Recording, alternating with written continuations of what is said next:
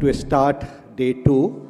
At the outset, I would like to congratulate the Child Health Division, Ministry of Health and Family Welfare for coming out with this wonderful program, SSBSK. And when we are starting, and especially to think about the Thrive component, it is so relevant now. To begin, I have one question. And this was asked in a workshop I was attending at national level about a few years back. So if we consider health as a product, what do you think would be the place where health is maximum production happens of health? What would be that place? Home. And when we are talking about improving health, it becomes very important that we engage all the stakeholders, including families, because health is actually created there. Another thing I would tell, just to reflect about yourself, what you are today, your behaviors, do you find a trace of early childhood in every dimension of your life? It could be related to your taste preference, whichever behavior, your personality, how you tackle stress, how you cope up with emotions. It is about early childhood, not a trace, but a significant effect early childhood will have on every aspect of our life. Till now, we had been thinking about child health interventions from an immediate need point of view, but it is also important to understand interventions during early childhood from a lifelong perspective. So I usually say that even when I become 100 years old, what happened with me during my early childhood will remain relevant. So from that aspect, we need to think about early childhood and all the interactions or all the messages we are giving to the family. So we'll come to the panel and the question answer responses session with all panelists, but we'll start with 3 wonderful videos that these videos have been developed under the SSBSK program. So let us watch and appreciate these videos. Thank you so much.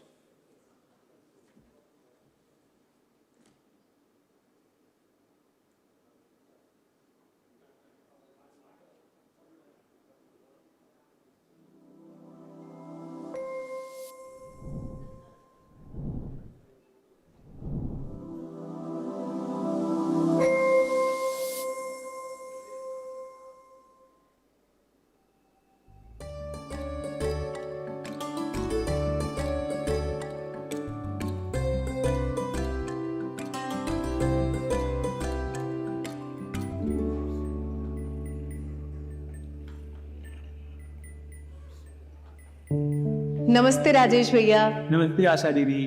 नमस्ते अम्मा जी। नमस्ते नमस्ते, बैठो आशा बिटिया। अरे वाह, रिंकी तो बड़ी हो गई है। सच में बच्चे कितनी जल्दी बड़े हो जाते हैं। हाँ दीदी, अब तो हम सबको पहचानने भी लगी है, हमें देख कर मुस्कुराने लगती है। सुमन, देखो आशा दीदी आई हैं। नमस्ते आशा दीदी। नमस्ते। इस एमसीपी कार्ड में आपने जैसे जैसे बताया था, हम दोनों ने वैसे ही निशान लगाए हैं। अरे वाह, बैठो सुमन। सच में मुझे बहुत खुशी है कि तुम दोनों रिंकी की देखभाल के लिए इतने सजग हो। हाँ दीदी, रिंकी के और बेहतर विकास के लिए हमें क्या क्या करना चाहिए? देखो, एमसीपी कार्ड की मदद से तुम आसानी से जान सकते हो कि रिंकी अपनी उम्र के अनुरूप चीजें सीख रही है या नहीं। वो कैसे आशा बिटिया? बहुत आसान है अम्मा जी। देखिए, बच्चे हर रोज कुछ ना कुछ नया सीखते हैं और एमसीपी कार्ड माता पिता और परिवार को ये बताता है कि बच्चे की उम्र के हर पड़ाव पर उसका लालन पालन और उसकी देखभाल कैसे करनी है। पर ये चेक करना जरूरी है? हाँ, ये बेहद ज़रूरी है क्योंकि बच्चे के दिमाग का लगभग 80% विकास उसके पहले 2 साल में होता है और इसी समय में बच्चा नई नई क्रियाएं सीखता है, जैसे अंगूठे और उंगलियों से पकड़ना, उठाना। और इशारा करना, ये सब। सच में आशा बिटिया? सच में अम्मा जी, और यही उसके भविष्य की बुनियाद है। और सबसे ज़रूरी बात, बच्चे को पौष्टिक आहार के साथ साथ उसकी जिम्मेदारीपूर्ण देखभाल बच्चे के स्वास्थ्य और उसके जीवन की कामयाबी के लिए बहुत ज़रूरी है। दीदी, मैं तो रिंकी के साथ रोज ही खेलती हूँ और उससे बातें भी करती हूँ। रिंकी अब 6 महीने की होने वाली है। अब हमें एमसीपी कार्ड में आगे के विकास के पड़ाव के बारे में बताइए। ज़रूर, लेकिन एक बात याद रखनी है कि हर बच्चा अलग होता है और बच्चे के पड़ाव भी आगे पीछे हो सकते हैं, इसलिए अपने बच्चे की तुलना किसी दूसरे बच्चे से बिल्कुल नहीं करनी चाहिए। समझे? जी दीदी, समझ गए। तो अब 2 से 6 महीने के बच्चे के विकास के पड़ाव के बारे में हम बात करते हैं। चलो पहले 2 से 6 माह के बच्चों के विकास के पड़ाव के बारे में जानते हैं। 2 से 6 महीने तक बच्चा माँ को पहचान कर मुस्कुराता है, आंख मिलाता है, तेज आवाज सुनकर सिर घुमाता है, पेट के बल लेटकर सिर उठाता है, खिलखिलाता है, आ ई ऊ जैसी आवाजें निकालता है और आसपास की चीजें पकड़ना शुरू कर देता है। अगर ये सब हो रहा है तो समझो कि बच्चे का सही विकास हो रहा है। 2 से 6 माह के बच्चों के सही लालन पालन के लिए घर के सभी लोग बच्चे से खूब बातें करें और उसकी आवाज की नकल करें। जब वो आपकी नकल करे तो उसकी तारीफ करें। 4 से 6 महीने के बच्चे पास में रखे खिलौने को पकड़ने की कोशिश करता है। बच्चे को कभी कभी बाहर ले जाकर वातावरण से परिचय कराएं और अगर बच्चा अंगूठा चूसता है तो परेशान ना हो, ये सामान्य बात है, लेकिन ध्यान रखें कि बच्चे के हाथ साफ हो। अगर 6 महीने तक की उम्र का बच्चा किसी को देखकर भी ना मुस्कुराए, तेज आवाज पर ना चौंके, माँ से आंख ना मिलाए और 2 माह का होने पर भी आंखों में भेंगापन हो, पेट के बल लेटकर सिर ना उठाए या सहारे से भी ना बैठ पाए, आवाजें जैसे आ ई ना निकाल पाए, हाथ पैर अकड़े, मुट्ठी ना खोले, सिर को ना संभाल पाए, तो ये चेतावनी संकेत हो सकते हैं। अब 7 से 12 माह के बच्चों के विकास के पड़ाव को समझते हैं। 7 से 12 माह की उम्र में बच्चे बहुत कुछ सीखते हैं, जैसे पलटना, घुटनों के बल चलना, खिलौने उठाना और छिपा खिलौना ढूंढना, सिर घुमाकर माँ के चेहरे को देखना, नाम पुकारने पर प्रतिक्रिया देना और माँ, पापा जैसे आसान शब्द बोलना। अगर 7 से 12 माह की उम्र में ये सब गतिविधि करें तो समझो बच्चे का सही विकास हो रहा है। 7 से 12 माह के बच्चों को चीजें पकड़ने, गिराने और फेंकने दे। बच्चे को खेलने के लिए साफ सुथरे बर्तन और खिलौने दे। लुका छिपी के खेल खेले, चोट लग जाए तो डांटे नहीं, प्यार से समझाए। खिलौने को दूर रखें ताकि बच्चा खुद से खिलौना ले सके। हाँ, बस ध्यान रखें कि बच्चा खिलौने मुंह में ना डाले। उसको कहानियां सुनाएं, चित्र दिखाएं और आसपास की चीजों के नाम बताएं। ऐसा करने से बच्चा तेजी से सीखता है। अगर 7 से 12 महीने के बच्चे में इनमें से कोई भी लक्षण दिखे, जैसे बच्चा पलट ना पाए, सहारे के बिना ना बैठ पाए, आवाज की दिशा में ना मुड़े और लुका छिपी जैसे खेल ना खेले, पा, माँ, बा जैसे सरल शब्द ना बोले, चीज देखने के लिए सिर एक ही तरफ बार बार झुकाए, छोटी चीजें अंगूठे उंगली से ना उठा पाए, नाम पुकारने पर भी कोई प्रतिक्रिया ना दे, अपने सामने छिपाए हुए खिलौने को ना खोज पाए, तो ये चेतावनी संकेत हो सकते हैं। अब जानते हैं 1 से 2 साल के बच्चों के विकास के पड़ाव। 1 से 2 साल के बच्चे अब खुद खड़े होकर चलने लगते हैं, दौड़ने लगते हैं, ताली बजाते व टाटा करते हैं, छोटी चीजें बर्तन में डालते हैं, खिलौना खींचते हुए चलते हैं, घर के काम की नकल करते हैं और शरीर के अंगों, वस्तुओं एवं किताब के चित्रों को पहचानने एवं उनका नाम बता पाने में समर्थ होते हैं। जब बच्चे 1 से 2 साल की उम्र में हो तो उनको धकेलने वाला खिलौना दें ताकि वो चलने का अभ्यास करें। खिलौने या छोटी चीजें डिब्बे में डालने निकालने को कहें। सुरक्षित जगह पर दौड़ने और चढ़ने से ना रोकें। जो काम आप करें, बच्चे को भी उसकी नकल करते हुए उसकी सराहना करें। अगर बच्चा खेलते समय गलती करे तो धैर्य रखें। कहानी और चित्र वाली किताबें दिखाएं, कागज, घड़िया जैसी चीजें दें ताकि बच्चा लिखना और लाइन खींचना सीख जाए। ये सब गतिविधि करने से बच्चे में आत्मविश्वास बढ़ता है और बच्चा तेजी से सीखता है। अगर 1 से 2 साल के बच्चे में ये समस्याएं दिखें, जैसे बच्चा बिना सहारे खड़ा ना हो पाए, छोटी वस्तुएं डिब्बे में ना डाल पाए, उंगली से इशारा ना कर पाए, माँ के इशारों का जवाब ना दे और अपनी ही दुनिया में खोया रहे, दोनों हाथों का सही इस्तेमाल ना करे, माँ, पापा, दादा जैसे आसान शब्द ना बोले, खिलौना खींचकर ठीक से ना चले या टाटा जैसी सरल हरकतों पर प्रतिक्रिया ना दे, तो ये चेतावनी संकेत हो सकते हैं। अब 2 से 3 साल के बच्चों के विकास के पड़ाव को समझते हैं। 2 से 3 साल की उम्र में बच्चा कब से बिना गिराए पानी, दूध पीना, ज्यादातर परिचित चीजों के नाम, रंग और आकार बताना, 3 या ज्यादा शब्दों से वाक्य बनाना और सीढ़ी चढ़ना उतरना सीख जाता है। अगर बच्चा इन सब कामों को कर रहा है तो समझिए उसका समय से सही विकास हो रहा है। 2 से 3 साल के बच्चों को बाहर खेलने ले जाएं ताकि उनका शरीर और दिमाग दोनों मजबूत हो। उन्हें ब्लॉक्स, रिंग्स, पजल जैसी चीजें दें जिससे उंगलियां और हाथों का इस्तेमाल सीखें। उनके साथ बातें करें, समय बिताएं, नई चीजें सिखाएं और खूब कहानी सुनाएं। यदि आपके 2 से 3 साल के बच्चे में कोई समस्या दिखे, जैसे सीढ़ियां चढ़ने उतरने में परेशानी, बिना मदद के खाना ना खा पाना, अपनी बात ना समझ पाना या बार बार एक ही बात दोहराना, नकल करने वाले खेल ना खेल पाना, लगातार मुंह से लार टपकना या साफ बोल ना पाना, आसान वाक्य जैसे माँ दूध देना ना बोल पाना, ध्यान रखें। यदि आप चाहते हैं कि आपके बच्चे का मानसिक और शारीरिक विकास बाधित ना हो तो अपने बच्चे के विकास पर नजर रखें और कोई भी समस्या दिखे तो तुरंत अपनी आशा, आंगनवाड़ी, एएनएम या सीएचओ से संपर्क करें या अपनी क्षेत्र की आरबीएस के मोबाइल हेल्थ टीम से सलाह लें। अपने बच्चे के नन्हे कदमों को सही दिशा दें, उसकी जिम्मेदारी पूर्ण देखभाल कर उसे स्वस्थ, ताकतवर और समझदार इंसान बनाएं।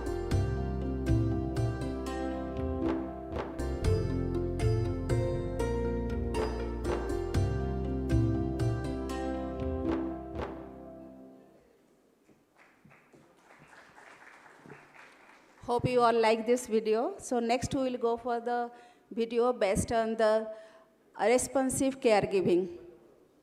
Responsive caregiving.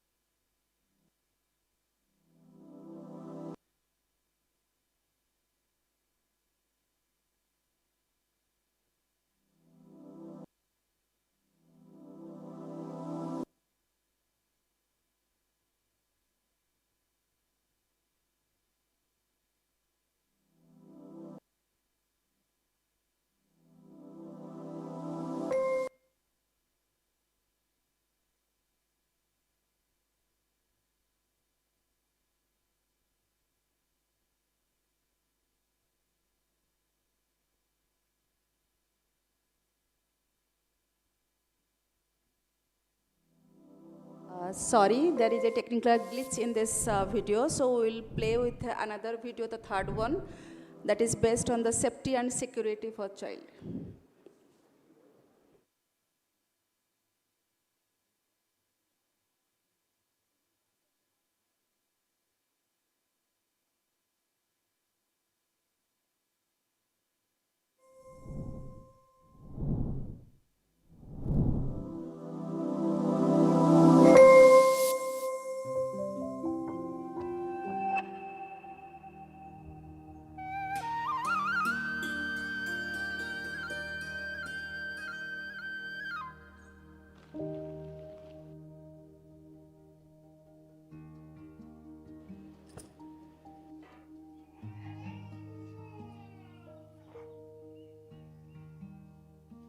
अरे आशा दीदी, आप इतनी सुबह सुबह? अरे मोहन, तुम ध्यान नहीं दे रहे? देखो ये पन्नी, अभी पन्नी को मुंह में डाल लेता। और कमला कहाँ है? कमला, देखो आशा आई है। अरे दीदी, वो खाना बनाने लगी तो मोनू पे ध्यान ही नहीं दे पाई। थोड़ी सी लापरवाही ना बच्चे के लिए घातक हो सकती है। इसलिए आज मैं तय विजिट के साथ बच्चों की सुरक्षा और उनके बचाव के बारे में विस्तार से बात करूंगी। देखिए, जहां भी छोटे बच्चे हैं, जैसे कि मोनू, तो उनकी सुरक्षा बेहद जरूरी है। बच्चों को समझ नहीं होती है कि कौन सी चीज खतरनाक है, और घर वालों की जरा सी असावधानी बच्चों के लिए खतरा बन सकती है। हाँ बिटिया, बात तो बिल्कुल सही है। आपको पड़ोस वाले हीरालाल का बेटा बिट्टू याद है? उसकी माँ उसको थोड़ी देर के लिए छोड़कर अपना दूसरा काम करने चली गई थी, और उसने पास में रखी मूंगफली अपनी नाक में डाल ली थी। हाँ याद है। अरे उस समय तो सबकी हालत खराब थी, तुरंत डॉक्टर के पास भागे थे। हाँ वही तो। ये तो अच्छा हुआ उसको अस्पताल ले गए और वहां उसका समय पर उपचार हो गया, नहीं तो जान पर बनाती। हे भगवान, बहुत बुरा हो जाता। अरे ऐसे हादसे ना सोच से भी ज्यादा आम है। हर 20 में से एक बच्चा इस लापरवाही की वजह से अपनी जान गंवा बैठता है। अच्छा? हाँ तो क्या, इसलिए ये बेहद जरूरी है कि जिनके भी घर में छोटे बच्चे हों तो उनका लालन पालन, उनकी निगरानी और देखभाल माँ के साथ साथ पूरा परिवार करे। अब आप रचना को ही ले लीजिए, पूरा परिवार मिलकर बच्चे का ख्याल रखता है।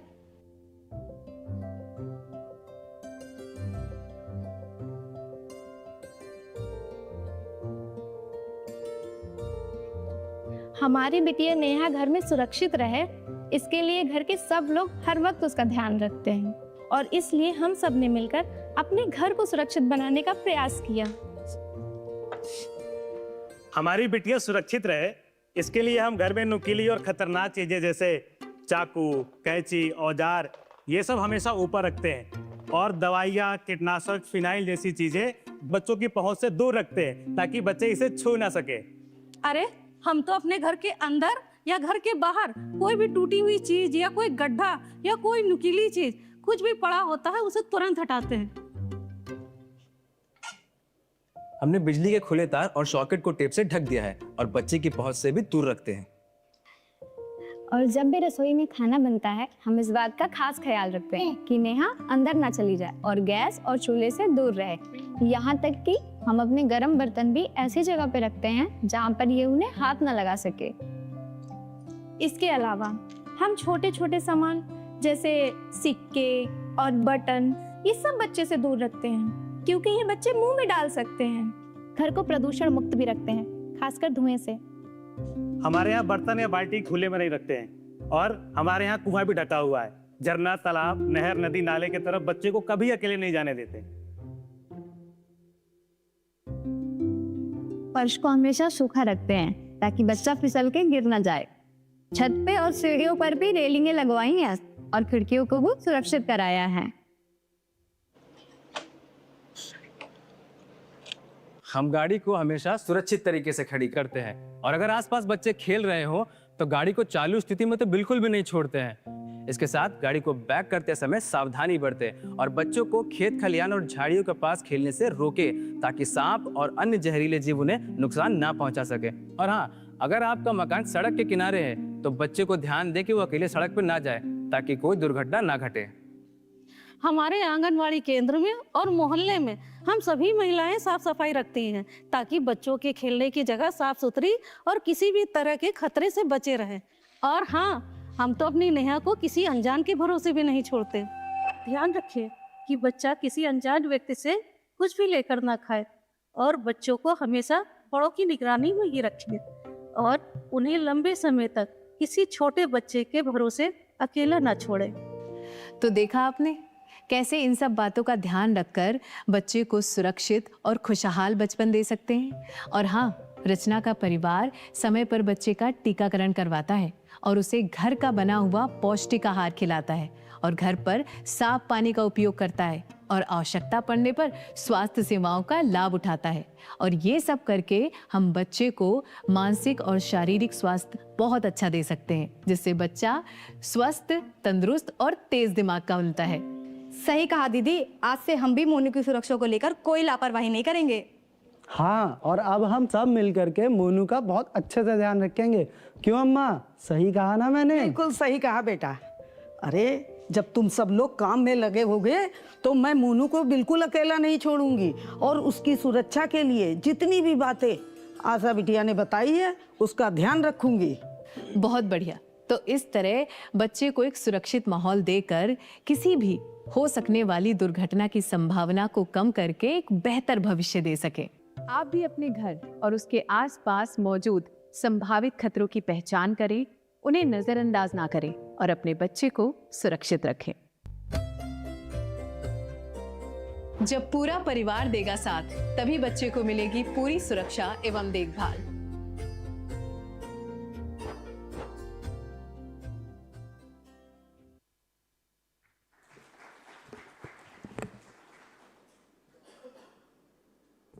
Your clapping says you like this video as well. Thank you so much.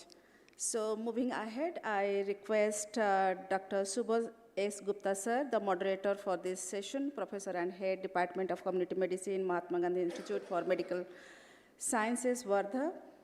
The panel experts are Dr. Rajkumar Jagtap, SNO Child Health for Maharashtra, Dr. Samir M. Power, Nutrition Specialist, UNICEF, Mr. Maghendra Banerjee, Chief of Programs, Sydney, Dr. Dipti Agarwal, National Professional Officer, Newborn and Child Health, WHO India, and Dr. Neelam Mohan, President, Indian Academy of Pediatrics.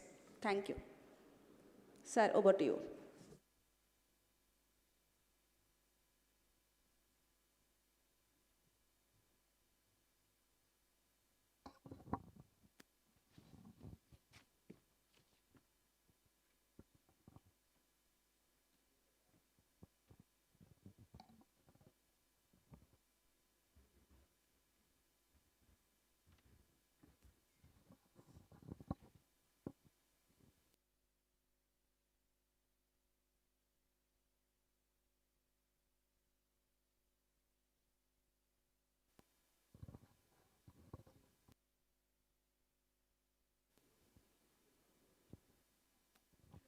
Hello, am I audible? So we just watched the two wonderful videos, and there are more videos I understand, and more probably will come. And these videos will definitely help take the message to the message. So we have a wonderful panel today, and we have a diverse representation from the state level official to the academia to the international organization perspective. And I hope that we'll have a wonderful interaction. So let me start with the first question, and I would invite Dr. Rajkumar Jagtap, who is SNO Child Health in Maharashtra. So, Dr. Rajkumar, in the SSBSK, a very important shift has been proposed. So, we had been traditionally seeing child health roles as predominantly of the mother, and now the SSBSK recommends to include all family members in it, including the father, grandparents, siblings, and everyone. So why does this matter? And how we can make it a reality?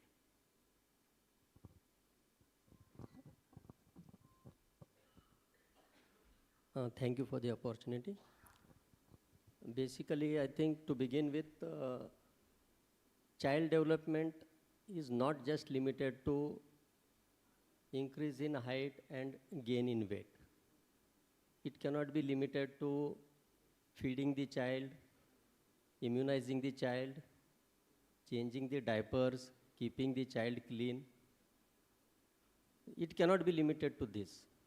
Child's requirements are far more than this. But I think most of the times our child care is limited to this. So what is that extra things that we require for the child? Basically, the first and foremost thing that is required is interactions with the child. And responsive interaction is the most important thing that the child requires. And these interactive sessions with somebody who is blood related with the child creates an emotional bonding with the child. With that, you even see that there is a good cognitive development of the child. So here the role of grandparents or cousins is very, very fruitful. In today's world, most of the times we see both the parents are working. So the child's care is just limited to feeding and keeping it clean. Beyond that, the emotional, psychological, and cognitive development of the child gets hampered. So here is, and one more thing is that what we see is a nuclear family concept that is now slowly taking place in spite of our old system of combined families, joint families.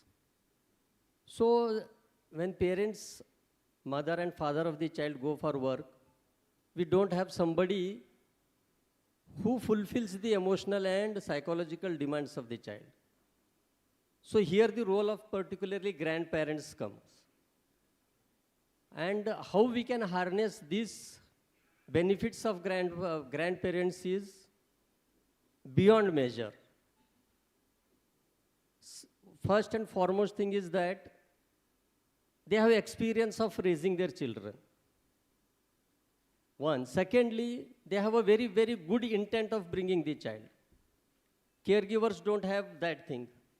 They are not emotionally connected to the child. They are just doing their job. And they are being observed on the maybe some CCTV and all, they are watched. But that doesn't suffice the child's requirement. So grandparents have an unmeasurable and unpayable job that they can do for the child, which we cannot ignore. So how do these grandparents help? Child's activity depends on their interaction with these people. The more they interact, the more they become active, their physical activity increases, their emotional equation improves, and with that, it also increases their appetite. It increases their physical activity. So overall, it makes a good development of the child. So in today's world, emotional stability is also a very important factor for the upbringing of the child. So these who have good interactions with somebody who is blood related, they become emotionally stable adults in their future life. And nowadays we are seeing many incidences because of instability or emotional instability, we see many suicide cases coming up. So the root of these things lies in their childhood. So that we definitely need to think to that factor. When we talk of their having experiences, we have some good practices, age-old practices that we have in our house. Like maybe some 30, 40 years back, if you go back, we were having separate rooms for a mother who is recently delivered. And no family member was allowed to enter in that room. Anybody, even particularly grandparents, if they used to go into that room, it was mandatory that they used to wash their hand and feet. Without that, nobody was allowed to touch the child also. But I think now gradually those practices are declining. Secondly, with the cot of that mother, we are having something to keep that atmosphere warm. So now in today's practices, we can have heaters for that. But concept was there. Our caregiving and proper knowledge of how to take care of that neonate was there. With change of time, maybe we have to change the methodology for that. And since the mother was separate, nobody was allowed to, there was very likely chances of the child getting into sepsis. And that warm, whatever facility was made, hypothermia was taken care of.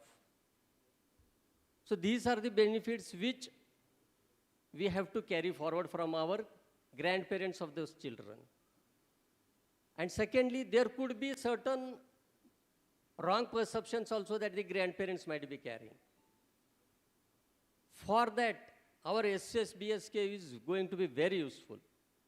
When we interact with the parents, with their grandparents and other caregivers associated with the child, there will be a positive interaction between our ASHA, CHO, ANM, and all the caregivers in the family. So these positive interactions can be there. Whatever doubts they are having, whatever negative practices they are having in the house, these can be clarified when we sit together and discuss with an open mind, with clarity of thoughts. And one more very important thing that I'll definitely like to specifically say here is high-risk based approach. When we are visiting to one high-risk child repeatedly, these services are specifically for that high-risk child. These services will be appreciated by the parents, that they are giving extra care for my child. So acceptance will also increase. And at a certain levels, you have some additional members who are coming to your house. So they understand the importance that, yeah, definitely they are serious about my child. And these acceptances, whatever good thoughts or good practices that we preach them, is definitely good there.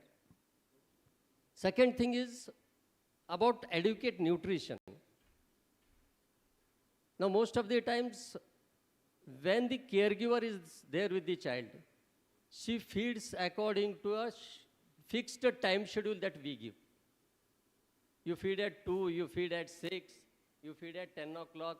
This is the schedule that the caregiver accepts, and she is being told, and she is definitely doing her job. But the child's requirement don't follow a clock. They may vary from one child to another child. And to understand its basic nutritional requirements or its demand for food, interactions with the child are very important. Nowadays, we don't follow even for neonates and all, we don't follow 2 hourly. We ask you to feed child seeing on the subtle signs that you see in the child. So who will appreciate these subtle signs of hunger in the child? A caregiver will not be able to do it. A family member can definitely do it. If the mother is also working, I think grandparents can be taught about it. Other cousins or any other family member will be in a very good position to take care of the child and its nutritional requirements, feeding requirements. Now, concerning the one more slide that you have already seen video about security and safe environment. It's very, very important when parents are not most of the times with the child. What the videos we saw were very idealistic. But the environment in our house or requirement of our house might be quite different from what we saw. Most of the times, both of the parents are working in today's world. So the caregiver might not be aware of all those things. So the added responsibility falls on the parents of the child. So ideally, the one person who can give a very safe environment is, again, repeatedly I tell, is our grandparents or somebody who is related with blood to the child. And in community also, we require a very sound and soundproof environment for the children to play. Nowadays, we see when the child comes on the road, he might fall in a drainage, he might meet with an accident. We don't have a play area for in this society. So these are the very necessary things for the development of the child, that even community's participation is very important. Without that, we don't have an interaction of the children with their own age group. Children is also very important. They try to imitate each other's. They learn. They enjoy their company. Like we adults enjoy our age group company, even children also enjoy their own age group companies. So we require in this society also, we require a place where children of particular age group can come together, play together, have a very sound and safe environment to sit together and enjoy their time. Beyond that is responsive caregiving.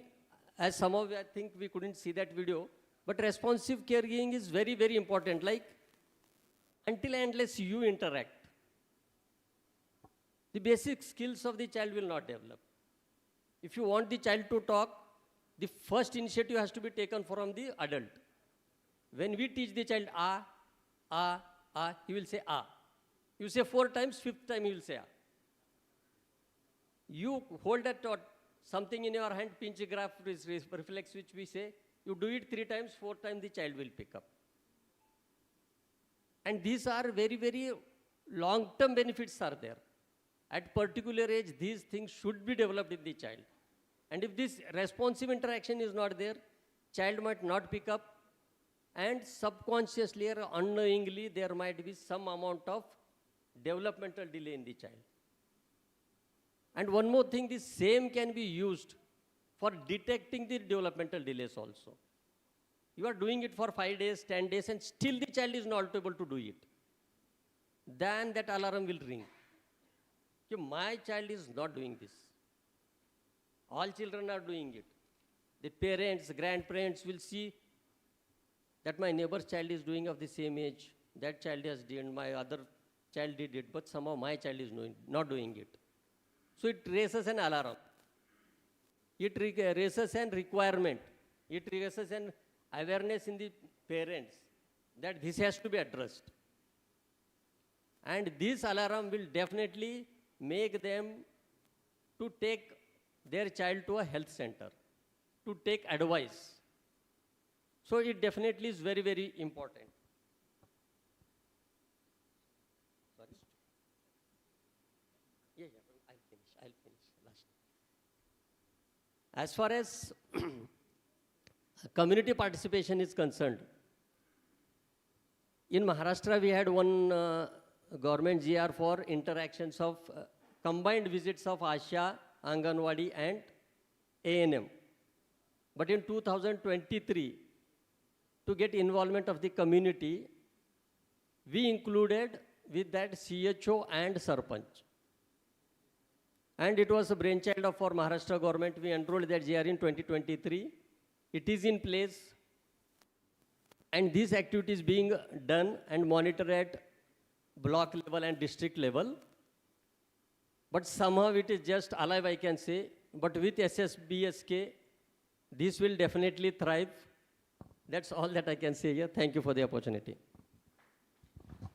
Thank you so much, Dr. Rajkumar, and beautifully explaining how engagement of all family members are important, not only for health of the child, but also for nutrition, development, social development, and overall even coping with stress and emotions later in life. Now, I move to Dr. Sameer Pawar, who is a nutrition specialist in UNICEF India. Dr. Sameer, when we talk about nurturing care, and nurturing care is all about what family does for the child, and it has 5 components. Good health, adequate nutrition, early learning, safety and security, and responsive caregiving. So does not it become difficult for a frontline functionary to carry all messages together? How do you see all these 5 components reinforcing each other? And how do you see an Asha actually delivering these messages? How her home visit will look like when she visits, she's delivering these messages? Thank you for the question. I think, first of all, congratulations to Child Health Division for this huge change that we will see, shifting from survival agenda to a thrive agenda. And this is by far the most important addition that comes into this program, which is nurturing care and early childhood development. And sir explained the 5 domains of nurturing care. We all probably know it.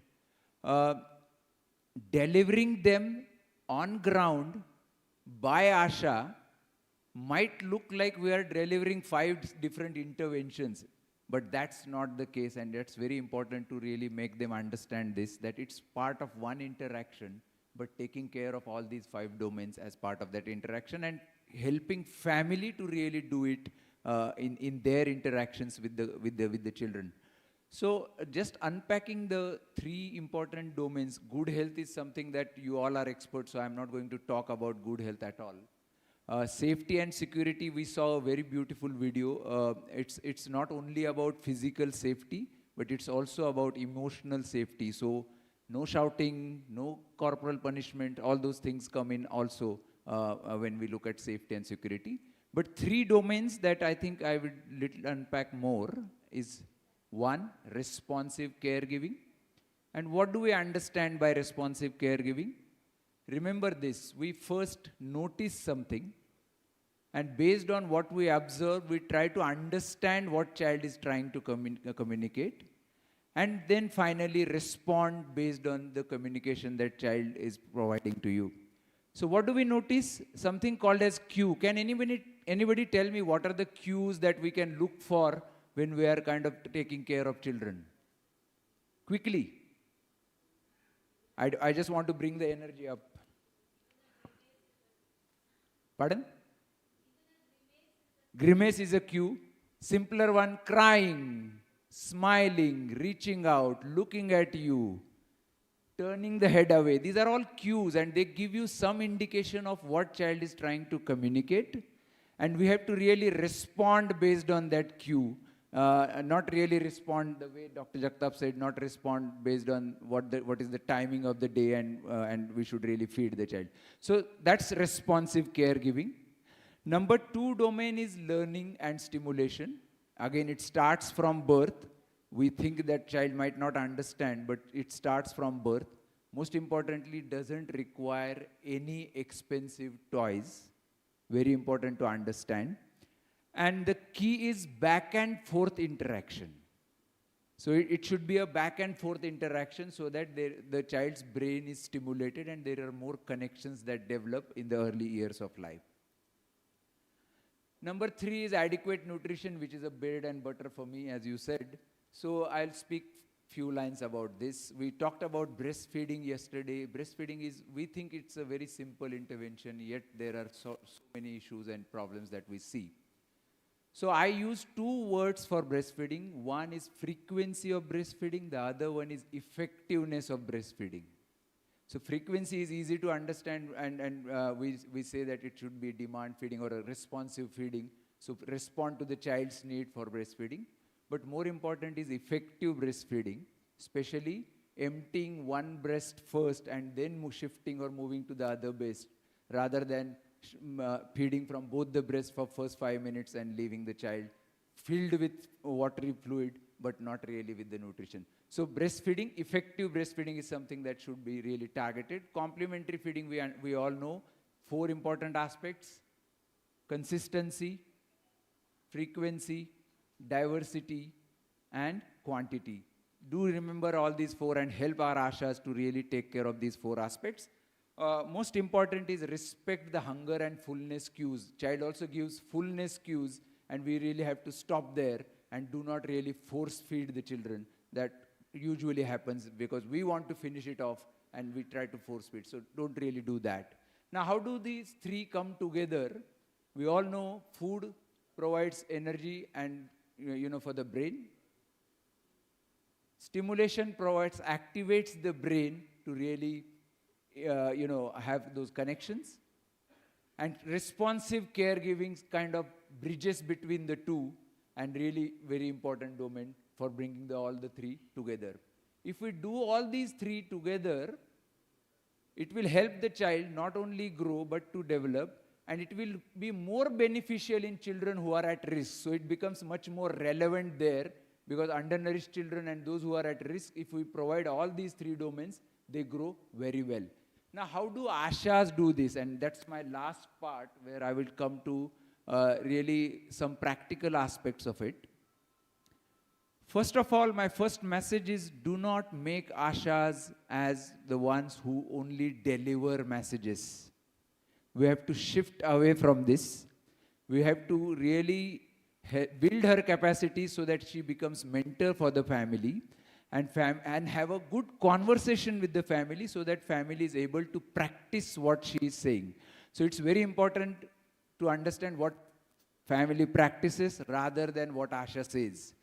So that's important distinction that we'll have to make, and Ashas could do this by following 5 steps. One, first, ask mother, use the MCP card not as message matrix or a checklist, but as a tool for conversation and demonstration. That's a shift that we should really target at. Number 1, ask question to the mother. How does she understand whether her child has, is full or hungry, whether she notices any new sounds or new movements in the child? That will help her to really understand what mother is able to do. Observe, ask mother to feed the child or, play with the child and observe what mother is doing. Observe whether mother is taking care of those cues and responding to those cues. Then demonstrate. Third is very important, demonstrate to the mother. How? It's a very simple thing. Sit in front of the child, offer something nutritious to the child to feed, and look for the cue from child, whether child is reaching out to the spoon or whether child is turning away. Depending on that, if child reaches out, feed the child. While feeding the child, talk about it. This is dal, or this is whatever, this is banana, you are eating banana, so that child gets stimulated while eating. And then really take care of child when child is full and giving that cue for the mother to understand and stop feeding. So we do all these 3 things in one interaction: nutrition, stimulation, as well as responsive caregiving. And that's possible, and we'll have to really help our Ashas to do it together during their interaction with the mother. So I said ask, I said practice. No, sorry. I said ask, I said observe, I said demonstrate, then practice. Then ask again mother to do it and let her practices. And then agree with the mother for her actions going forward. So these are some of the simple things where we should really teach our Ashas to do this so that they are able to really empower mothers and families and grandparents to take care of children by taking care of these 5 domains of nurturing care. Thank you. Thank you so much, Dr. Samir, and you beautifully explained how these are not 5 separate messages or domains, but they are interlinked. And especially I would like to emphasize, you put lots of emphasis on responsive feeding. And feeding is not only about providing some calories and protein or some nutrients to the child, but it is also building lifelong taste preference, and it is about lifelong health. So it will have a consequence. The way we feed, how we feed will have a consequence for lifelong. And this is extremely important. So now we have understood about these components and how these components are interlinked and how Asha may practice this. So we move to the third question, and here I would request Dr. Meghendra to come in. So the question to you, Dr. Meghendra, is moving from the framework to practice. Capacity building becomes a core intervention in these programs. So with your experience, please tell us how nurturing care can be brought alive, and how do we prepare our frontline functionaries to deliver the message, not only deliver the message, but also facilitate the practice for success of SSBSK. Dr. Meghendra, please. Dr. Meghendra is from Child in Need Institute, 24 Pargana in West Bengal. Dr. Meghendra. Thank you. It's a pleasure speaking here today, and congratulations to the Child Health Division. Ma'am is sitting in front. Thank you so much for giving us this opportunity to speak here. I'm afraid I'm the least qualified to speak about this in this room. How to make it to bring the framework to practices. I see all the faces, some of which states where we work. So I will try to simplify as far as my understanding goes, is that how to make ECD as one of the key deliverables of the context. So first thing is that the importance of learning continuity is extremely important in the system that we have. I mean, as far as CINI goes, we have been training, involved in training of ASHA workers for a long time, and we have seen some of the changes that happen. Now, what we can do is, and we know that there are many contact points, so we have to rationalize their contacts. There is a risk of, people will say कि हाँ हमारा काम बढ़ गया है, ये तो और ऊपर से आ रहा है. So that's an everyday affair for the people who are sitting in this room. It is very important to emphasize while training that this is not another additional program. This is a part of the program that we are already doing. And also, it is important to create that environment for the AAA to function properly. Yesterday, ma'am and all the other presenters were speaking about Shaishav app and all the other apps and interoperability of the apps. So that ecosystem also needs to be very carefully built and supported by the government, because any additional register, any additional data entry becomes very difficult. Having said that, what we can do, of course you have already done that, I'm just trying to summarize. We have to translate these ECD into some observable indicators or observable behavioral indicators which an ASHA worker can easily identify. So that is number one. Now, how will they do it? I think the case of ASHA facilitator is also very important, who can become and will become the nurturing carer for the ASHA workers only. So there has to be a demonstrable training, capacity to demonstrate and supervise and nurture the ASHA workers. So that is another important point. Third important point is that providing job aids and monitoring tools and planning tools. So these are also simplified. Like yesterday we were saying that it will be a totally paperless environment. So that also requires a little bit of training and understanding of how things are going, what is the acceptance level of the ASHA workers. In some areas, ma'am said yesterday from Manipur that they don't even have a key telephone. So how will they be working? So again, coming back to that ecosystem, it is very important that we build it and support and allow them to work within that framework. Another part is very important to see how the Anganwadi worker comes into this system. We have been talking about the AAA meeting for a long time. So to making it a reality, again, data comes in a part, and authenticity of data and validation of data also becomes a part of that.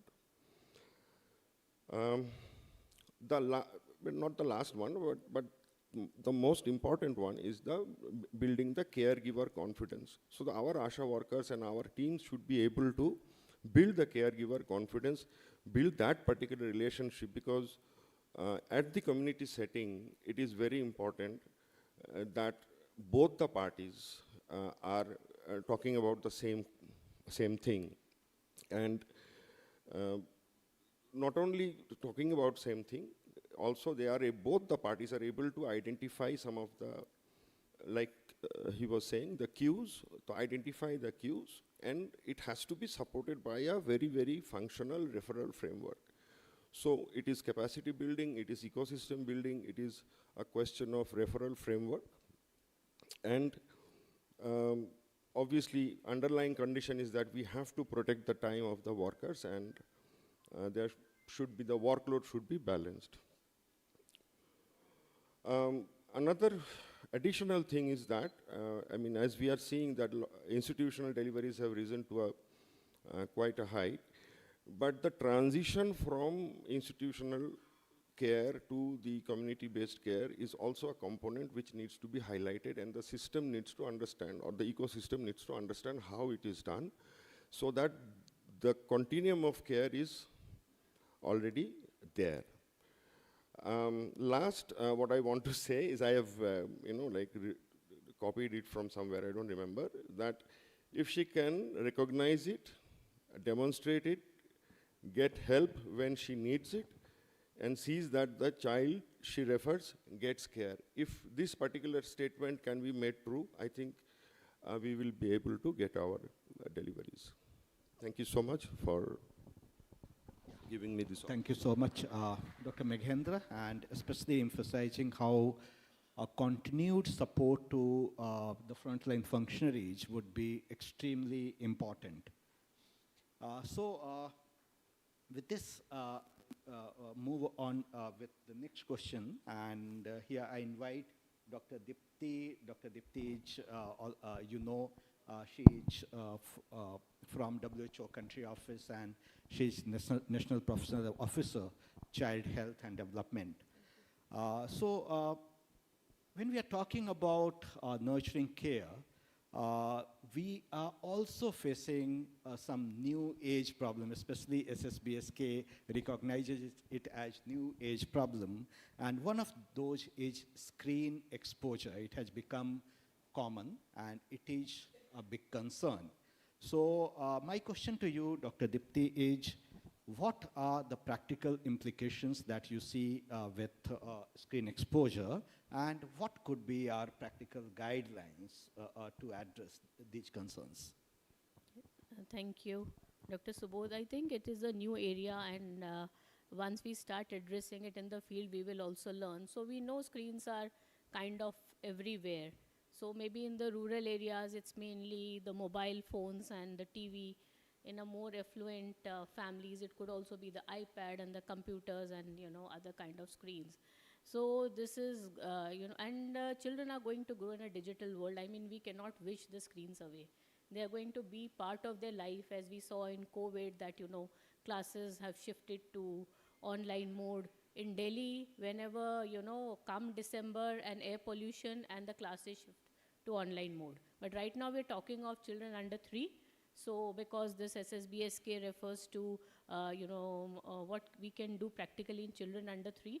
So that is the area we will discuss. So also I think it's not just the children, it's also the parents, their own screen time.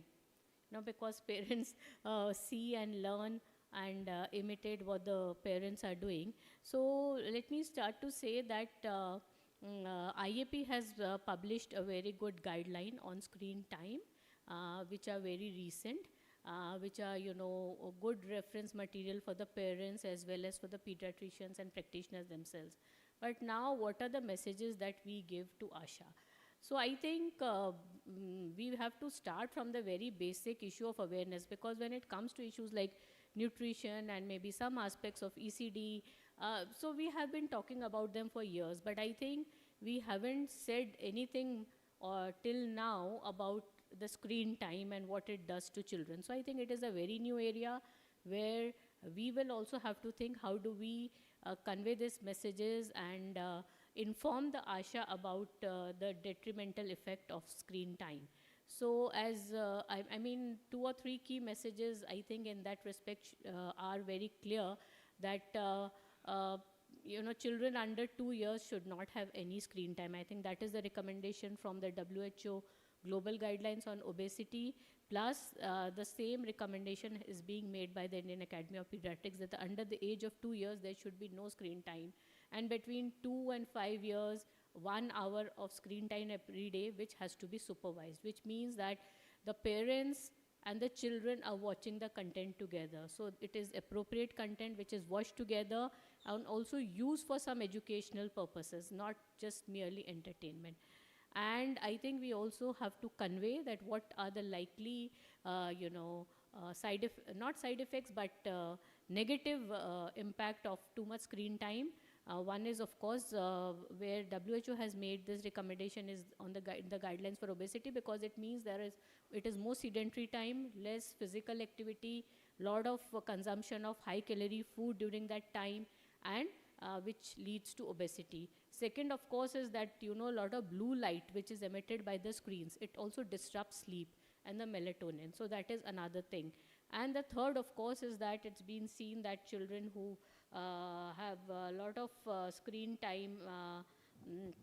It is associated with attention problems later in life. So those are some of the things which have, for which there is very clear evidence.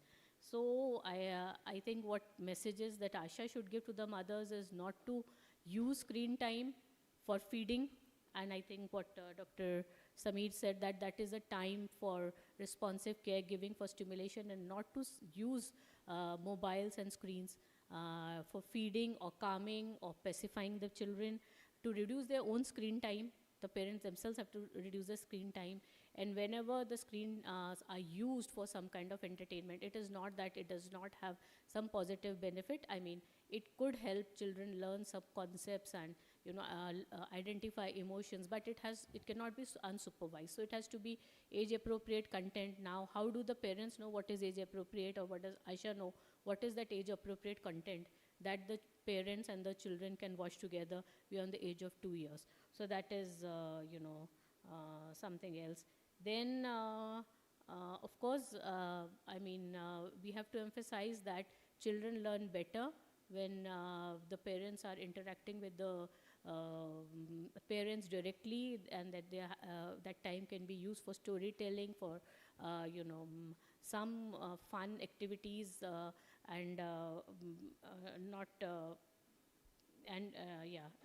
not to use screen during that time, and not to use screens or I mean mobile phones at the time of sleeping, or to put the child to sleep, because that is going to be again you know, disrupting the sleep. So these are some of the things I think we can do, but we have to start from the very awareness process. And maybe, I don't know, if we can also make a short film on some key messages on screen time, because this is again a new area which we all have to understand, and it's not easy. So I can just share one anecdote. You know, my sister, she said that, you know, her daughter and granddaughter came to stay with them, and the daughter was going out. So she told her that, you know, if she troubles you a lot, you give her this mobile phone. So my sister says, itna sir khati hai. She says, Nani, look at me. Nani, talk to me. Nani, look at me. So I don't have the energy to keep up with her, you know. So I just gave her a mobile phone and say, I also need to have my time. You sit with the mobile phone. So I think it is, you know, I'm not saying that, you know, it talks to the same socioeconomic context, but I am saying is that parents, the more that women are engaged in the workforce, formal or informal, they will have less time for children. And if there isn't a sufficient support system around them, and screens are ubiquitous, they are everywhere, and people really do not know that screens can have a negative effect, then, you know, they tend to use it as a proxy for a lot of other kinds of caregiving. So I think that's where we need to make a start. Thank you. Thank you, Dr. Dipti. And yeah, it was interesting how a proper support system, and we go back to engaging all family members from where we started. So engaging all family members in nurturing care could be very important for even addressing this problem of screen exposure. And it is not only about restricting screen, it is also about meaningfully engaging the child and meaningfully engaging in play and communication activities. So the basic context of early childhood development, play and communication, can itself address this concern of screen exposure. So we were talking about new age problem, and another new age problem, you can say, or another big concern that we have today is related to the climate. And very importantly, SSBSK has also widened its lens to include climate concerns. So with this, I go to Dr. Neelam Mohan, who is President, Indian Association of Pediatrics. And the question to you, Dr. Neelam, is how climate concerns could be addressed effectively within the framework of SSBSK, what our frontline functionaries and systems can do, especially considering that children are extremely vulnerable to the climate concerns. Thank you very much, Dr. Subodh, and I would sincerely I'd like to thank the National Health Mission and the Ministry of Health and Family Welfare for bringing us all together, and a special thanks to Dr. Shobna Gupta for giving this opportunity to me to be here today. First of all, it's extremely important for such forums to be created where there is a diversity in the thoughts that are coming around. What I can see unique today is nothing is possible when we look only at it at one direction. But when all of us address it together, only then we are able to, answer certain Herculean problems that come around us. So when we talk about what is the government doing, it's really heartening to see that there is a lot being done by the government and how beautifully we have moved from issues such as survival. All the time we have been just talking about how can we reduce under 5 mortality, neonatal mortality, and maternal mortality, infections, vaccinations. That was our goal. Right now, to me, I feel India is absolutely at the crossroad. On one end, if I see, I still have to address issues which are related to maternal, neonatal mortality, infections, pneumonias, diarrheas, antibiotics, use this. And just at the crossroad, and I looked on the other side, and now I'm finding, on this side was undernutrition and anemia.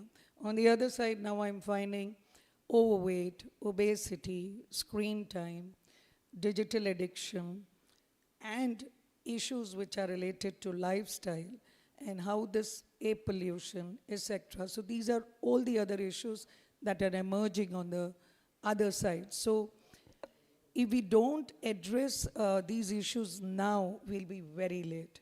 So you might be wondering why Subodh is asking in a session which was addressed as nurturing care, because nurturing care, when we say, just to remind ourselves for some of them who are here, basically our brain cell starts developing when we are in the womb of the mother, but the connection, the synapses between all this keep happening not only inside the womb, but also when you're born for the next 5 years. And especially for the first 3 years, these connections are a lot. So that's what we say, synapses and connections that keep happening. So it is only for the last 2.5 to 3 decades that we understood what is nurturing care. Before that, we didn't know much about it. And then we realized how important it is, not only for nutrition, but also for responsive caregiving, security, etc., that will have an impact in the learning opportunities. And how this became is, even this year, in the beginning when the government had to address how to increase human capital, the first thing that was discussed was that if we are able to address the first 5 years, then we will be able to improve the IQ and address the human capital and improve the capacity of the country. And if you want to go towards Viksit Bharat, which means developed by 2047, obviously the children who are going to be born now have to be brought up in such a way that they are, they are representing the developed world. So while we've been talking about the clean air and pollution, I am extremely pleased to say that being in Delhi is a very negative drawback. Our kids who are born there, they're already born with a very negative start, because they say that a newborn baby is exposed to hundreds of cigarettes a day just being born in Delhi with the air pollution there. And obviously 60% of the top places in the world now, most polluted places in the world are coming in India. So government has to address this. And recently, I think just 3-4 days back, I'm very impressed that the government of Delhi started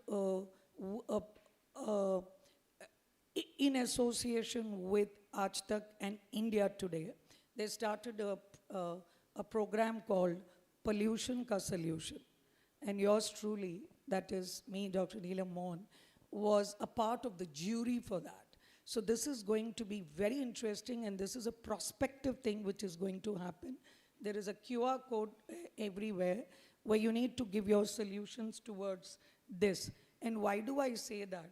Why I say that is, as a doctor, I want to say that globally, the deaths under 5 years, 7 lakh deaths under 5 are just due to pollution related issues.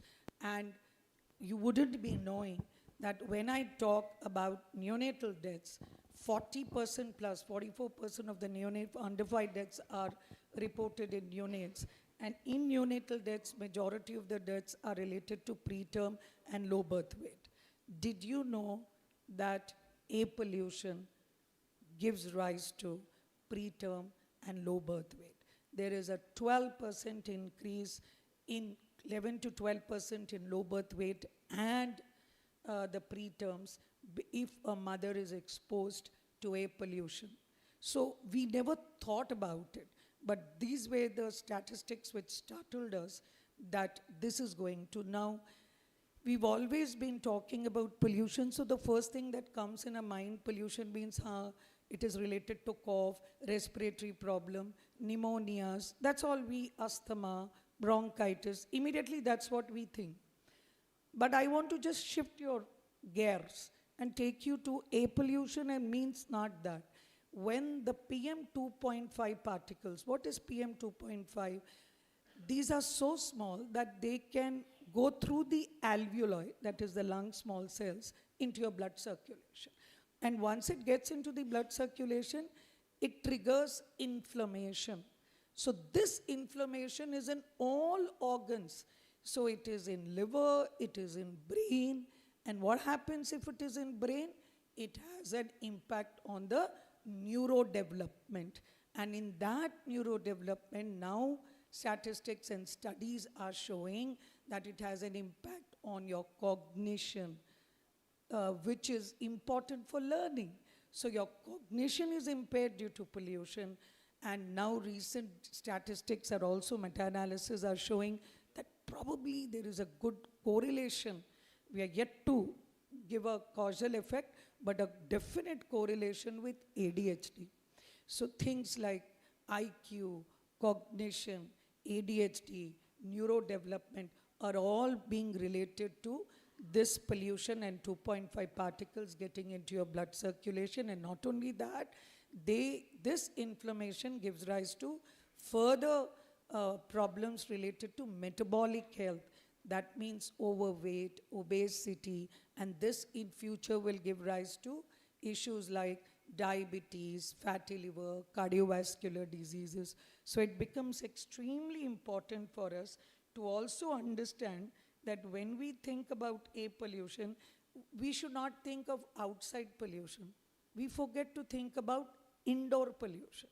So today, how is this topic relevant? This topic is relevant because when we go and ask, when we are talking about the ASHA workers, ANMs, and the pediatricians, when they address, we need to also ask some extra question which is related to pollution and heat. And that is very important in asking simple questions like, if the baby is kept in a cool, well-ventilated area, when the mother is cooking, does she take the baby inside the kitchen if there's nobody around so that she's keeping? Is the kitchen well-ventilated? What is she using inside? Especially in a poor socioeconomic status, it becomes very important for you to ask, what is she using? Is she using LPG, or is she using biogas? Is she using electric? And it becomes very important. I was addressing for the government also to understand when we are talking about these issues, it's not only for the air pollution at large, but it is for the mother and it is for the baby. They are also being exposed to this. So there has to be something which the government needs to address in ensuring that it's not one time, but they need to provide and make these things cheaper, because how will they address it to the mother in that? And obviously, simple questions like breastfeeding should continue. If it is hot, you don't need to give extra water. breastfeeding is the right way to give, because people may think that there is heat. Is she over covering the baby? So these questions become very important when we are talking about the nurturing care. And it also is startling when I say that indoor air pollution is responsible for 1/3 of the deaths of the air pollution. That means if I'm talking about 7 lakh deaths that have been under 5 with air pollution, more than a quarter were due to indoor air pollution. Does anyone can tell me that if you use 1 mosquito coil, it is equivalent to burning how many cigarettes? Anyone? So 1 mosquito coil burning is 75 to 125 cigarettes, which you never thought. So when you are using things like agarbattis, dhoop, isn't that giving rise to pollution? We never think. The scented candles. So these are all indoor air pollution issues, which smoking, vaping. So this becomes extremely important for us, that to ask in the nurturing care, is there anyone who's doing smoking or agarbatti and mosquito coils, such simple things, and how are you using your ventilation? Remember, ventilation is not going to be the solution. Ventilation will reduce the problem, that's all. The solution has to come when you need to shift your gas to an electricity or an LPG. That will be the solution for which. And while I congratulate everybody and the government and all, a couple of suggestions where we are going wrong, because I keep asking this question to myself also, ki kya karna chahiye? What is the solution towards thing? It is not one time. The monitoring is getting a little problematic with us. The governance is where, how do I keep the security check? So I think when you give this work extra to anyone, whether it's ASHA, ANMs and pediatricians, there has to be certain simple SOPs created. And my request is this to ma'am. What happens is, it is very easy when there is a checklist in front, because when I teach my students, I realize that they have everything in their mind. But when a patient comes in history taking, they forget so many things. They don't ask about pollution history. They don't ask about clean air. So similarly, when these healthline workers are going, if we can just give them a checklist, and in that this happens. And I also am urging, and it was very interesting that Niti Aayog did recently, for ICD, they invited everybody which were from the Ministry of Child and Women and Child and Health and Family, and the joint secretaries and secretaries were very, very open to suggestions. And I suggested that that this goes hand in hand. We have always been talking nutrition. We need to talk triple N. That is nutrition, nurturing, neurodevelopment. And that is why I created an app which was called IAP Care. And that app is just talking about, how can you look at the growth chart, how you can put into nutrition, how you talk about development. And my simple suggestion, which I'm very happy government is also looking into it, and they asked me to provide my thoughts, how you can translate is, and even UNICEF has been working in that every visit, and this is what we said 3 months back in DD News on Vaccination Day, I said that while we've reached 90% vaccination, at every time when you come for a vaccination, if I can just look at the baby development, and it should be very simple. That means if I'm giving measles, MMR at 9 months, I should make sure that the baby is sitting without support. If the baby is not sitting without support, I need to get alert. So we need very simple SOPs. We will take time to be together and create it. That should be the brainstorming session, how to create. But the SOP should be so simple that SOP is standard operating, that if she goes, she should know what gas are you using, what is the air pollution, is your ventilated, is there anybody smoking inside, do you use mosquito coils? So that is my SOP. Then I need to just ask, okay, you've got vaccinated. At the time of vaccination, I need to just check, is the baby able to sit, is the baby able to stand, is the baby able to say mama, papa, is the baby able to walk? So very simple. You don't even have to think, it should be on your spine level, like a knee-jerk reaction, tuck, tuck, tuck. That is how where we need to, because right now, majority of the A&M and ASHA workers have to think what to ask, what to see, what to miss. Because even as doctors, we are not always taught development, because our focus was just to infections, vaccinations, that's where we were looking. Now I want to shift the gear towards this side and see quality kya hai us baby ki jo bach gaya. We are saving preterms, we are saving low birth weight, but the burden of neurodevelopmental issues is increasing. So I wouldn't take much time, but I would say that absolutely clean air and pollution is a major issue. And while I'm extremely happy that there are a lot of new things which are coming, and in the next decades, even a city, the most polluted city like Delhi is addressing this. And it's not a simple thing like don't use gas, don't use cars. You will have to shift gradually the gases, the electricity, the vehicles. This will happen. But to make it happen, it should be Jan Andolan. That means it is not only the mother who should look inside the house, she should go and ask in the community, excuse me, why are you burning those leaves? Because they are having an impact. She should go to the school and ask. So the family should go outside to community and to school and to demand that my child is getting, because the main theme is every child deserves the right that they have to survive and to thrive with healthy organs. And this will not happen because, being a liver specialist, I can tell you that the burden of liver disease in India, in adults, 40 million children are going to be having liver disease just related to their lifestyle and pollution. So it's very, very important that we address this. And thank you for raising this question on pollution and clean air. Thank you so much, Dr.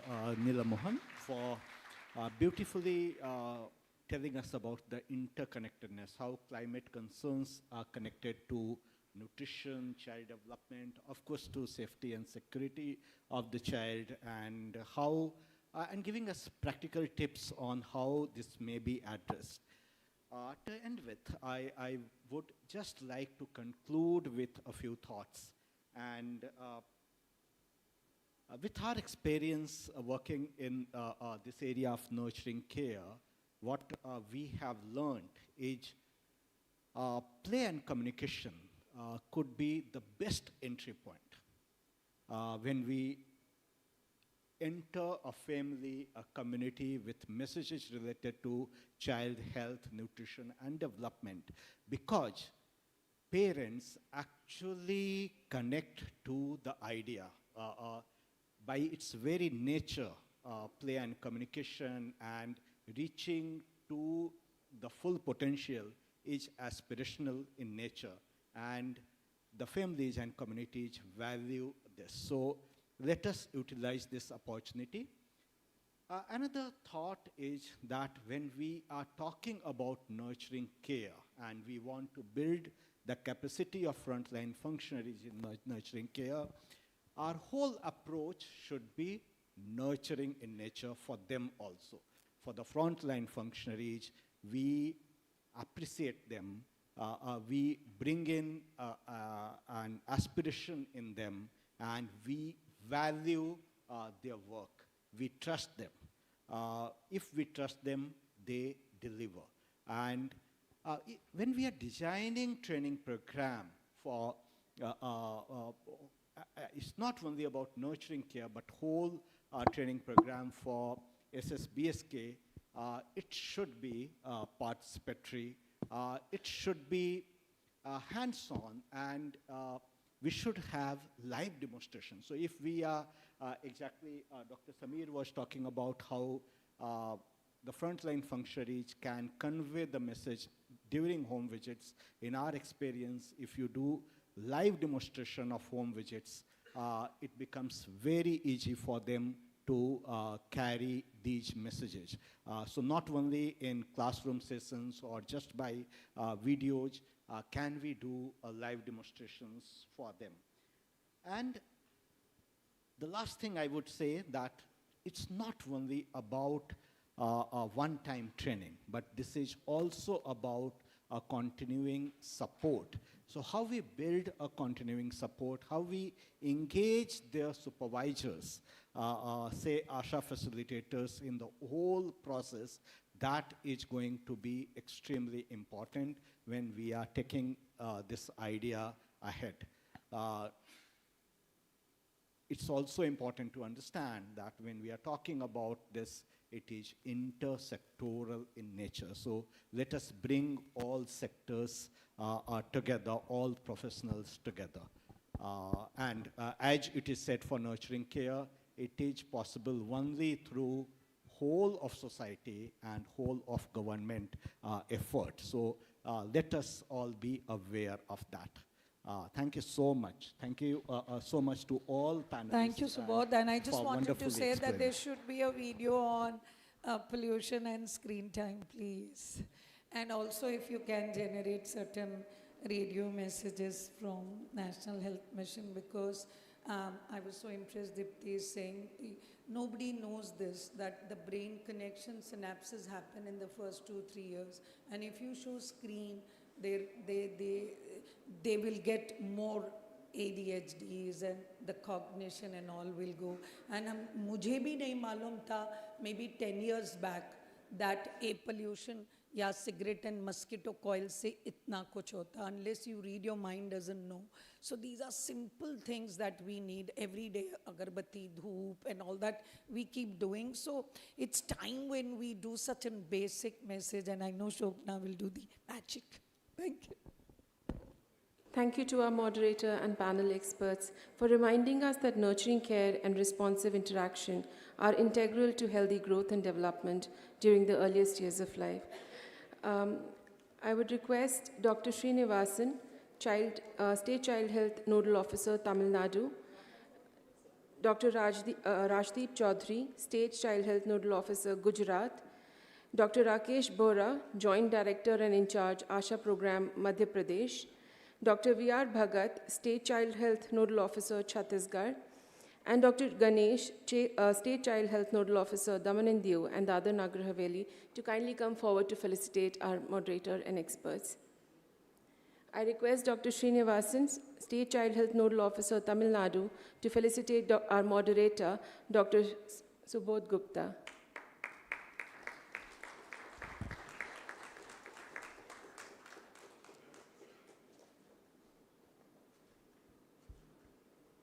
Thank you so much, sir. I request Dr. Rajdeep Chaudhary, State Child Health Nodal Officer, Gujarat, to felicitate Dr. Neelam Mohan with our token of gratitude.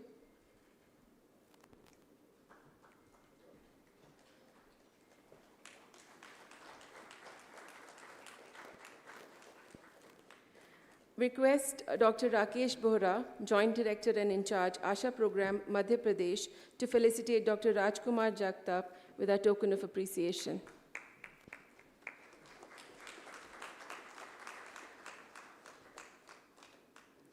I request Dr. V.R. Bhagat, State Child Health Nodal Officer, Chhattisgarh, to felicitate Dr. Sameer Pawar with our token of gratitude, please.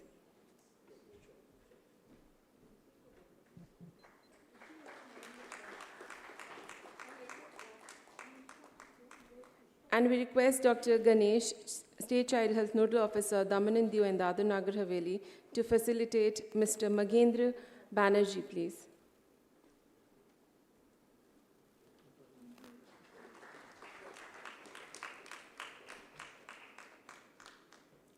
We thank Dr. Deepti Agrawal for her expert advice in this panel.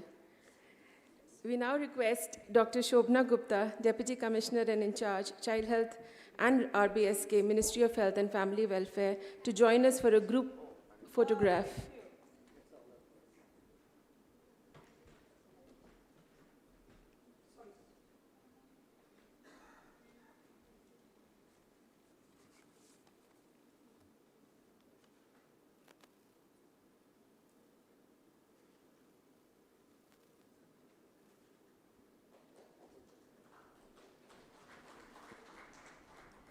Yesterday gave us a common understanding of program's technical components and implementation approach.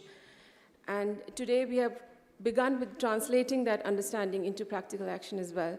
So we'll begin, we have a small recap session and in a very interesting way. So, okay. So we'll have a video on ECT. On responsive caregiving.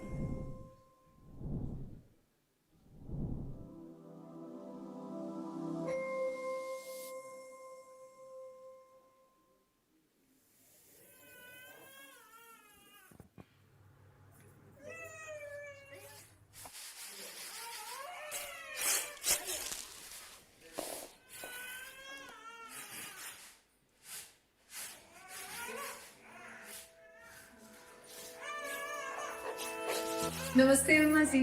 नमस्ते सुरेश। अरे आशा, आओ आओ, नमस्ते। अरे रिया रो रही है और कोई खिलौना भी नहीं रखा है। नमस्ते नमस्ते, ये लो। अरे वो काम में लगे होने की वजह से ध्यान नहीं दे पाई और रिया के पापा भी अभी अभी काम से लौटे हैं। अरे कोई बात नहीं राधा, मैं यहाँ पर जिम्मेदारी पूर्ण देखभाल के बारे में ही तो बात करने आई हूँ। बच्चे की केवल देखभाल नहीं, जिम्मेदारी पूर्ण देखभाल से ही बच्चे का मानसिक और शारीरिक विकास बेहतर बनता है। दीदी, ये जिम्मेदारी पूर्ण देखभाल क्या होती है? सुरेश, बच्चों के संकेत को समझना, प्यार से तुरंत जवाब देना और समझकर उनकी हर जरूरत को पूरा करना ही जिम्मेदारी पूर्ण देखभाल कहलाती है। और बच्चे के बेहतर विकास के लिए जरूरी है कि घर का हर सदस्य बच्चे के साथ खेले, बात करे और प्यार करे। लेकिन दीदी, अब इतना समय मिलता कहाँ है? ऐसा नहीं है सुरेश, तुम काम से लौटते हो ना, तो बच्चे को अपने पास लेटा लो और मोबाइल और ये टीवी देखने के बजाय उसके साथ खेलो घर के सुरक्षित सामान से, जैसे कि ये बर्तन है, कपड़े की गुड़िया। और वैसे ही राधा, तुम काम करते करते बच्चे से बात करो और दादा दादी जब भी उसे खिलाएं तो कहानियां सुनाएं, लोरी सुनाएं। अब घर का हर सदस्य 20 से 30 मिनट भी अगर बच्चे को दे देगा तो बच्चे का शारीरिक और मानसिक विकास बहुत बेहतर होगा। अच्छा, ये इतना जरूरी है? हाँ अम्मा जी, ये इतना जरूरी है क्योंकि 2 साल में ही बच्चे का 80% दिमाग जो है वो विकसित होता है। अब घर के हर सदस्य जब उससे प्यार करेंगे, देखभाल करेंगे और उसको एक अनुकूल माहौल मिलेगा तो वो बहुत सुरक्षित महसूस करेगी और आगे चलकर पढ़ाई में, कामकाज में और नौकरी में बहुत बेहतर करेगी और रिश्तों में भी बहुत अच्छी समझदारी दिखाएगी। दीदी, हमारी रिया 5 माह की है। आगे 2-3 साल हमें उसका लालन पालन कैसे करना है, ये हम कैसे जाने? देखो, 3 साल तक के बच्चों की जिम्मेदारी पूर्ण देखभाल को कई चरणों में बांटा गया है और इसी जिम्मेदारी पूर्ण देखभाल को रिया के एमसीपी कार्ड में बहुत अच्छे ढंग से लिखा गया है। जन्म से लेकर 6 माह तक की जिम्मेदारी पूर्ण देखभाल के बारे में अब मैं बताती हूँ तुम्हें। 6 महीने से छोटे शिशु को स्तनपान कराते समय उसकी आंखों में देखना और मुस्कुराना, ये बच्चे और माँ के भावनात्मक रिश्ते को मजबूत करता है। नवजात शिशु आपका चेहरा देख सकते हैं, आपकी आवाज सुन सकते हैं और शरीर की गंध को पहचान सकते हैं। उनकी आवाजें जैसे कूकू, गुड़गुड़ाहट या रोने पर ऐसी प्रतिक्रिया दें जैसे बातचीत कर रहे हो। बच्चों को धीरे धीरे सहलाएं और मालिश करें। 6 महीने से छोटे बच्चों की हर दिन देखभाल के दौरान जैसे दूध पिलाते, नहलाते या कपड़े बदलते समय उनसे धीरे धीरे बात करना या गाना गाना उनके दिमाग के विकास को तेज करता है। 6 महीने से छोटे शिशु जब रोएं तो तुरंत प्रतिक्रिया दें। उसे गोद में लें, दूध पिलाएं और प्यार से धीरे धीरे थपथपाकर शांत करें। याद रखें, बच्चा जब रोता है या मुंह बनाता है तो वो अपनी जरूरत बताता है। उसकी जरूरत को पहचानें और पूरा करें। नवजात बच्चों जो समय से पहले पैदा हुए हैं या फिर जन्म के समय 2.5 किलो से कम वजन के होते हैं, उन्हें केएमसी दिया जाता है। इससे शिशु को गर्माहट मिलती है जो वजन बढ़ाने में मदद करता है। साथ में सही स्तनपान हो पाता है और शिशु सुरक्षित अनुभव करता है। अब बात करते हैं 7 महीने से 1 साल के बच्चों की जिम्मेदारी पूर्ण देखभाल की। 6 महीने के बाद बच्चे को घर का बना पूरक आहार 1-2 चम्मच देना शुरू करें। धीरे धीरे खाने की मात्रा और विविधता बढ़ाएं। बच्चे को 250 ml की कटोरी से लोरी सुनाते हुए और खेल खेल में धैर्य से खिलाएं और खिलाते समय मोबाइल, टीवी स्क्रीन से दूर रखें। बच्चे को तले हुए, मीठे, नमकीन और कम पोषक तत्वों वाले प्रोसेस्ड खाद्य पदार्थ बिल्कुल ना दें। 2 वर्ष तक स्तनपान जारी रखें। अब जानते हैं 1 से 2 साल के बच्चों की जिम्मेदारी पूर्ण देखभाल कैसे करनी है। जब बच्चा 1 से 2 साल का हो तो उसके साथ सुरक्षित चीजों जैसे बर्तन, लकड़ी के खिलौने, कपड़े की गुड़िया या गेंद आदि से खेलें। अब झांका झांकी, कहानियां आदि सुनाएं, चित्र दिखाएं, उनके साथ खेलें। बच्चे को बार बार वस्तु गिराने, पकड़ने और फेंकने को कहें। बच्चों को नुकीली या बहुत छोटी चीजों से दूर रखें जो नुकसान पहुंचा सकती हैं। घुटनों के बल चलने वाले बच्चों को पानी की जगह और गर्म सामान जैसे चूल्हे, गर्म बर्तन से दूर रखें। बच्चों को चीजें दिखाकर उनका नाम बताएं और शब्द दोहराने के लिए प्रोत्साहित करें। जब वो कोई आवाज निकालें तो आप भी वैसी ही आवाज निकालें। उन्हें आसपास की चिड़ियाओं, जानवर को दिखाएं, उनकी आवाज की नकल कराएं। बच्चे को एक दिनचर्या का पालन कराएं, जैसे समय पर सोना और जागना। चलो देखते हैं 2 से 3 साल के बच्चों की जिम्मेदारी पूर्ण देखभाल कैसे करनी है। 2 से 3 साल के बच्चों को बाहर खेलने ले जाएं ताकि उनका शरीर और दिमाग दोनों मजबूत हों। बच्चों को ऐसे खिलौने दें जैसे ब्लॉक्स, ब्रिक्स, पजल आदि, ताकि वे अपनी उंगलियों और हाथों का उपयोग करना सीखें। बच्चों को नई चीजें सिखाएं और खूब प्रेरणा और बढ़ावा देने वाली कहानियां सुनाएं। तो राधा और सुरेश, कितना मजा आएगा ना कि तुम लोगों को भी रिया के साथ अपना बचपन जीने का मौका मिलेगा। और अम्मा जी, आपको भी। सच है बिटिया, मैं भी बच्चा बनूंगी। हाँ दीदी, बच्चों के साथ खेलना और बात करना इतना फायदेमंद होता है, ये तो मैं अच्छे से जान गए। ये तो वही बात हो गई, आम के आम, गुठलियों के दाम। माता पिता, दादा दादी, बुआ चाचा सब मिलकर बच्चे के साथ खेलें, ना कि मोबाइल और टीवी के साथ। और इसी जिम्मेदार पूर्ण देखभाल के साथ रिया बने तेज, समझदार और आत्मविश्वासी। क्यों? बिल्कुल सही।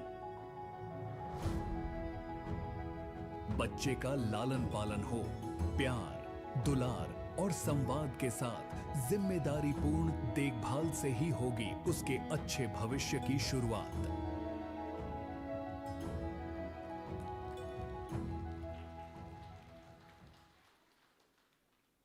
Videos, I see videos which I hope that everybody are liking, and these are actually for the wider dissemination across all levels.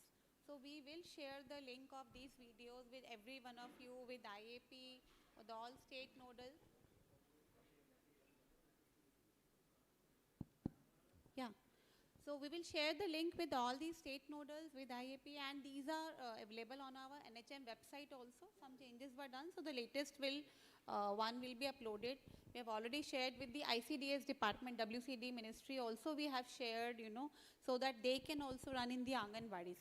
And at your ground level, state level also, please see and that your corresponding ICDS department, they run these videos while in the Anganwadi, because that is a place where mother and the small children are coming, spending time.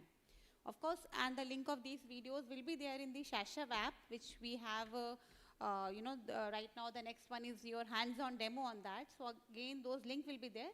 But again, when it has been like in the VHSND days, so those are the places where all are sitting together and ongoing counseling is going, and these videos can be played.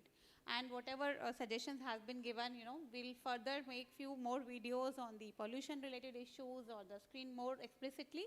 But I think these are a good medium where we are trying, and yes, the translation of these videos in your local language, that can be done with the help of your local partners. And we would be happy to support wherever possible.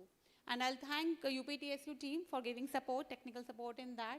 A lot of effort has actually been done for making these videos over 2 years. We had multiple rounds of script changing and happening right when we started tag. So these are like equivalent to a making of a movie for me. So we had so much of discussions on this. Thank you so much. We proceed to the next.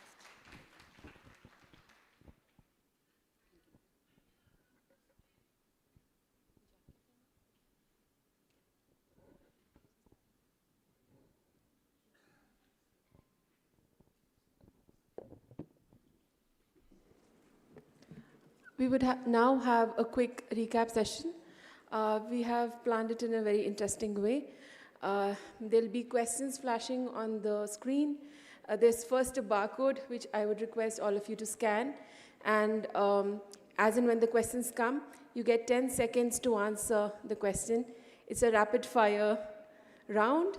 And at the end of the session, we'll know the winners.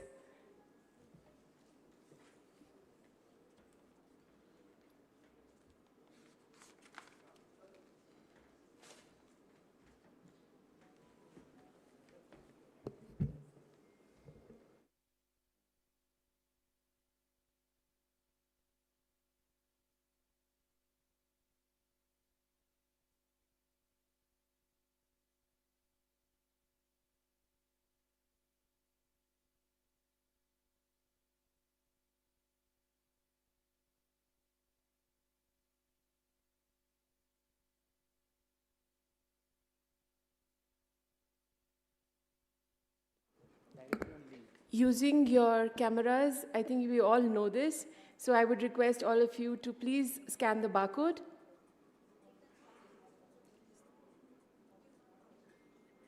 Yes, just a second. Just a second. Please try now.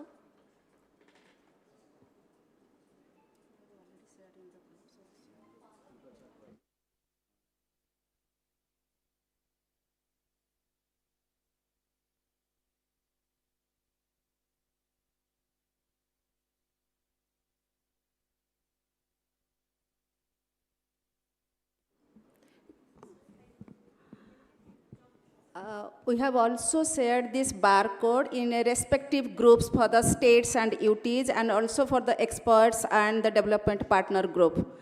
In 2 different groups, we have already shared this barcode.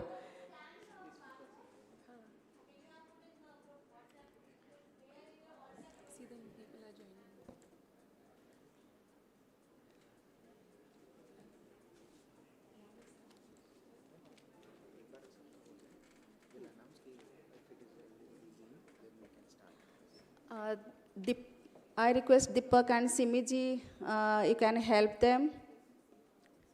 If somebody requires any help, Dr. Achyut, please help them.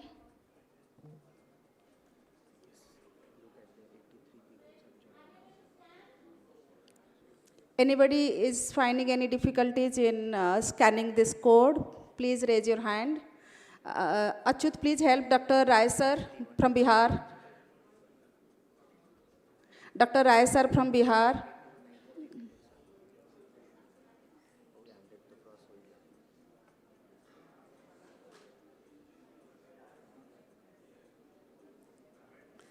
Dr. Rai sir from Bihar needs support. We are waiting, sir. Anybody else require any support? This is a rapid fire round with 10 seconds for each question. And at the end of the 10 questions, there will be the winners. There will be 3 winners.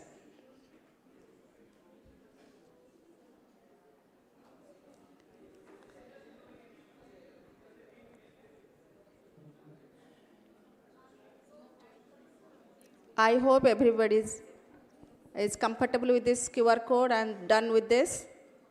I request Dr. Kamal to start with the questions.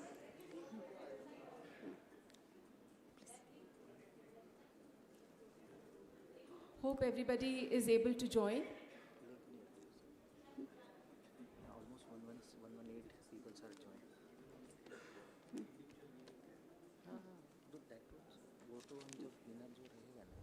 Should we start? So 10 seconds per question. Be as fast as you can. First question, please. Should I start?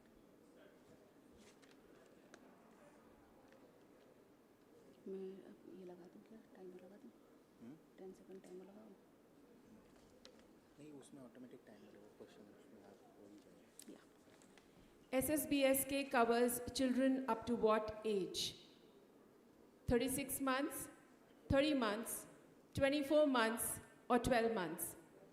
We need you all to be super quick.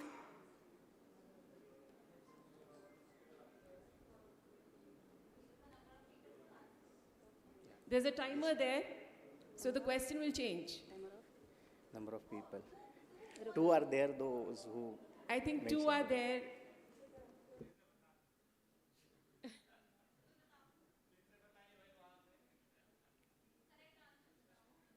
So the correct answer is 36 months, that is 3 years.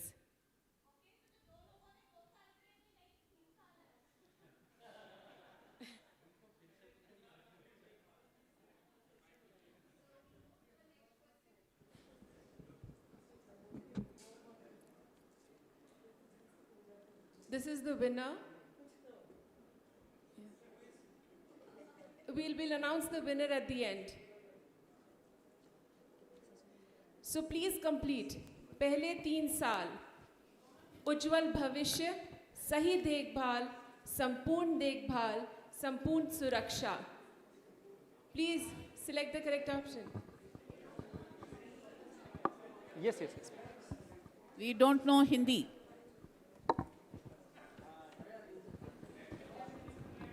Question wrong.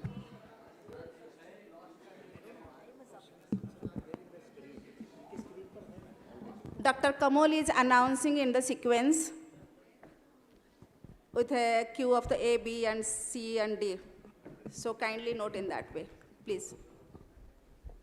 So the correct answer is पहले 3 साल संपूर्ण देखभाल. Should we move on to the next question? Please look at your screen for the answers, for the questions, everything. So if you are comfortable, so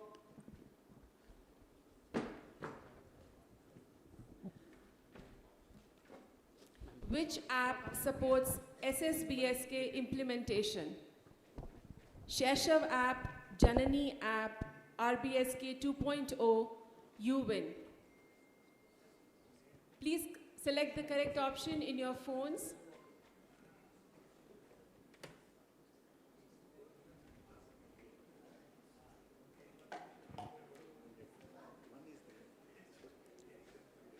Very good. Okay.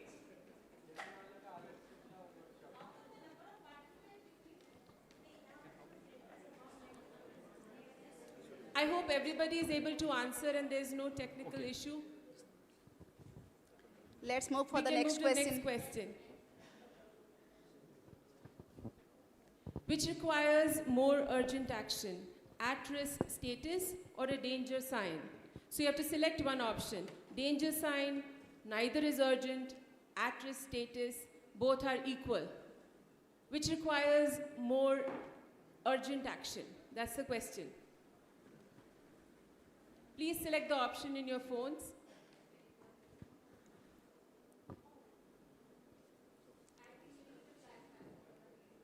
Yeah, so we have repeated yesterday as well that at-risk are the vulnerable group which requires more attention, but they don't require referral. Danger signs require referral. So we discussed the categories. I think we all need to go through the at-risk status and the danger signs once we go back, or else in the tea break we can discuss about it.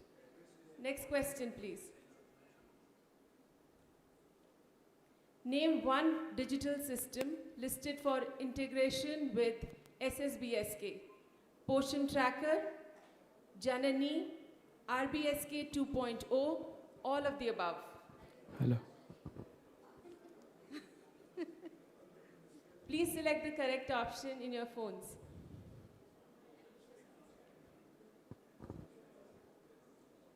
Oh my God. Yes.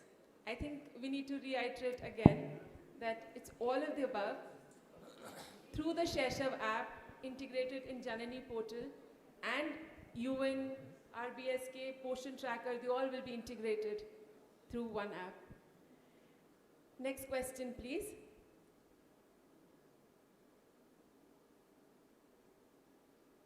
Name one key ECD practice. So basically you have to select. It's play, responsive caregiving, early learning, all of the above. It is the early morning session, so it is fresh in your mind.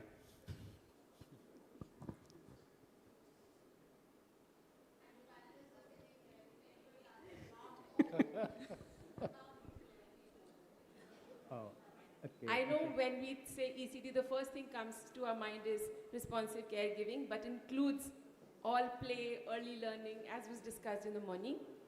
Next question, please.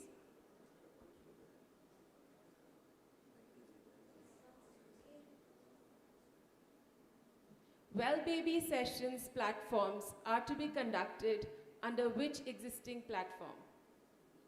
Is it UHSND, VHSND, ARM, VHSND and UHSND?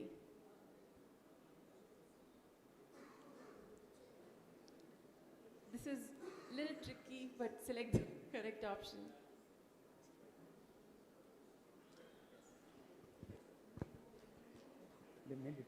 I think bravo for those 50 people who answered correctly. VHSND are equally important, but you know, in our daily dialect, we keep on saying VHSND and VHSND. But yes, it goes without saying that the urban kids are same importance, whatever the VHSND is there. And in the guidelines, this has been mentioned clearly. If you go to the SSPSK guidelines, both have been mentioned. 3 more questions to go, so please answer appropriately, correctly, and quick. What do you mean by family-centric approach? Is it involving grandparents, involving other family members, involving father, or all of the above?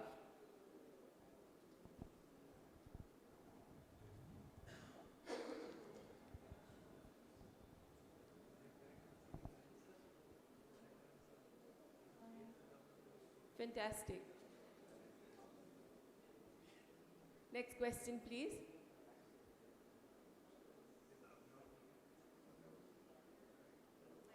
Which 2 earlier home-based care approaches are brought into the unified continuum under SSBSK? Is it HBNC and HBYC, RBSK and RKSK, JSY and JSSK, RBSK and HBNC? This should be simple. I think we have said it multiple times since yesterday.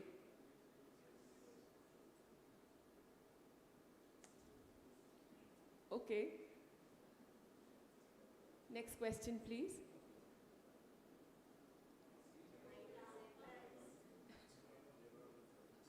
The Sheshav app supports child-wise tracking and referral loops, and which other mechanism?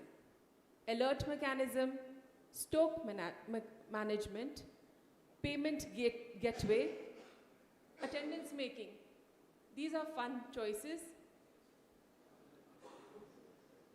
What do you think? Please choose the right answer in your phones. This brings us to the end of the recap session.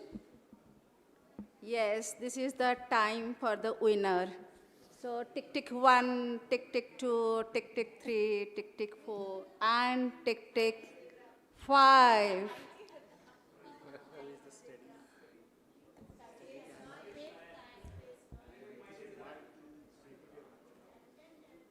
So the winner Wow. is Mighty Zebra.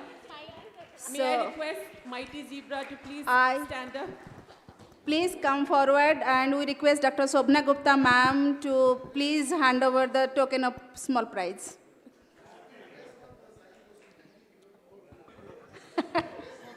We'll not forget the others. So request, who is the mighty zebra? Please come forward.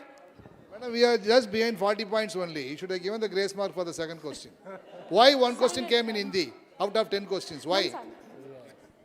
Why one question came in Hindi out of 10? Mighty zebra is Dr. Ganesh from Dadar Nagar Haveli and Daman and Diu. Ma'am, come forward the front, please. Ma'am, please come to the forward. Ma'am, please come to the front. Ma'am, please come to the front. So a big round of applause for Dadar Haveli and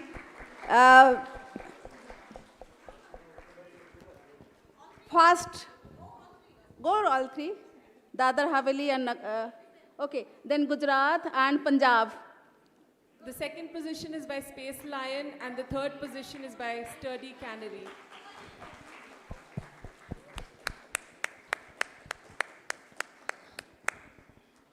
I hope you all had fun. Over to you, Sumitra ji.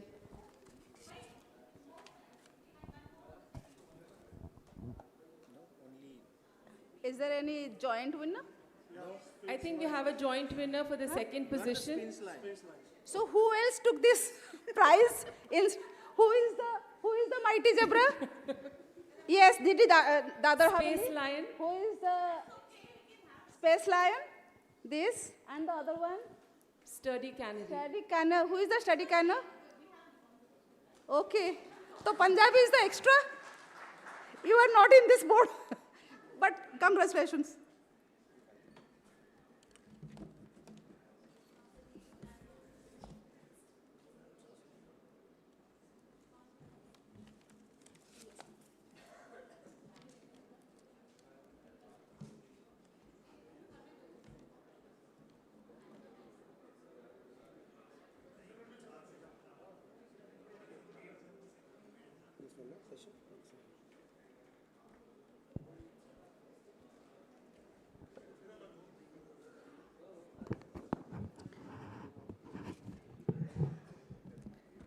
So now it's just time for the SISAB application hands-on practice. So I request Child Health Division, Mr. Sarat Kumar Singh, the lead consultant for SSBSK program, to kindly take up the stage.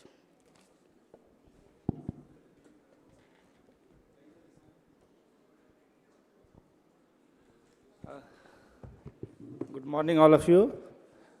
This is very important session. Since morning, even since yesterday, we are talking about new program. So digital data capturing would be done through this Shishu app. So our technical partner, NIPI team, and they will be supporting you with how to download these ODK tools and install in your, yeah.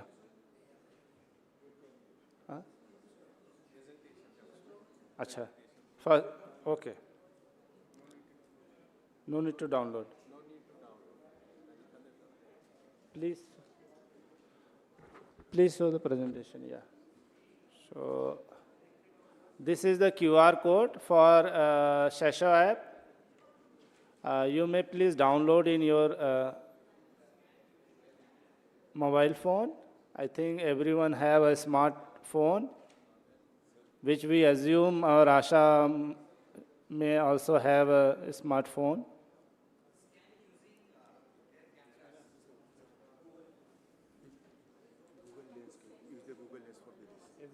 नहीं इसमें हाँ नहीं साथ आप continue कर लो आप what you just scan the QR code.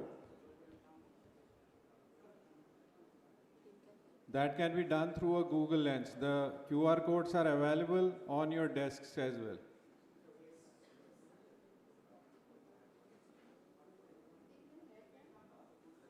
So and first page of Shishu app will be coming after you download it.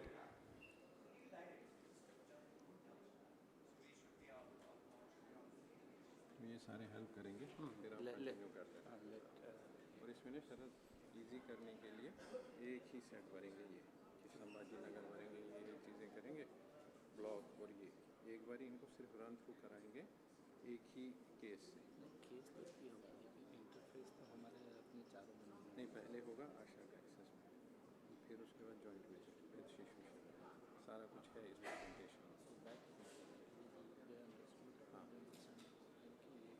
हाँ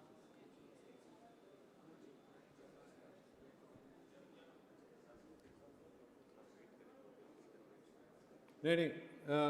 Everybody, after downloading the application, please don't start filling the data. I'll help you through that process. And once that is done, we'll go into the next process. The people, so this is the screen that would be coming in there as well. So first, just for everybody's understanding, you please fill in your mobile number, your name, and now you are an ASHA worker. आप एक आशा worker हैं और field में जा रहे हैं for an assessment. तो आशा आप अपना डेजिग्नेशन ड्रॉप डाउन से सिलेक्ट कीजिए please.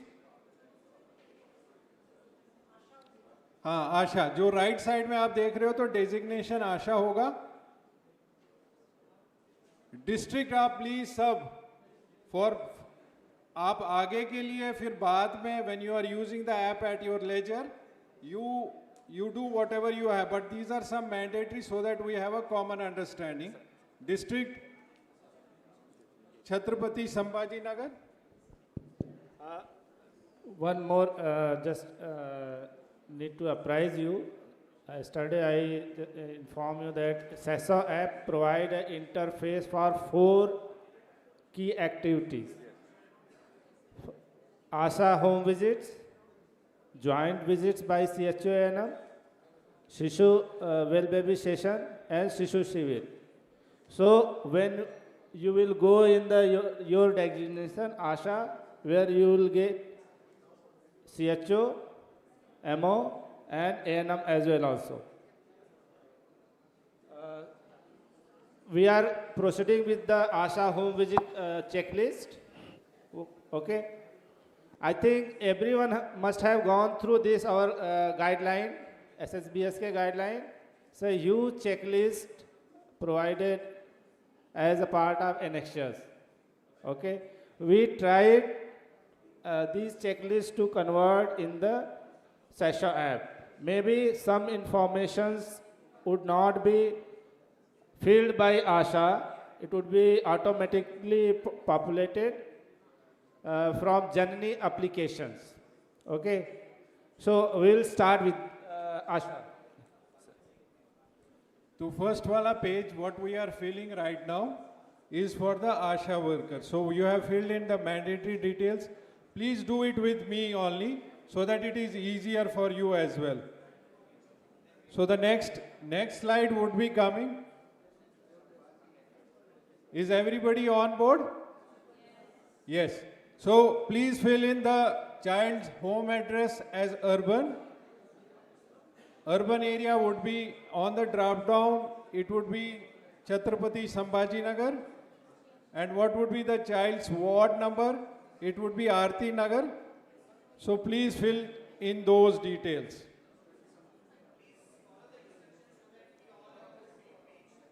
I request everybody to fill in the details that is shown on the LED as well.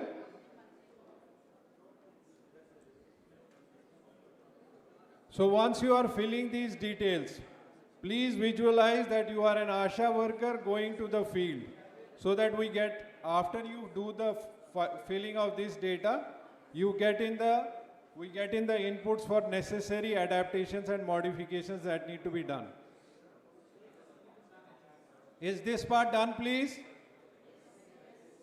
So we move to the next one. there is a visit. There are 3 columns for it. One is a visit due. So Asha would have a visit due, at-risk children, and all children 0 to 3 years. So kindly click on the visit due one. So Asha is going for a visit to a child, newborn. Is this one done, please? Okay. So the next one would be, and please note down, whatever we are doing here is as per the Janani RCH 2.0 checklist that Sharad has took a lot of time in finalization. So this would be all pre-populated through the Janani portal. So fill in the MCP card is available, do the yes part to it. Discharge card available with the mother. So Asha, I am the Asha. Discharge card hai ki nahi hai? Mother's ABHA ID, you can fill in 1, 2, 3, 4, 5, 6, 7, 8, 9, 10, 0, 1, 2, whatever you fill in. So that would be there, the Bal ABHA ID. Please be reminded that this would be auto-populated since that data would be fetched from. But once the Asha worker is going there and suppose the registration is not being done, everything will have to be filled up. And then you fill in the mother's name, parents, father's name, child's name, and the parent's mobile number. Just for anything you can. These are not mandatory number as well. And then you come to the delivery outcome. There would be a live birth as well. So please fill in the live birth at this point of time.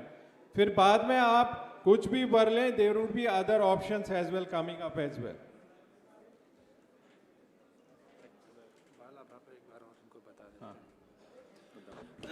देखिए, this is Bal ABHA, mother's ABHA या parents ABHA will be automatically populated by the Janani portal, from the Janani portal.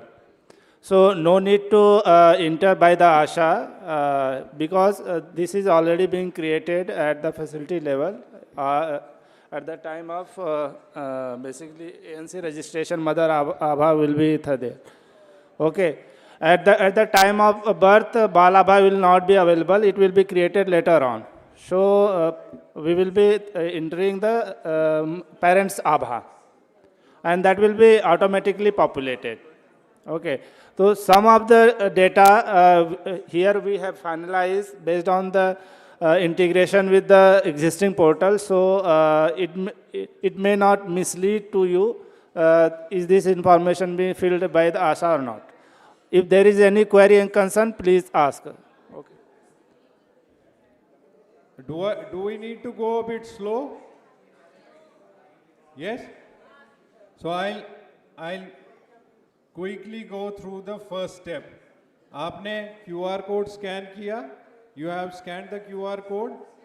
The details of the ASHA worker and the district and the block is filled and the facility filled.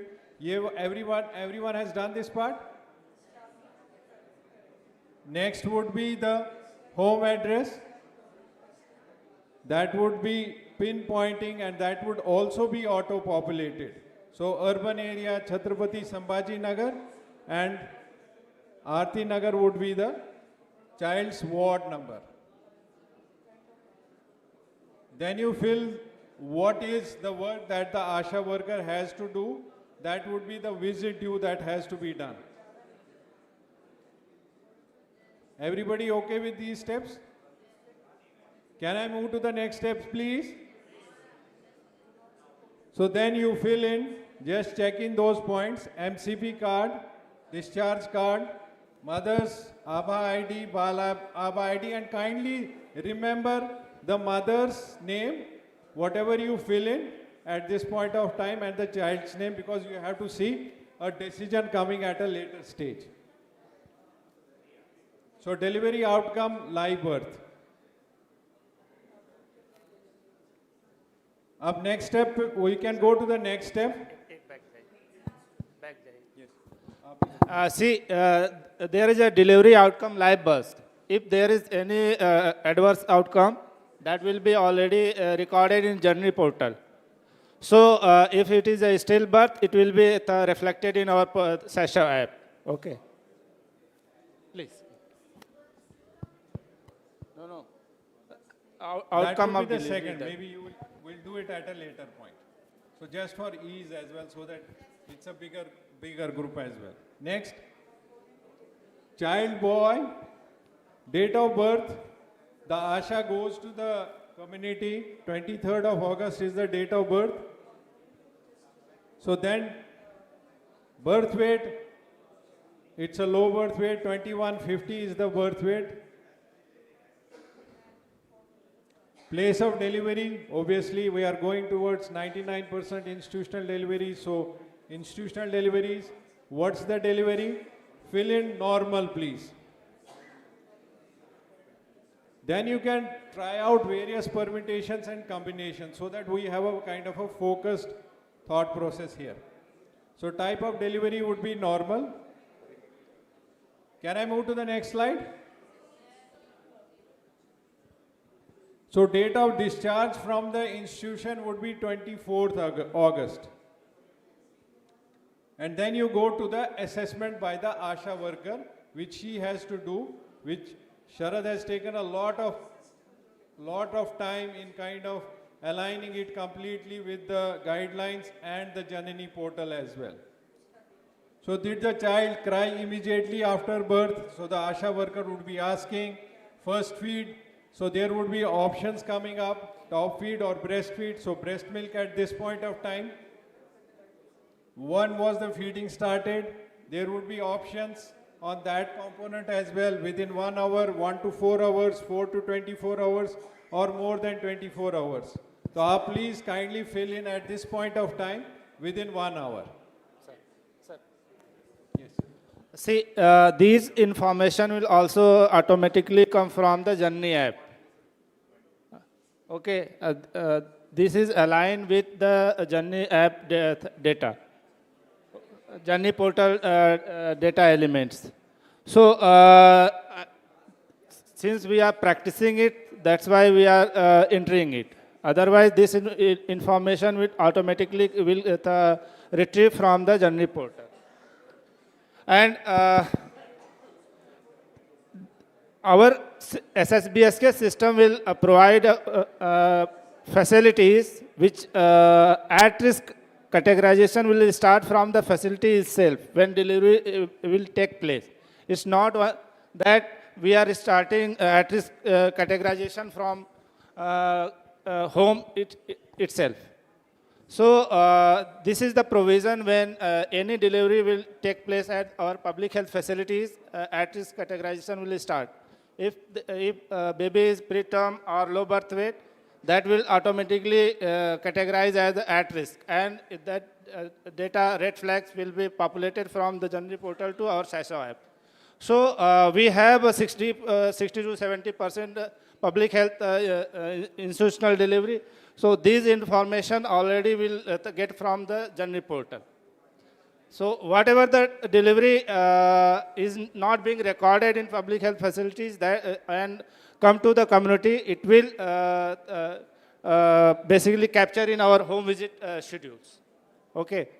If something is missed from the facility, that will be validated, vetted by the ASHA, and data will be entered during the home visit. Kindly, one point to remember, because we will be going for the joint visit as well. I am just amplifying the message of date of discharge as 24 so that you have a joint visitation. We'll have another slide on that part. So date of discharge, kindly fill. The date of birth is 23rd and date of discharge is 24th of August. Can I move to the next slide? Yes, sir? Okay. So again, I am asking you to visualize that you are going to a house and you have to ascertain whether the child and the mother is available. So is the newborn child available? Yes or no? Is the mother available? Yes or no? So kindly fill it as yes at this point of time. You are getting the mother and the child as well in the home that you are visiting.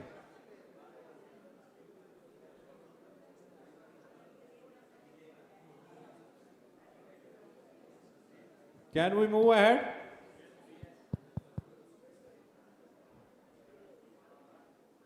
So this is the most important slide that an ASHA worker has to fill.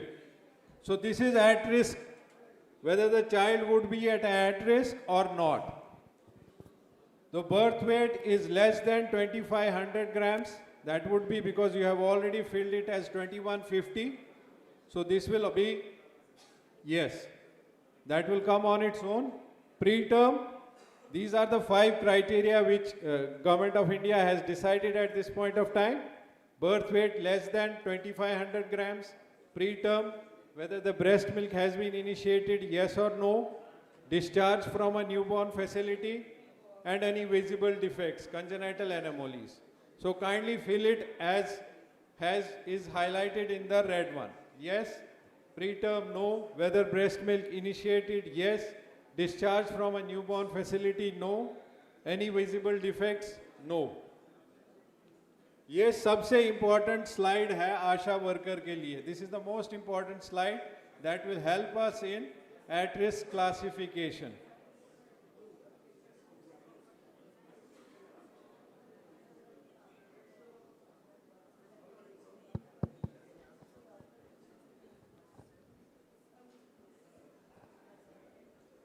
Can I move ahead?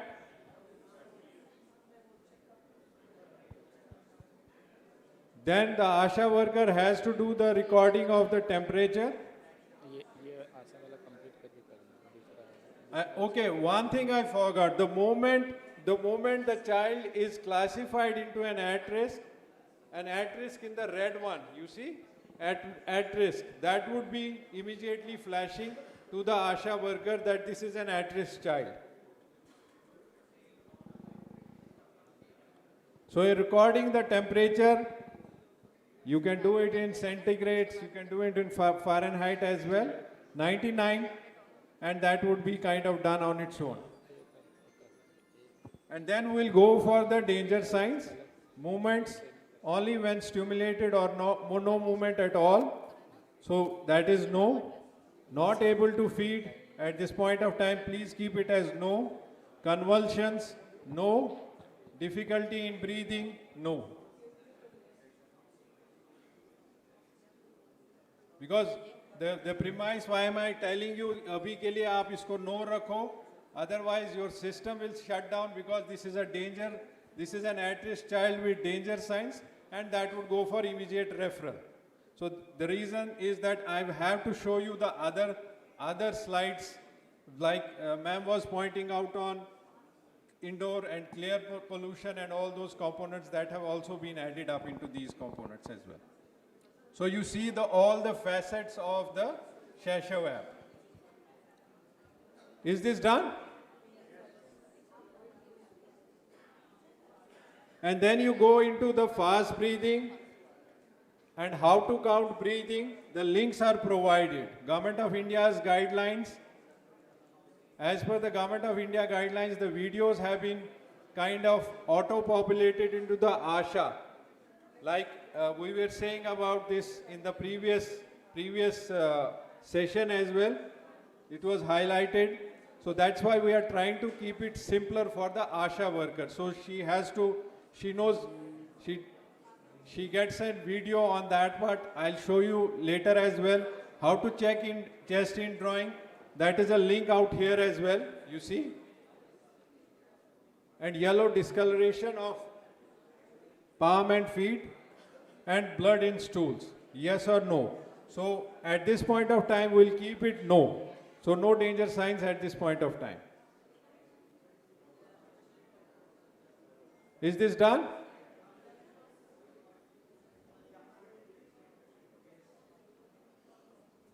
Then we'll go for whether the assessment, the newborn assessment. So ASHA has to do the newborn assessment, whether the newborn is exclusively breastfed, yes or no. Is the newborn breastfed every 2 hours? So this is kind of acting as a communication material or a learning material as well, that the ASHA will also get to understand that I have to tell the beneficiary that you have to breastfeed the child every 2 hours. Is the newborn being fed at night? So that is the advice she will get. And how many times does the newborn pass urine? 6 to 8 times per day. So at this point of time, you keep it in the positive that everything is okay at this point of time, except for the low birth weight that the child had.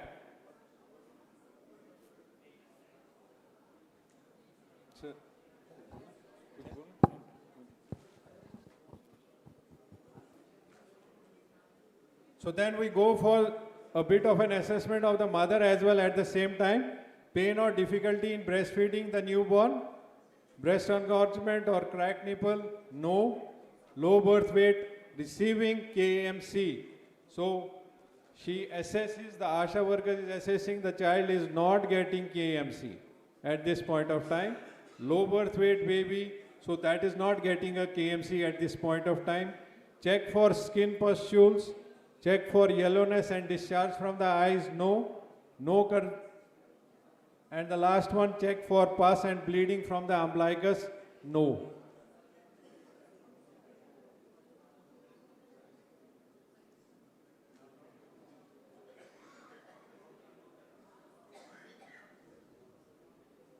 Can I move ahead?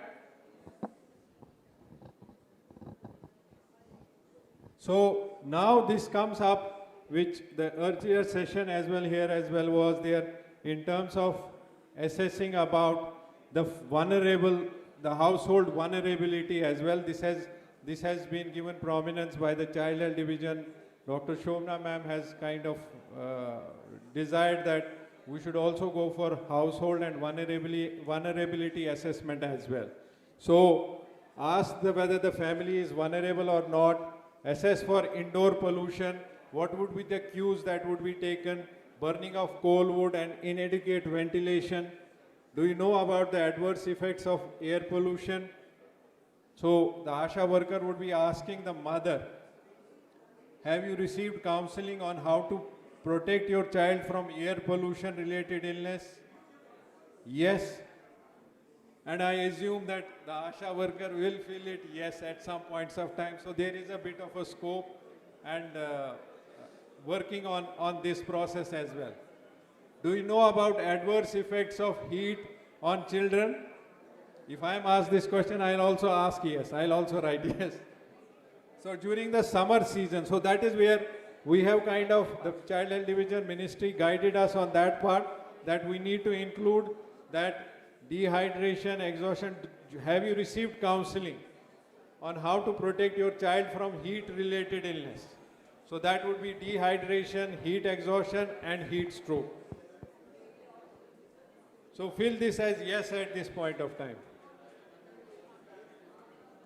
But this is an area which is not that, which has not been a priority, but now today's session in the morning and Government of India's priority on working on this vulnerability assessment as well. I think definitely with the burden going down on the communicable part, I think these areas will definitely get more priority. That's how I assume at some points of time.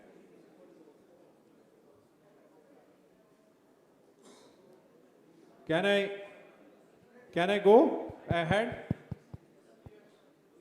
Okay, then we go for the vaccination. This again, as Sharadji was talking about it, this again would be auto-populated from the Janani portal, the UWIN portal as well. So BCG Mila, BCG has been given, OPV has been given, and hepatitis vaccine has been given. So this is a two-day-old. So if some of the vaccines have not been given, you will get a counseling advice accordingly. The algorithms are accordingly kind of done. So this would be the final summary that an ASHA worker would be getting. So ASHA, you can check the child name of the child. Ajay, Anita is the mother's name. Father's name is Rajesh. Date of birth, age of today, and that would be an at-risk children. And then category is at-risk, so it's a low birth. Why is it in the category of at-risk? It's a low birth weight. And what would be the action? If I am the frontline worker at the health health systems, what would be the action, and this is completely as per the guidelines. So this has been carefully thought by the Child Health Division at this point of time, what would be the appropriate counseling that is required. So the child, as you saw in your assessment, the child did not get KMC.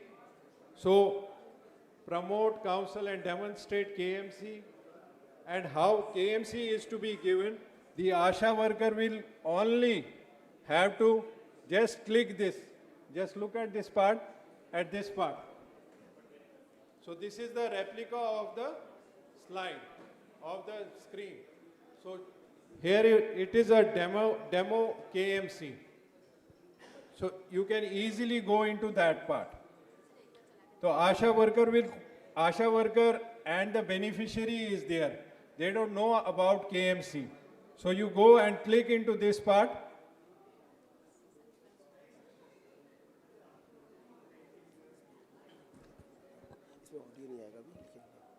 हाँ? आगे दिखाओ ना यहाँ पे नहीं दिखा आरामदायक अवस्था में बैठ जाए। I think Dr. Ashfaq. Window दिखा एक बार और कर लो।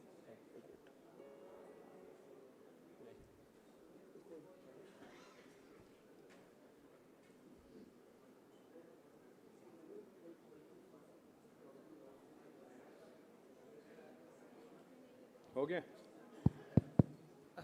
I think we can skip this one, but we have enabled each interface where you will get the basically all these videos, educational videos, and related to the danger sign or whatever KMC, even our responsive caregiving, everything will be embedded in this Shishu app.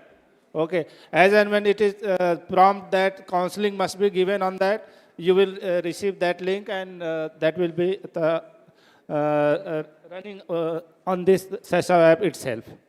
So this is the video very quickly showing.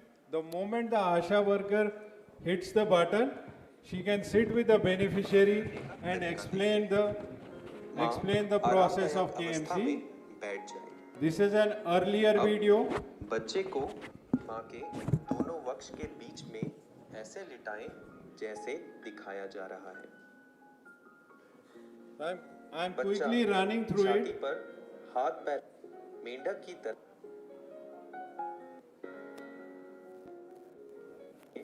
कि माँ बच्चे को लगातार देख सके।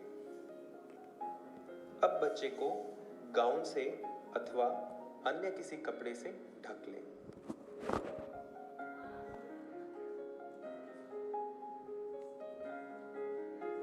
So this is one thing which I found. KMC इस तरह बैठकर भी करवाई जा सकती है। अगर माँ अपने सरल किस्म के कामकाज करना चाहे तो इस तरह बच्चे को बांधकर अथवा KMC के लिए स्पेशल बनाए गए कपड़ों का भी प्रयोग कर सकती है। I am a retired Subedar Major and honorary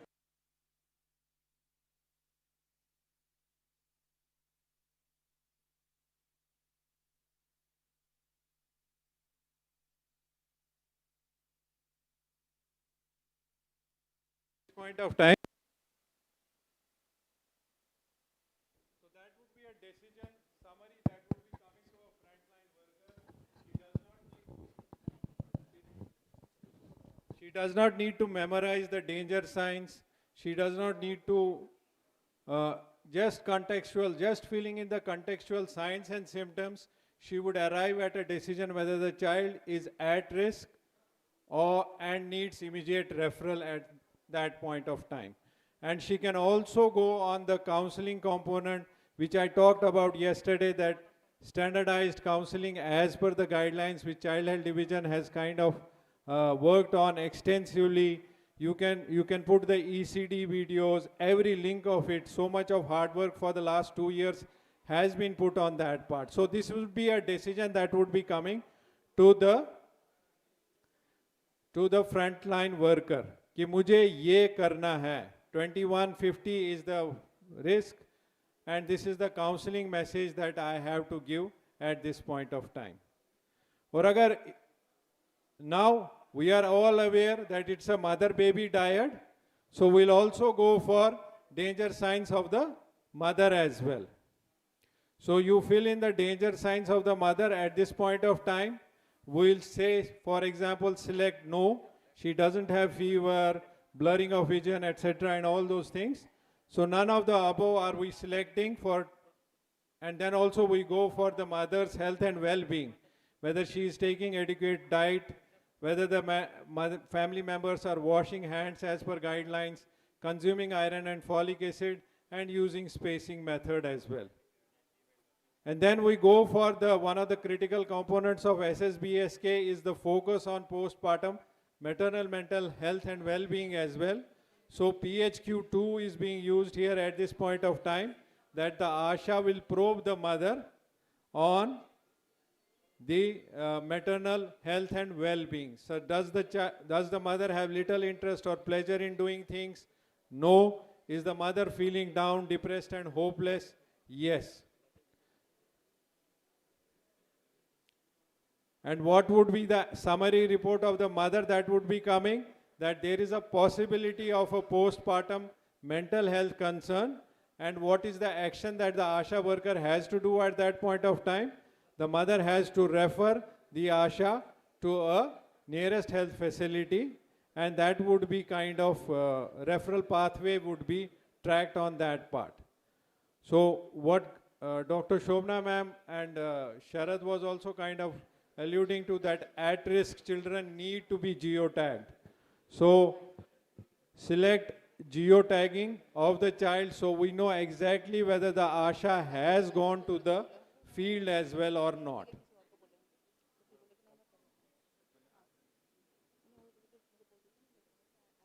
So next, submit, hai na?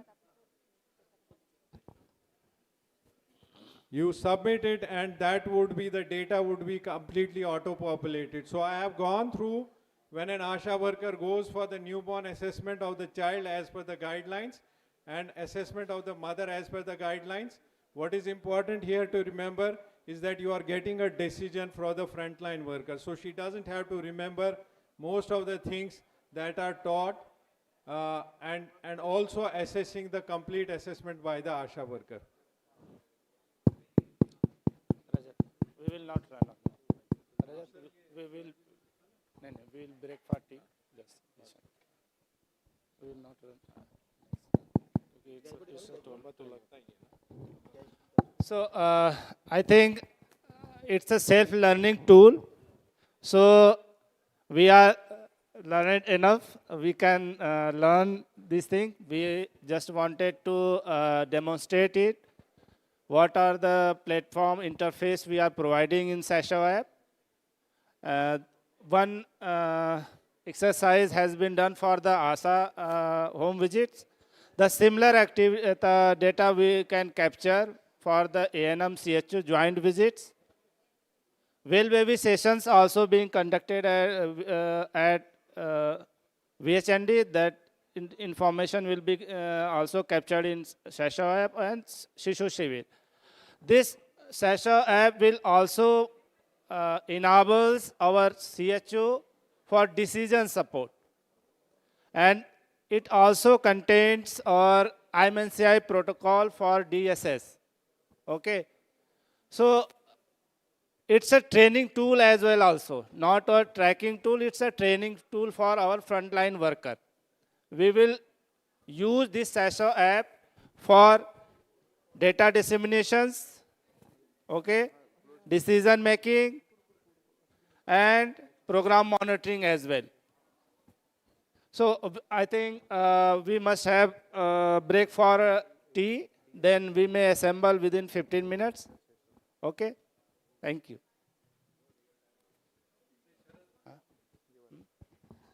Just one quick point. Whatever data has been filled by you, we can show it in the dashboard to you as well.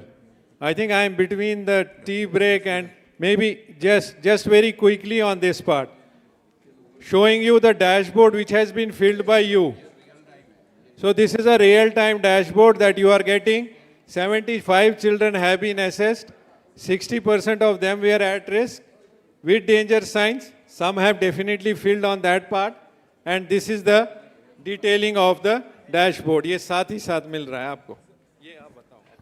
I think somebody has not done. We also tried to capture the involvement of our participant in SESO app. So that is very good. We can get the information instant whenever we will fill the data. And it will enable our program officer not up to state level. At block level also, medical officer can also do this, utilize this Shishu app for the program monitoring and the tracking of our at-risk newborn and child, how the program is being implemented. So that dashboard will be created at each level, not at PSC level, district level, and state level, national level. Okay, that will help you. Okay, that's all.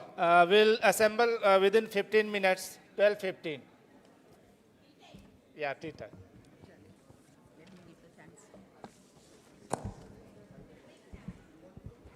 Thank you so much for this Shishu app team.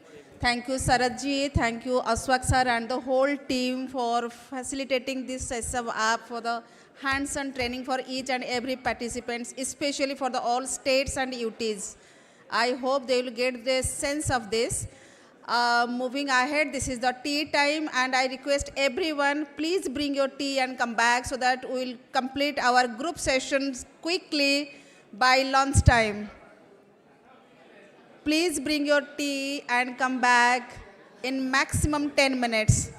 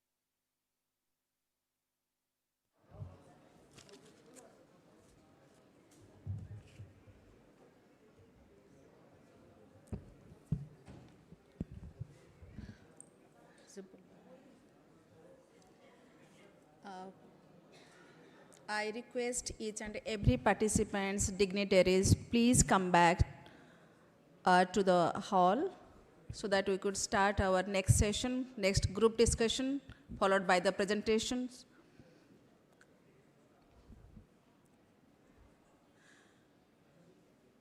Requesting each and every dignitaries, please come back.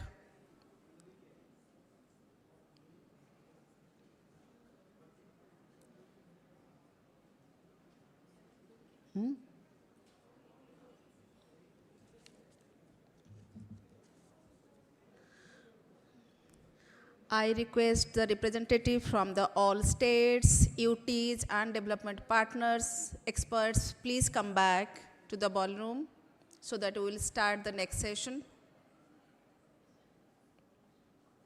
You may come back with your cup of tea also.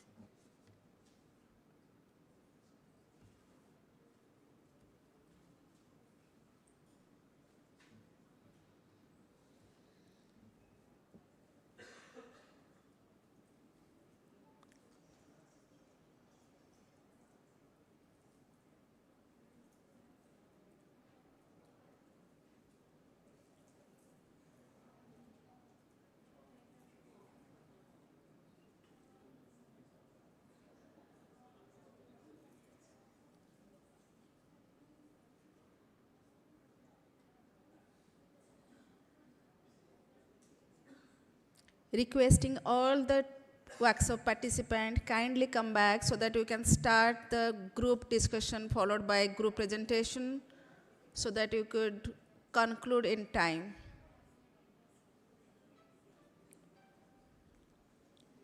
We have to finish our agenda as well.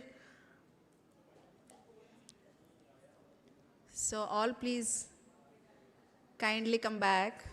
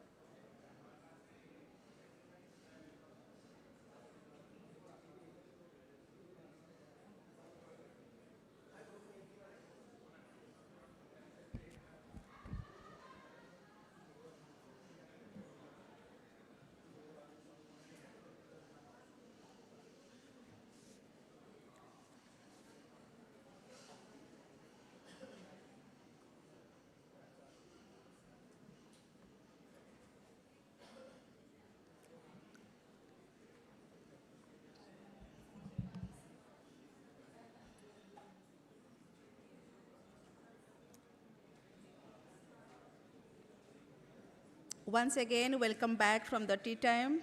Moving on, let's discuss the vital component of this program. The most important, that is the state and UT implementation action plan exercise. So the group work will focus on 5 different themes. 1, risk differentiated care and joint visits. 2nd, ECD and responsive care. 3rd, rollout of Shishu Bal and decision support system. 4th, postpartum maternal mental health concerns. 5, operationalization of well baby session at BHSND and Sishu Shivir at AM. For this, I would like to invite Mr. Sarath Kumar Singh, lead consultant, SSBSK program, Ministry of Health, to proceed further.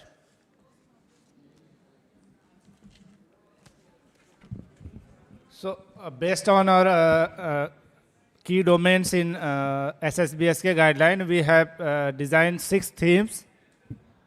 Themes are capacity building, risk differentiated care, ECD, rollout of Shishu app, postpartum maternal health concerns, and operationalization of well baby session and Shishu Shivir at home. So we have divided states in the groups. First theme, which is related to capacity building, state of Jharkhand, Odisha, Rajasthan, Goa, Kerala, and Assam. Please, State Nodal Officer of ASHA and Child Health Program, please grouped in theme 1, and that will be facilitated by our exec team and our representative from SIHFW of State of Maharashtra, and district team if available here, and trainers who have trained in regional TOT of integrated ASA training. They will be facilitating this theme 1 group. Second theme is risk differentiated care and joint visits. We have grouped the states Chhattisgarh, Uttarakhand, Gujarat, Mizoram, Andaman, Nicobar, Bihar. That will be supported by UP TSU team and Japaigo team member if available here. ECD and responsive care, that will be supported by, facilitated by Dr. Shubodh sir and Dr. Mahesh Srinivas if available in our. So I request all the states to group accordingly their theme we have decided. Can we assemble? And we have circulated one template, PPT template in the group, which we have created a WhatsApp group. Our team, NIPI team and our national team will support you how to prepare this, fill the templates. What are the key asks from the group related to theme 1, 2, 3, 4, and 5 and 6. Okay? So kindly facilitate. Theme 1, Jharkhand, Odisha, Rajasthan, Goa, Kerala, Assam. Have they assembled? Please, can we take this one table for them? Left side. Group 1. That is theme 1. Yeah. Yeah.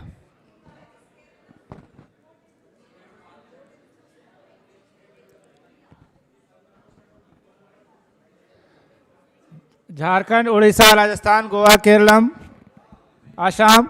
Please. Yeah. Pankaj, you can support theme 2 states, Chhattisgarh, Uttarakhand, Gujarat, Mizoram, Andaman, Bihar.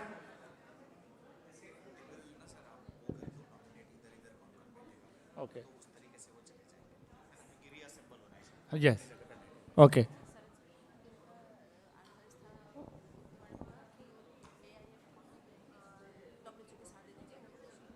We will do. अगर हैं तो let's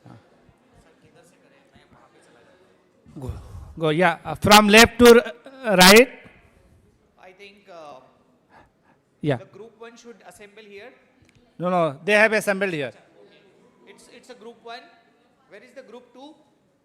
Group 2, yes. Group 3. Where? Where is Group 3. Group 3. Group 3. Group 2. Group 2 is here. You can join there. Group 3. This is a group 2. Group 3. Where is the group 3? Group 3, Meghalaya, Jammu Kashmir, Haryana, Karnataka. Yeah, group 3 can be assembled here. Please. Dadra Nagar Haveli, West Bengal. Group 4, where is group 4? Here. So group 4 can assemble here, please. Group 4, Himachal Pradesh, Madhya Pradesh, Pondicherry, Punjab. Arunachal and Nagaland. Group 4 here. Here I am, if you can hear. Group 5, where is group 5? Yeah, group 5 can come here. If, please, group 5, Manipur, Tripura, Lakshadweep, Telangana, Maharashtra and Delhi. Group 5, this side, and group 6, this side probably. Yes, group 6. You are already there, so I request the group 6 member to join the table where ma'am is checking. Ma'am is checking. Group 5 is here. Yes. So I hope everybody. Group 6 is there, sir. Yeah, please. group 6. It is there. Behind that TV. Yeah. So I think everybody has assembled in their respective groups. Now we should listen to the instruction given by Sharad sir. Sir, So, एक बार slide फिर से display yeah, करिए, please. have you assembled? एक बार slide display करिए. Slide दिखाइए भाई. So, sir. Yeah. Group 1 में कौन lead कर रहा है? हाँ? Group 1 में कौन lead कर रहा है? दिया ना? एकजुट. Group 1, Dr. Vikas, एकजुट. Group 1 में डॉक्टर विकास है, विकास जी है, आए हैं. Okay. Yeah, SIHFW team Maharashtra, Group 1, and our trainer, yeah, they have. That's great. Okay. Group 2, Dr. Renu, Shalini ji, Dr. Dinesh, Japalgo team. Yeah, please. Group 3, Subodh sir. Yeah. Dr. Subodh. Is he inside? Huh? देना है? बोला है? अच्छा ठीक है will see. कर दिया. So, yeah. Group 3. Okay. Dr. Mahesh is here. I think he is not. He left. Yeah. So, Mahesh sir, you will be joining group 5 instead of group 3. Yeah. And our NIPI team will be supporting group 4. Group 4, Dr. Ashfaq team. Yeah. Group 6, UNICEF team, Dr. Anpurna ma'am, Dr. Vivek sir. Yeah.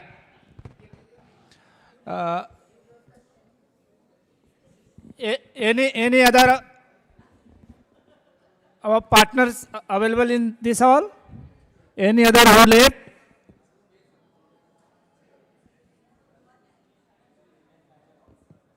So, Subodh sir, can I request Dr. Ashfaq? Can we request to start our group work? So we have given one template on the group, WhatsApp group, and please discuss among yourselves what are the actions, what are the strategies, how you will implement this theme in your states. Please brainstorm it and prepare your fill your templates, and one of the representative from each group will present that, will make the presentation for the particular theme. Okay? So we have 30 minutes. How much time we have for group discussion? We have 30 minutes time for group discussion and preparation of your PPT. Okay? So please, you may start now. If somebody has not a laptop in this group, kindly just let us know. We will provide the laptop. Yeah, this group. In this group, please provide one laptop. Huh? No chart paper. Let them discuss one the person here. So we will not providing a chart paper. discuss among yourself, fill the templates which we have provided on WhatsApp group. Do you, yeah, you can, sticky note, don't use it. Group 3 has lesser number of people. Richa, Richa, can you, can you give your laptop? Laptop is there, okay, no issue. Yeah, Pumni, you support this group? Yeah. Group 3, do we have Meghalaya? Somebody from Meghalaya team? Okay. Jammu Kashmir? Okay. आप वो group देखिए doctor Annapurna के साथ एक बार. Haryana.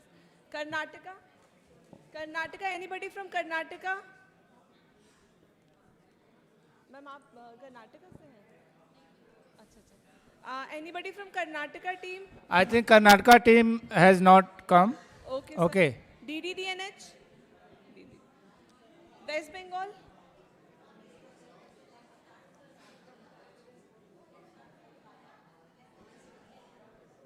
West Bengal, anybody from West Bengal? Sir? West Bengal team. You have to join group 3.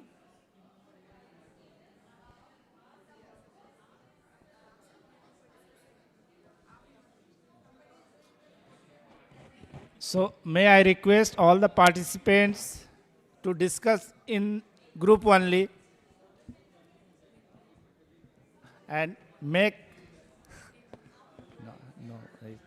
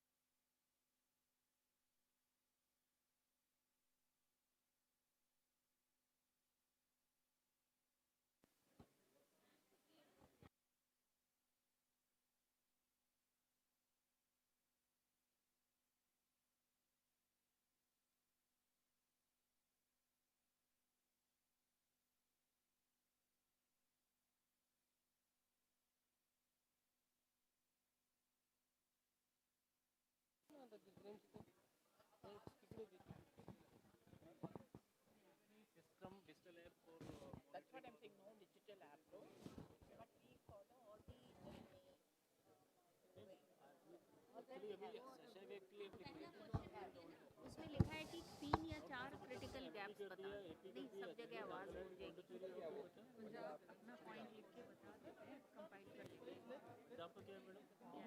लेंगे आप हम सब एक स्टेट हैं तब तक आप ऊपर वाली स्लाइड भर लो ना अच्छा ठीक तो एक गैप तो हम ये लिख सकते हैं कि कोई स्ट्रक्चर्ड पॉलिसी नहीं है ना अंडर विच अच्छा हाँ ये बहुत बड़ा गैप है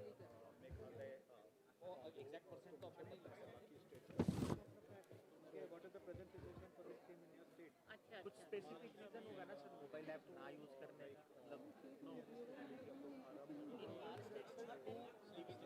हाँ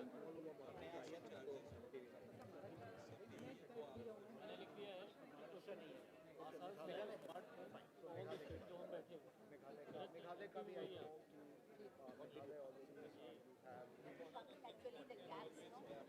gaps we are just talking about gaps same like Punjab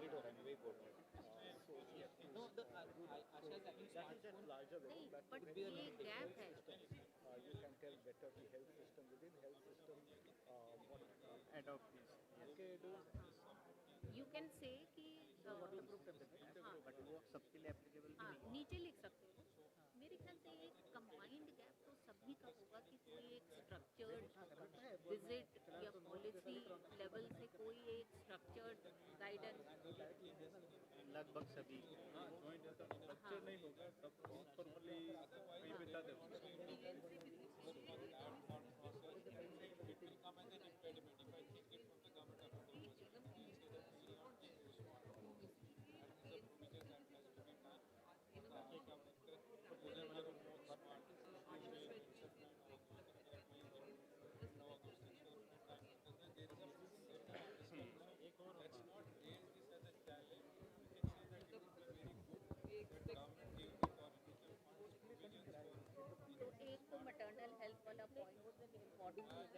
maternal health पे जो postnatal maternal health है, this is currently not happening.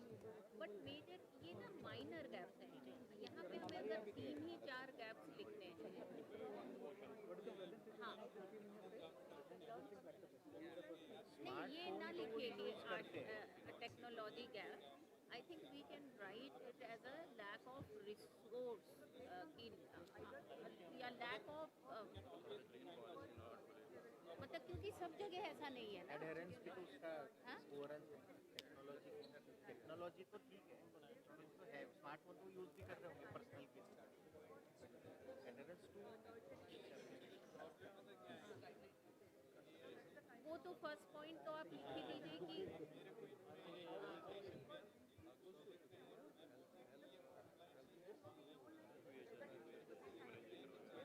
हमें सिर्फ रिस्क डिफरेंशिएटेड पे ही फोकस करना है बाकी हमें नहीं करना है क्योंकि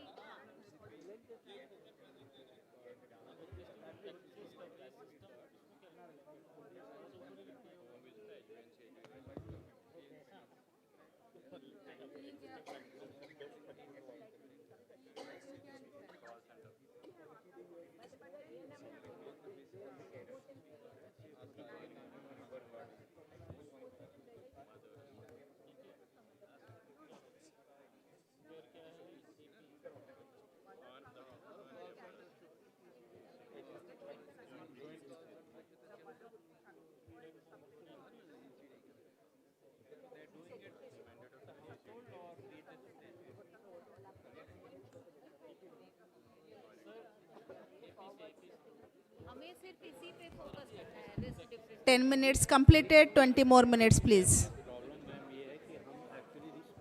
20 more minutes only. हमारी आशा रिस्क डिफरेंशिएटेड केयर मॉड्यूल पर काम नहीं कर रही है वो सभी के लिए यूनिफॉर्म इसका यूनिवर्सल विजिट है एक पॉइंट मेरा ये है कि ऑल द क्या ये ना प्लान मतलब मेरी आशा now at present they are not doing working on the risk differentiation plan they are visiting all the newborns and children on the schedule day. AI लगाओगे नहीं इसमें AI क्या लगाना है जो इन बात है कि हमारा इस थीम के अनुसार अभी जो हमारा SSBSK के अनुसार आशा नहीं कर रही है उनका schedule 20 minutes left. No risk differentiation Please expedite. एक पहला बात ये हो गया कि हमारा उस स्ट्रक्चर से वो काम नहीं कर रही है वो रिस्क डिफरेंशिएटेड स्ट्रक्चर से काम नहीं कर रही है दे आर यूनिफॉर्म विजिट है उनका शेड्यूल विजिट है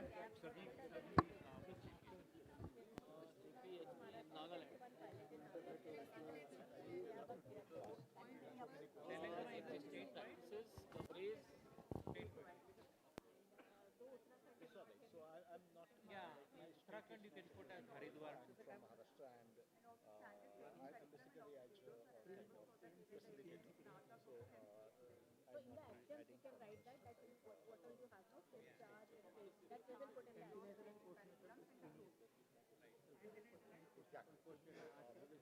it is the same like in Telangana but in only in one district facility level by medical officer.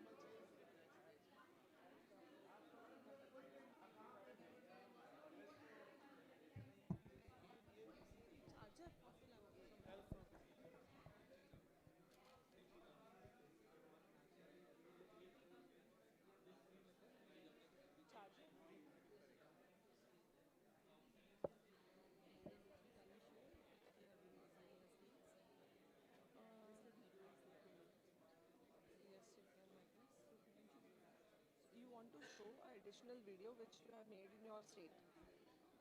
Maternal. Hindi. Let me get back to you on this. West Bengal?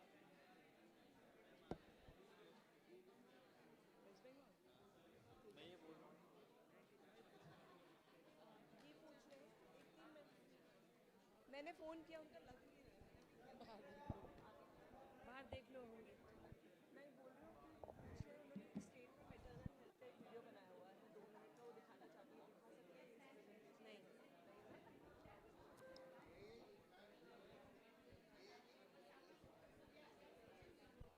वहाँ पर एक participant बोल रहे हैं कि वो एक maternal health का उन्होंने 2 मिनट का वीडियो बनाया हुआ है हिंदी में वो दिखा सकते हैं कि अपनी पीपीटी के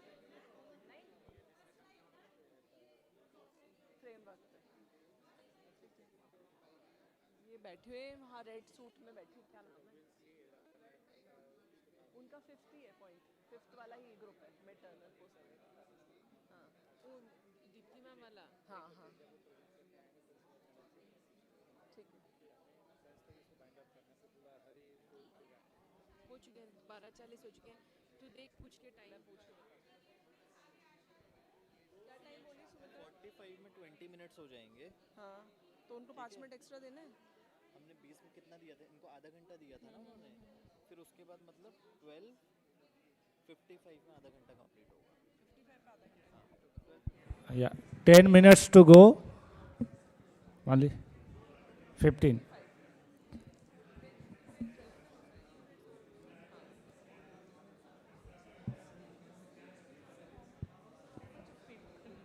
I know actually this is too much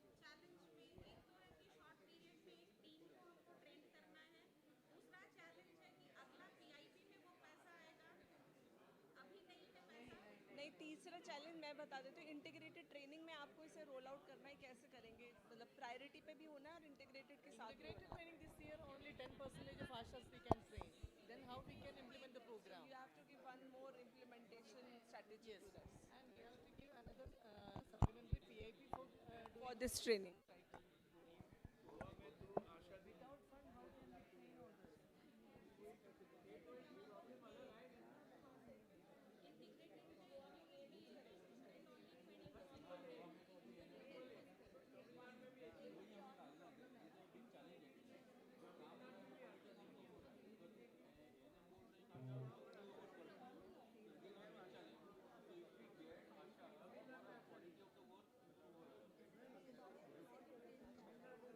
so next year we can implement Then when we can start this program? We can't do this. आप लोग का डिस्कशन हो गया कंप्लीट आप एक काम कीजिए एक मेल हमारा वहाँ से जो NHM 1-2 है डायरेक्टर को कि we want Asha we have Rajasthan से है ना आप काफी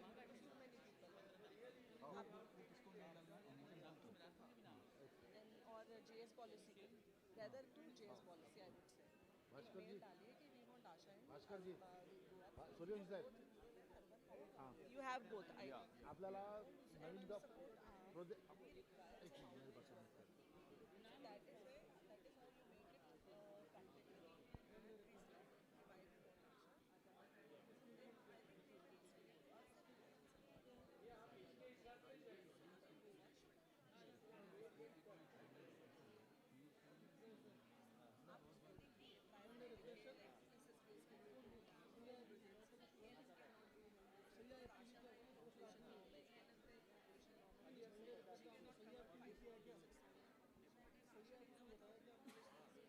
ऐसे करके you make a rational response why you require action and send it to JS policy.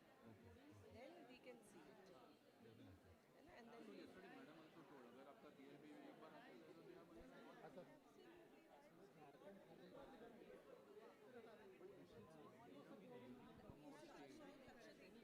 आपका नंबर दीजिए मैं सेंड करूँ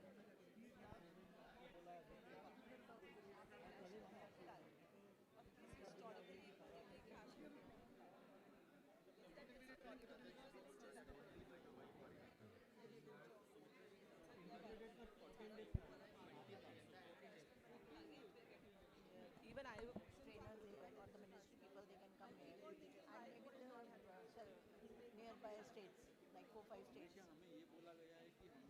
They ask states to send their trainers, the state trainers, for the training. GS policy.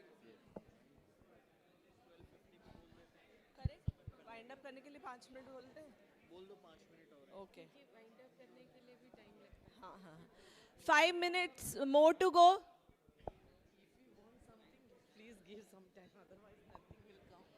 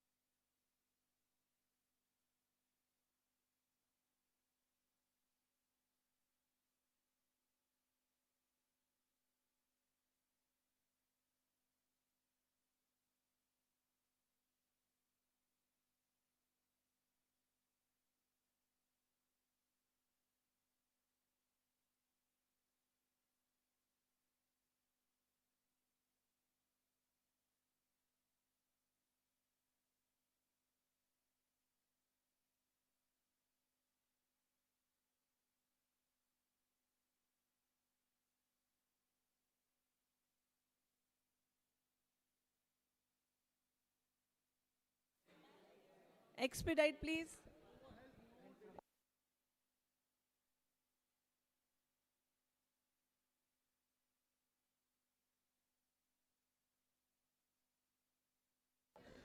those who are making the PPT kindly ensure that all the points of all members are covered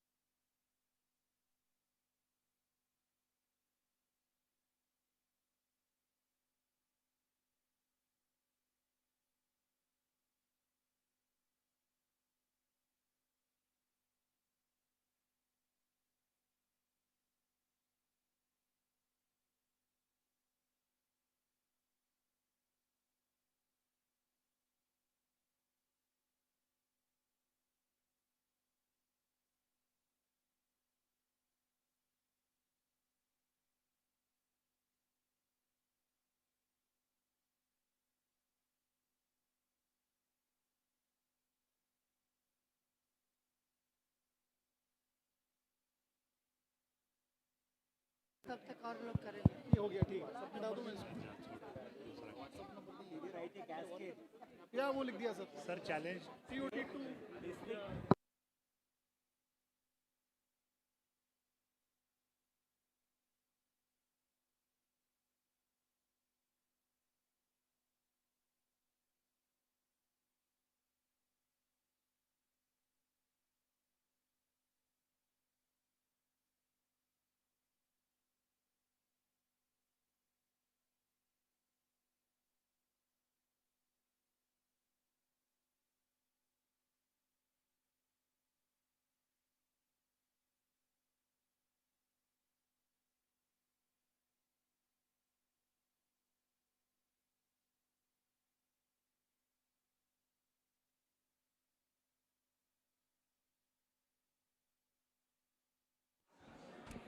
On request of some of the group members, we are extending 10 minutes more for each group. So kindly complete your task by 1:05. Yeah. 10 minutes more.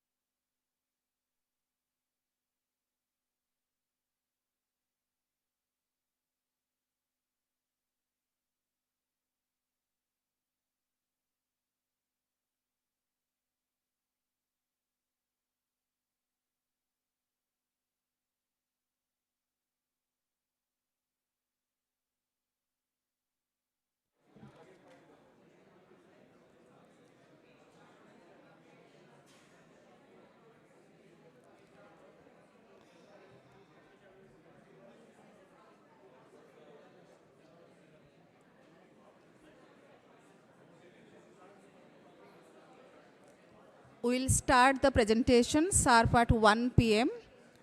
and you have just 5 minutes more to prepare the presentation.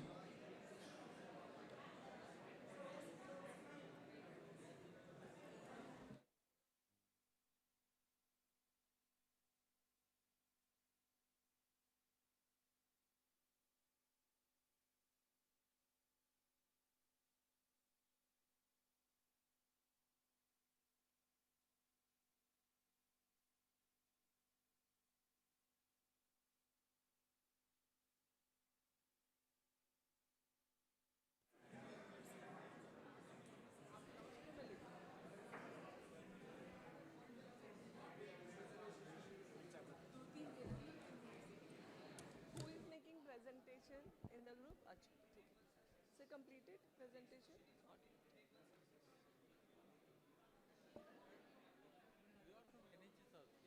But actually, you are coordinating the child health division.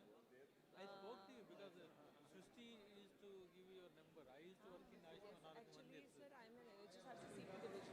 And if you see a lot of CP work, I mean, Asha is involved in the guideline and everything. So I have contributed to the guideline as per where the support. All groups are requested to hand over your PPT to Dr. Richa. She will collect the PPTs in her pen drive and kindly nominate one person from your group to present over here.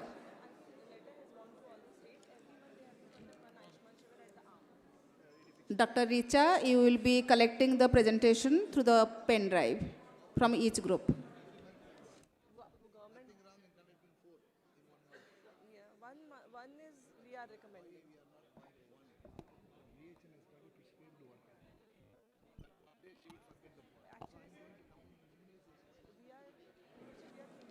Each group will be getting only 10 minutes to present, followed by 5 minutes for discussion. So kindly adhere to the time, only 10 minutes for presentation and followed by 5 minutes for discussion.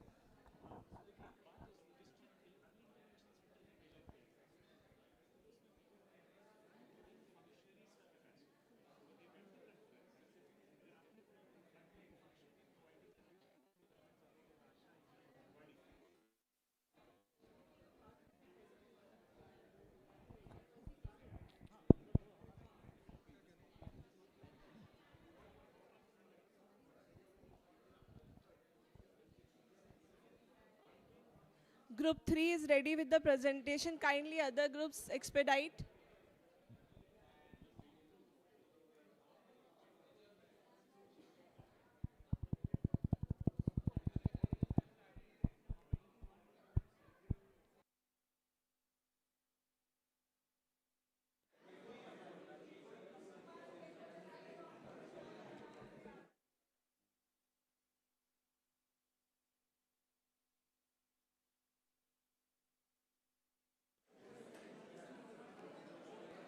It's time up.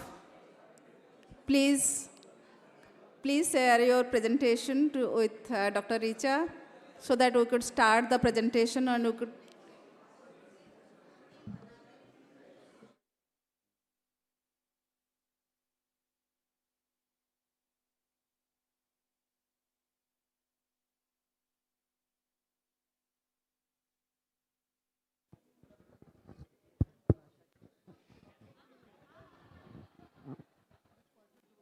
Let them. Yeah, बनाएंगे तब तक दिन करेंगे. Let them discuss ना. Half an hour थोड़ा कम है.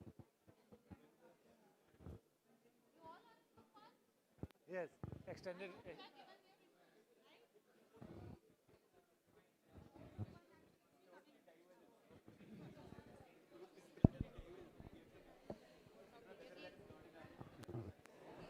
Receipt from third group.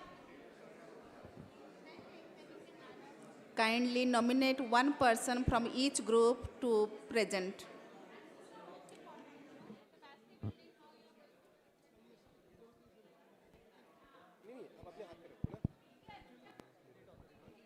Ma'am ये लोग डाल रहे हैं. ये डाल रहे हैं.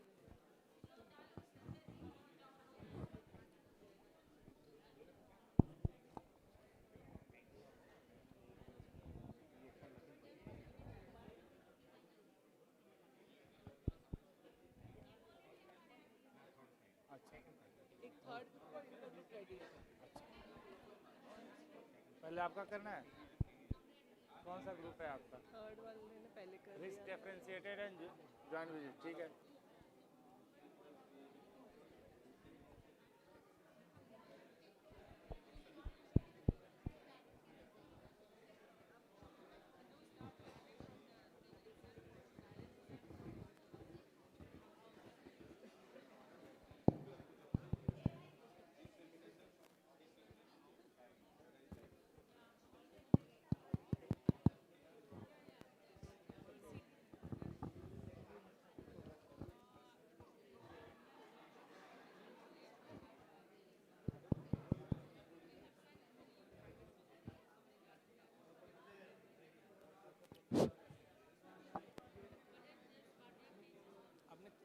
सर अपने थीम लिखा ना सामने?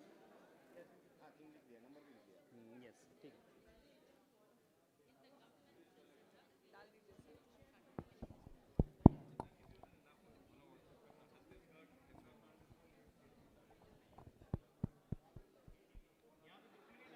नहीं आप मुझे पेन ड्राइव में दे दीजिए। Second and third. ये सेकंड है ना? सेकंड भी हो चुकी है, थर्ड भी हो चुकी है।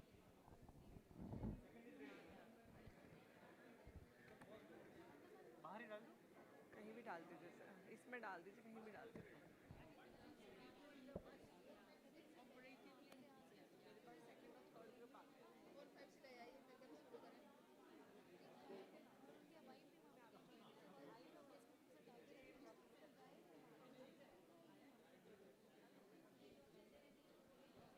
आपका रेडी है सर? इसमें पेन ड्राइव में डाल दो, फटाक से पेन ड्राइव में डाल दो। 1 2 3 groups ready.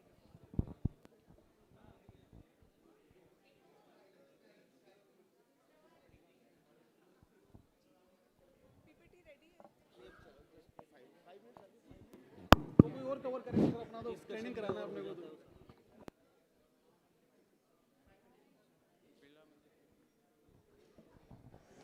I hope we received all the presentations from all 6 groups. 1 is ready, 2 is ready, 3 is ready. What about 4, 5 and 6? 5 is ready. Okay, 4 and 6. 6 is ready, 4. We are waiting for 4. Group 4, please provide your PPT. Ready. 4 is ready. 4 से लेकर आऊँ या 3 पहले start कर रहे हैं हम लोग, या 4 से लेकर आऊँ? 4 ready. 4 is ready. 4 is ready, yes. All 6 groups are ready. Dr. Richa, please collect from 4. इसमें डाल दो।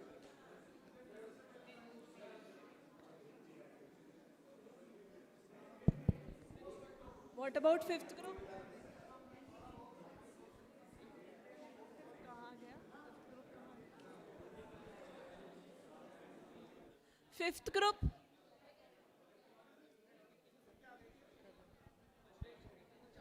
सिर्फ 4 के हो गए, 5th 6 बचे हैं।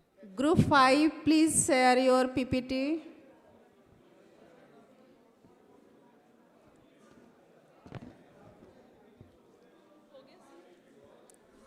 Group 5, please share.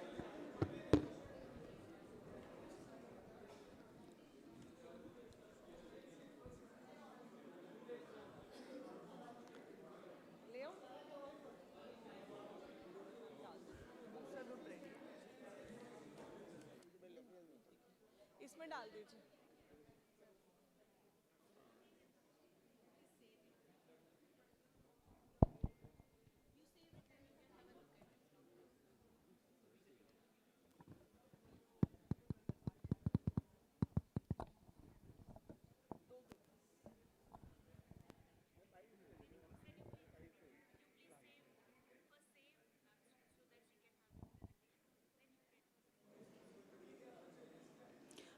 For presentation, I request each and every group, please adhere to your time to maximum 10 minutes. Maximum 10 minutes, not 10 minutes, maximum 10 minutes. If you could conclude by 5 minutes, that will be additional round of applause for you.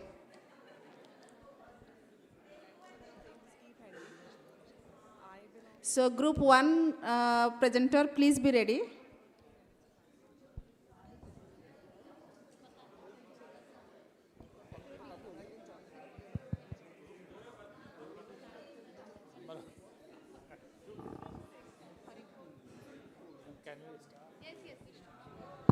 Richa, can we start? Yeah. Group 1 का शुरू करते हैं. So,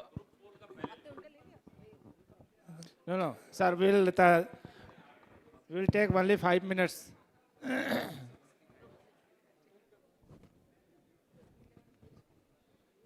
अरे team आ जाए ना, 2-4 लोग तो आइए. नहीं, आप नहीं आ रहे हो तो बाकी लोग तो आइए. Dr. Richa, kindly share the please आइए. PPT with us so that we could start. You are mentor for us. Please आइए.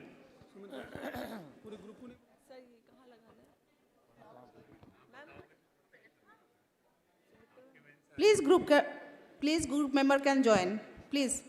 थोड़ा सा उठेंगे, थोड़ा सा ये हो जाएगा, एक्सरसाइज हो जाएगा. Rajat ji. Group 1, please join the stage.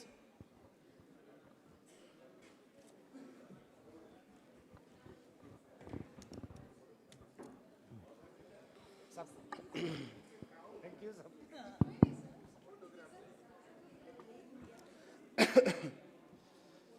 Good afternoon all. Myself Dr. Santosh Kadle and our colleagues Dr. Pradeep Chaudhary sir. नहीं, no issue. नहीं चलेगा उतना थोड़ा सा. तो ग्रुप 1 के लिए एक्टिविटी था कैपेसिटी बिल्डिंग स्ट्रेटेजी. इसमें कौन सा है? थोड़ा स्पेस कर लेते. 1 2 एक number space.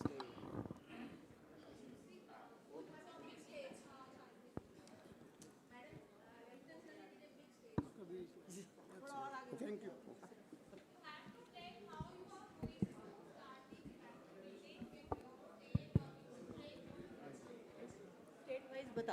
Good morning, everyone.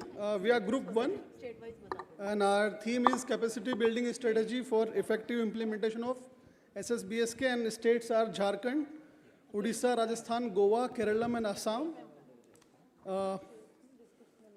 Ma'am, about current status of SSBSK training is, as we all know, that only in 2 states, Odisha and Rajasthan, pilot implementation is being planned. And ma'am, Jharkhand has some experience of doing integrated HBNC, HBYC orientation of 2 days, including SAIA application orientation. So Jharkhand may further elaborate on this. 2 days orientation जो आपने किया था, HBNC, HBYC integration. Ma'am, हम लोगों ने जो HBNC, HBYC को integrate करके डे वाइज आशा के लिए ट्रेन किया था, और सेम लाइन पे आंगनबाड़ी सेविकाओं का भी प्रशिक्षण हुआ था सेम विजिट को लेकर के, और उसके कारण जो हमारे ट्रेनर्स हैं, आशा फैसिलिटेटर और हमारे कैस्केट वाइज ट्रेनर्स हैं, उनको हम रिफ्रेशर ट्रेनिंग भी दिए थे. तो SSBSK में अभी हमारे इंटीग्रेटेड ट्रेनिंग मॉड्यूल में 8 स्टेट ट्रेनर्स तैयार हैं जिनकी ट्रेनिंग हो चुकी है. तो वो हमारे लिए एक अभी अवसर है, स्ट्रेंथ है, जिसको लेके हम अपनी टीम को ट्रेन करके आगे बढ़ेंगे. Ma'am, good point is it that almost all the states have saturated HBNC and HBYC trainings, so refresher will be more than sufficient. 3 days for FLW. 3 days for, if we are talking about the cadres, first of all, we have thought of 1 day orientation for the nodal officers, district level, block level, because here only few people. That's so. And then the TOTs we have thought of like the state TOTs, because national we don't want. State TOTs can be for 2 days. And then if the state is big, then district TOTs. And then cadre-wise 3 days for ASHAs, and for the rest of the cadre, it can be 2 days. Or because in the current integrated also it is there, but I think it is for... Yeah, because in the current integration issue is that the SSBSK is in the second phase. First phase, 5 days, there is... Ma'am, So 2 days... It is only the ASHA. So I and think to start with orientation like we have done here, Yeah. We will be sharing all the PPTs, even for the panel we kept because it is a national level, but we have the PPTs on those themes. Yeah. So we will share. We have all formalized with the uniform messages PPTs. So we will just go back again, see whatever feedbacks have been received, we'll add them. We will share all those PPTs, all these training videos, all the material which have been shown in the similar pattern. I think you can conduct the orientation at your district level, at your block level, at least all the managers at every level.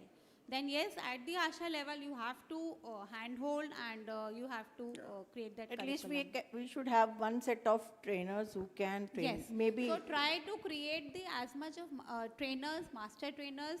Provide the list with us. We will share with NHSRC also because ultimately training will be lead. And for these new packages, as Madam has elaborated yesterday, SMD, probably a 3 days, training for refresher training, which might include the new thing which has been happened in the maternal health. So these new things would be, can be deliberated. So I think 2 days and 1 day for the. Ma'am, how we are thinking is like 2 days for ASHA, and third day will be ANM, CHO and ASHA. And ANM CHO will be trained about, joint visit and how to deal the referral cases and use the I1CI toolkit and that way. So 3 days will Once be. we have a set of trainers at the state level for SSBSK only, means oriented, and then they can do the categorized training, it will be easy. Yes, so I We think it's need very not to follow the important whole to create basket. the trainers in the respective states with these things. So I think that you have to now, work on, who are well versed, like the question which came, the simple question, what is the difference between at risk and a danger? Because as you can see, somewhere we get the report of referral of 60%, somewhere we get 0.1%. So there is no coherence in the reports which we are getting. So we need to have the quality reports, and we will ensure as you people have given feedback, then when you are doing entry in the app also, you are also able to analyze the data.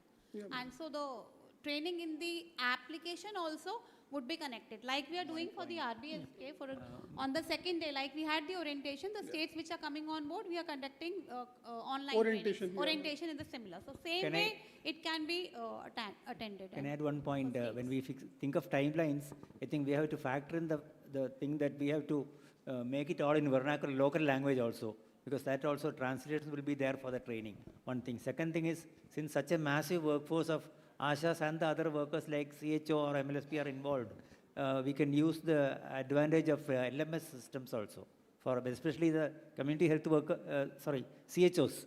And they are people who are well versed with using LMS systems. So Kerala has a good LMS system, so that will ease the training load and also act as an opportunity for refresher.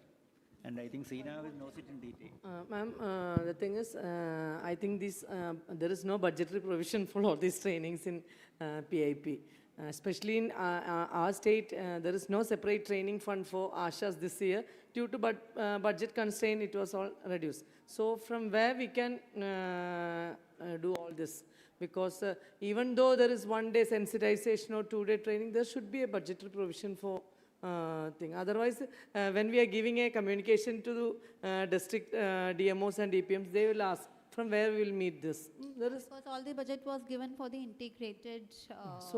That's a very big constraint, ma'am. Otherwise, because in our state, for the sensitization of higher officials, district officials and state officials, we can do, because in every month there is a senior medical officers conference, and that can be filtered to district medical officers conference also. But after that, we need some additional support. For the ground level training, you will be Yes, requiring the because ASHA training, we can't, if we are doing it for 2 days or 3 days, it's require a very good budget thing, ma'am. Otherwise, it is not work, because when we are calling them, we have to give them food. Otherwise, the day 1 to morning to till, we can't tell them, you please bring your food, and that is not be a good mode.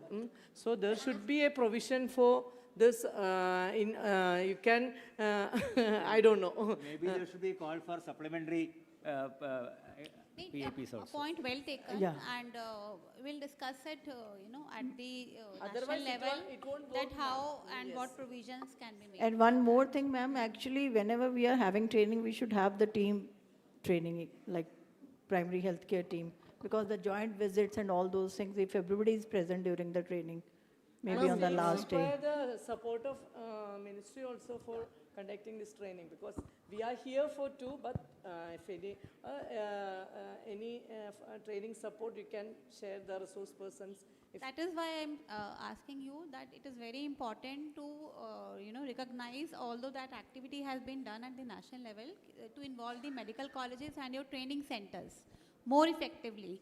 Because see, when you go to the state and the more periphery, it is not easy to, mobilize the resources, and it is cost. Because online training for ASHAs is very important, ma'am. Because I don't know, in our case, they are doing some mobile apps, but not all the states. But they require intensive training how to use this app for, because it is not a single page.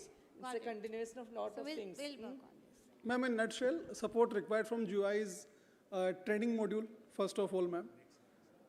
Training module will be required. Second thing, ma'am, budget provisions, because integrated training, it will take 5 years. 14 days training is integrated training, and there is no TOT available for that, ma'am. So that will be required. Ma'am, key actions, ma'am, orientation we have talked about, complete cadre of like TOTs. At state level and district level, 2 days is enough, ma'am, because they are all trained in HBIC already. And 3 days training as we discussed, ma'am. And ma'am, national TOT or whatever training module ke release ke baad, ma'am, within 1 month, state can easily do the 2 days refresher of their TOTs. And within 6 months to 1 year, they can train all the FLWs at district level in 3 days refresher. Ma'am, convergence will be required with WCD. NHM is on board, although NIPI and UNICEF and other development partners could be there. Medical education as a trainer institute for TOTs mainly can be there, ma'am. Monitoring and indicate how will we monitor this, ma'am. Ma'am, timeline-based training saturation we can ensure after every level. Next 3 or 6 months we can decide.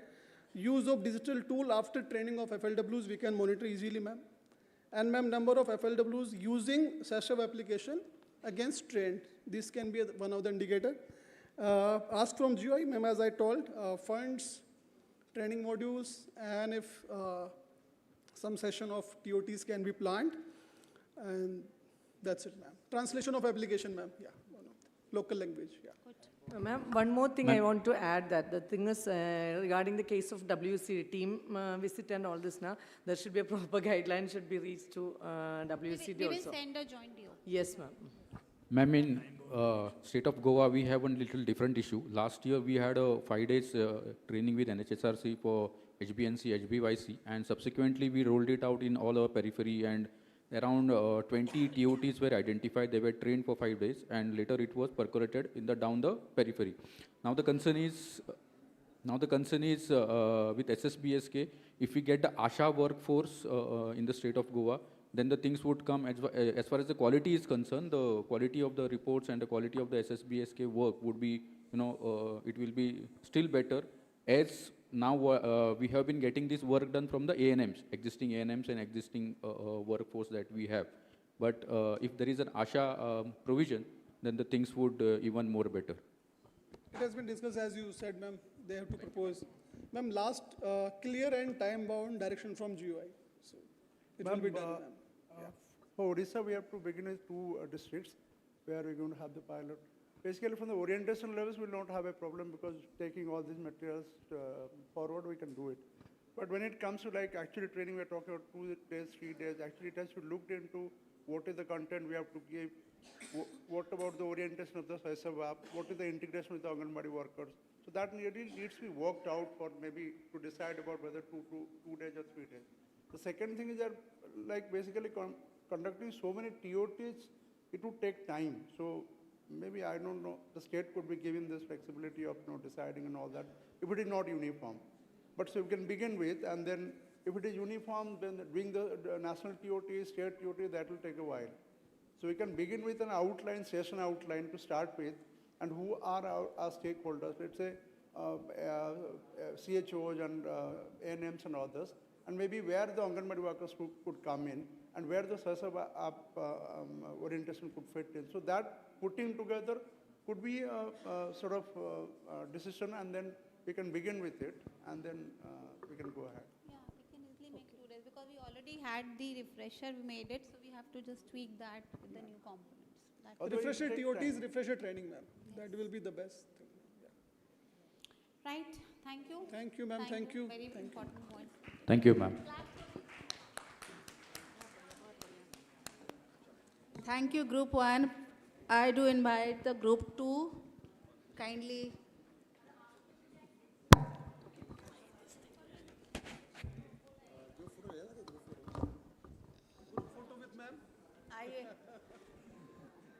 Ma'am, there is a demand to have a group photograph with you, if you could. There is a demand to have a group photograph with you, with the team. Group 2, please be ready with nearby the dais, please. Group 2.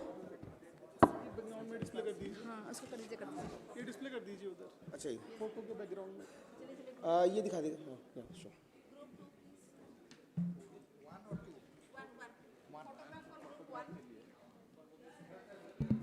For photograph, it's for Group 1 only. Group 2, please be ready for the presentation. Group 2, on the dais, it is only for the Group 1.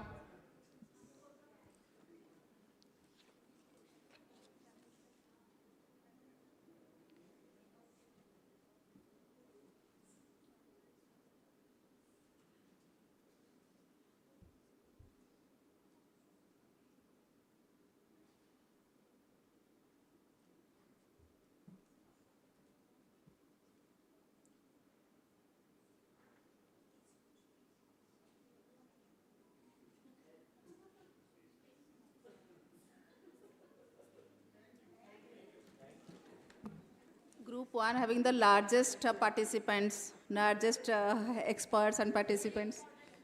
Very important and very pertaining discussion we had with Deputy Commissioner. Group 2, please come to the stage for your presentation, please.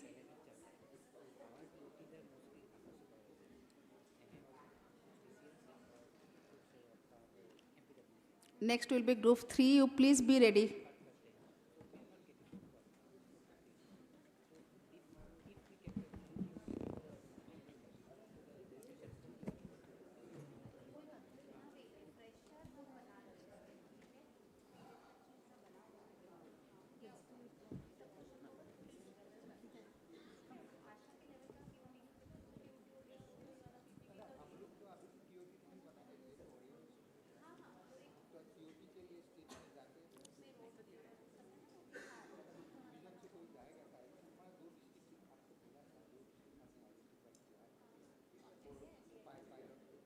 Yeah. Okay, good afternoon. I am presenting for the theme 2, risk differentiated care and home visit, joint visits. So the current scenario in our states that there is no joint visit, there is no structured visit, and specifically there is no risk differentiated care related to it. So there is no risk differentiation in those cares. So what are the gaps? So there are lack of resources like uniform availability of all type of resources, consistent risk differentiation and risk-wise follow-up across all frontline workers, clear micro-planning for joint visits and avoidance of miss or duplicated visit, timely communication of risk status and referral needs between those peripheral cadres, from ASHA to CHO and MO, including the Anganwadi workers, and digital tracking, alerts and referral loop closure need to be routinely used for these 8 risk children. So these are the gaps. What can be the key action? So we should be coming up with the statewide PIP proposal, and there is a dissemination of this guideline to the all the frontline workers and capacity building regarding that. And what would be the implementation plan? So at the state or district level, there should be a micro plan. There should be a training, a monitoring system, and a review mechanism. At block and PSC level, we need to prepare a village-wise joint visit calendar and review the miss visit, if any. Then for ANM and CHO, conduct scheduled visits for designated at-risk contacts on the day 7 and 3 and at 3rd month and 6th month. For ASHA and Anganwadi worker to identify and track these at-risk children, facilitate the household contacts and coordinate the follow-up. And also this need to be incorporated in TBI, team-based incentive. So conversion specifically with the, majorly with the WCD department with Anganwadi workers for this particular theme. There should be some indicators where we can monitor. There has to be a dashboard where all the higher cadres can see that what are the visits which are missed and need to be focused. So what help we can ask for GOI. So we need resources like PIP proposal for this capacity building and also the incentive, dissemination workshop supports from GOI, and need technical support also for the application specifically. Like different state have different applications. Some of them are having no applications also. And also the support from logistic and travel to ensure timely visits in difficult to reach areas. Thank you.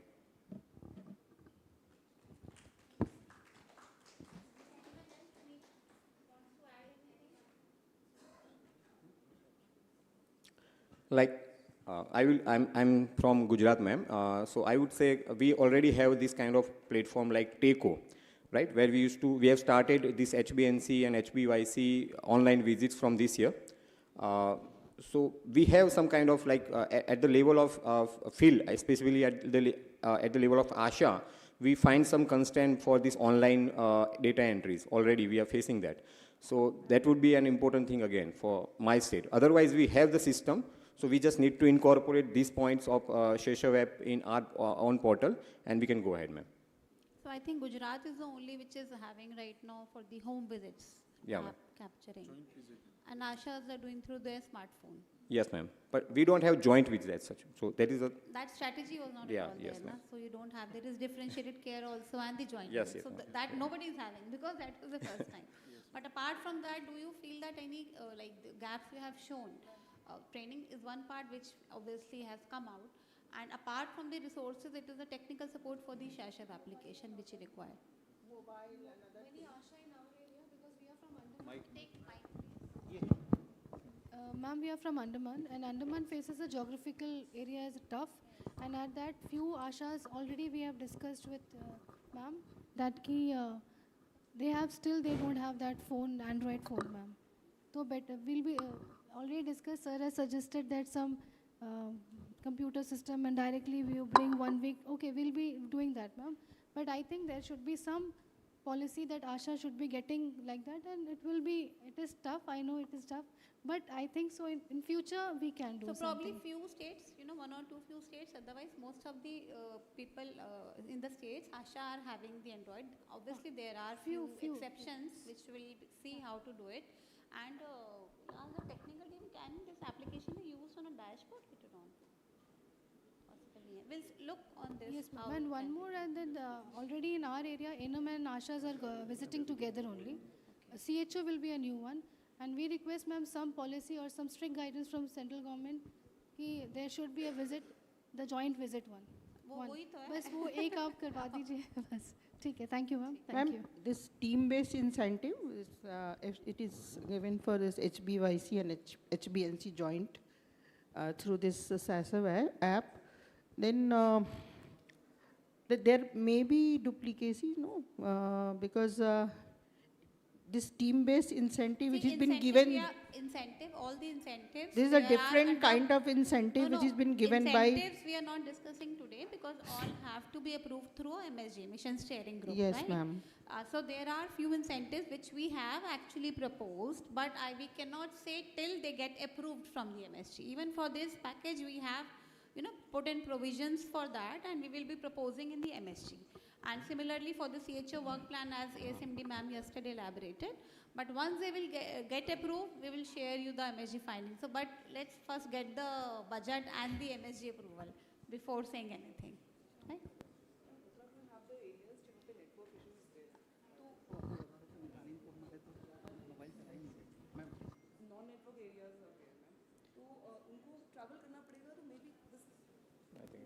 She'll move almost एक हफ्ते बाद या मतलब month में एक बार she'll come to the district hospital या उस वाले area में, then she'll come into the network area. तो उसमें मैम जो जियो टैगिंग वाला ऑप्शन है उसका फिर किस तरीके से होगा फिर मतलब areas where the network is not there and she has to move. मतलब कितने दिन के बाद वो sync होगा, मतलब for how long she has to wait.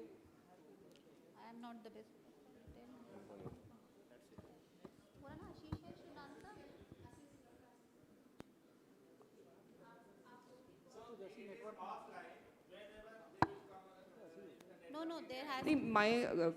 My question is like the area is non-network area and like she has to move to the other area. तो कुछ का तो ये है कि गांव में नहीं है, नियर बाय गांव में है, या गांव का एक एरिया में नहीं है तो दूसरा एरिया में, but there are some areas जो पूरे गांव में ही नहीं होगा. It would be uploaded whenever she will be in the net, even if it is more than a month. And ma'am geo tagging वाला वो भी अपलोड हो जाएगा मतलब. नहीं, शी इज आस्किंग कि वो गांव में गई है और वो 1 महीने बाद नेटवर्क एरिया में आएगी, बिकॉज उत्तराखंड में तो ऐसा होता है ना, तो कोई प्रॉब्लम नहीं होगा. Geo tagging and everything would be saved on the mobile, it will be stored and latitude longitude will be correct. Okay, thank you. तो क्लाउड पे जाएगा data whenever she will come. Ma'am, हम लोग छत्तीसगढ़ से हैं. मुझे ऐसा लगता है कि पूरे देश से सबसे ज़्यादा चैलेंज हमारे यहाँ होने वाला है, क्योंकि अभी तक मितानिन तो मोबाइल ऐप यूज़ ही नहीं कर रही, वो ऑफलाइन ही भर रही है. उन लोग ऑनलाइन आए ही नहीं हैं, उन लोग अपोज कर रहे हैं. हम लगातार कोशिश कर रहे हैं उनको ट्रेनिंग देने का, वो अभी तक ऑनलाइन नहीं है, मितानिन ऐप में नहीं है. देखो ग्रेजुअली तो पूरा देश चेंज हो रहा है, उनके पास अगर मतलब एंड्रॉइड हमको थोड़ा सा वो करेंगे फिर. ये it's more of a behaviour problem rather than a logistic problem. Chhattisgarh में तो बस्तर में भी इतना अच्छा वो आता है नेटवर्क, में खुद गई थी, यहाँ से अच्छा आ रहा था. नहीं, नेटवर्क इशू नहीं है, इशू ये है कि वो ऑनलाइन करना ही नहीं चाहते. इट्स अ बिहेवियर इशू ना, वो it's a other kind of issue which needs to be tackled. हमको थोड़ा सा हमको टाइम. और एक प्रॉब्लम ये भी है मैम कि जितने मितानिन है उसमें से करीब 30% हमारे इलिटरेट है, और शुरुआत में जैसे लेना था ले लिया गया है. चूँकि प्रोग्राम हमारे यहाँ से शुरुआत हुआ तो वो मितान मतलब जब आशा प्रोग्राम तो वो उस समय जैसा illiterate means they cannot write and read, and how they are filling the reporting formats right now also. It's not that they don't have to report. सिर्फ वही फॉर्मेट तो डिजिटल हो रहा है, which is more easier. You have to just tick. लिखना भी नहीं पड़ेगा, लिखने में तो गलतियाँ होती हैं. अभी तक जो उनके ऊपर जो एक्चुअली क्या है अभी That speaks volumes about the quality of the visits which must be happening. अभी तक क्या था मैम, वो यूज टू थी लिखने का, अब वो एंट्री नहीं, illiterate लिख नहीं सकता है. They are saying he is there illiterate. Mitanin facilitator उनका फॉर्म भर देते हैं, और वो जो उनको ट्रेनिंग नहीं लेने दे रहे हैं, वो इनका कुछ अलग टाइप का इशू है, जिसके कारण इंटरेस्ट है, जिसके कारण वो बोल रहे हैं कि नहीं, ताकि वो फॉर्म भरने से उनको वो ना मिले. So that is specifically to Chhattisgarh. अभी हमारे लिए सबसे बड़ा चैलेंज यही होगा कि हम उनको ट्रेन कर पाएँ. अदरवाइज ऐप बहुत अच्छा है और इसको हम लोग ट्रेन कर पाएँ और उनको करा पाएँ, ये हमारे लिए सबसे बड़ा चैलेंज है. We have to have a targeted strategy for states like this where there is alert system जो है, अलर्ट सिस्टम है, मुझे लगता है वो मितानिन और CHO ANM को दिखने के अलावा उसके ऊपर के लोगों को भी दिखे कि इतने एट रिस्क वाले हैं, तो वो एट रिस्क वाले जब वो बताएगा कि नहीं आपके ये छूटे हुए हैं, दिखेगा वो डैशबोर्ड ब्लॉक लेवल तक दिखेगा वो डैशबोर्ड ब्लॉक का जो है उसको पूरा दिखेगा. ब्लॉक MOIC को you will be able to see. Joint individual state के करेंगे ट्रेनिंग्स ना, तो डिटेल में दिखाएंगे. ज्वाइंट विजिट मैम एक प्रॉब्लम होगा कि हमारे कंपोनेंट्स जो हैं आशा है, फिर हमारी ANM है और CHO हैं, इनको एक साथ ले करके चलने के लिए एक टाइम फिक्स करना. शेड्यूल टाइम पर हो सकता है 2 दिन 4 दिन बाद उन लोगों का शेड्यूल तय हो कि नहीं आज नहीं जा पाएंगे, कल जाएंगे, आज मैं लीव में हूँ, मैं छुट्टी में हूँ, मेरे एरिया में कैंप हो रहा है. इस तरह की प्रॉब्लम्स आएंगी इस विजिट में. जॉइंट विजिट सिर्फ 2 हैं इनिशियल न्यूबॉर्न पीरियड में और बाद में 2 है. अभी तो आप ऐसे देख रहे हो ना, प्रैक्टिकली देखना. और कितने बच्चे आपके at risk at one time उस गांव में होंगे, उस ब्लॉक में होंगे, एक बार आप एनलिस्ट कीजिए. Number will not be that much. अगर आप एक्चुअली देखेंगे ना कि कितने बच्चे 3 मंथ्स के हैं, कितने 6 मंथ्स के हैं और कितने एक्चुअली में फर्स्ट 7 डेज में हैं, उन्हीं को तो करना है, उसको सारे थोड़ी ना करने हैं. सब सेंटर एरिया तो काफ़ी बड़ा होता है मैम. CHO आप पहले पायलट करके अपने डिस्ट्रिक्ट्स में देखिए कितने बच्चे निकलते हैं जी. और कोई क्या ट्रेवल अलाउंस की भी बात इसमें सोची जा रही है इनके लिए? देखिए जब MSG से अप्रूव होगा देन आशा के लिए कुछ इंसेंटिव करेंगे. CHO एंड NM कई इंसेंटिव प्रपोज्ड हैं, बट लेट्स, मैं जैसे बार बोल रही हूँ, I can not commit anything. Let's we will propose as possible.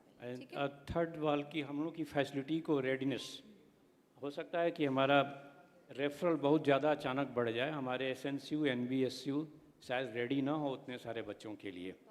ये एक प्रॉब्लम आएगी जो हम लोगों को रेडी रखना होगा. ये मतलब जस्ट हम सिर्फ मेरे लिए नहीं है, सभी के लिए कह रहा हूँ. So system readiness is important. That shows in fact your system is working well. If you are having a good, काम हो जाएगा. क्योंकि आप एटलीस्ट बच्चों को टाइमली देख लोगे, वो उनका डेंजर साइंस डेवलप होने की Yes, नौबत नहीं आएगी, या वो टाइमली जाएंगे, but it will take time, but आप देखना इट विल एट रिस्क तो हम कवर कर रहे हैं वहाँ पर, डेंजर साइंस वाले हमारे, लेकिन हो सकता है कि सभी को अगर डिफरेंस आप हर लोग प्रॉब्लम ये है कि जो मैक्सिमम जो मोस्ट पॉपुलस स्टेट हैं जहाँ पर संख्या ज़्यादा है, वहाँ पे हमारी रेडनेस कितनी है, हम कोशिश कर रहे हैं उसको अपग्रेड करने का, उसको प्रिपेयर करने का, लेकिन अचानक से या इस तरह की चीज़ें धीरे धीरे आएंगी तो फिर हमें टैकल भी करना होगा, कैटल भी करना। डिस्ट्रिक्ट्स में शुरू करो, स्टार्ट विद 2 डिस्ट्रिक्ट्स, आप देखो जहाँ प्रॉब्लम है। हाँ, वो हम लोग कर रहे हैं मैम, वो हम लोग कर रहे हैं। Gradually build up, specially in the states जहाँ ज़्यादा प्रॉब्लम है ना। Okay, madam, one issue. In Mizoram, almost 90% is international border. Eastern, Western, and that side. In the Eastern, Myanmar, Western, Bangladesh. So like, especially those Bangladesh area, people are still very backward, especially Asa is also.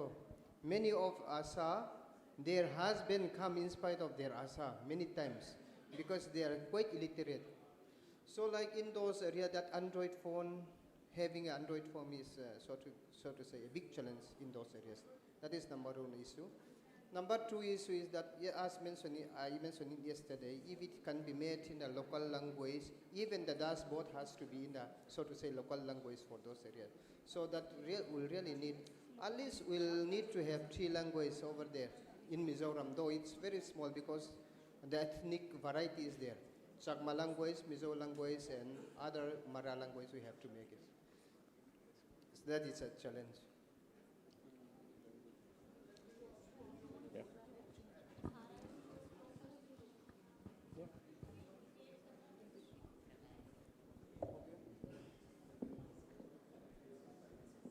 Yeah. Thank you. Thank you so much. Thank you, ma'am. Thank you so much, Group 2, for this very enriching discussion. And now it is a group photograph with the Deputy Commissioner.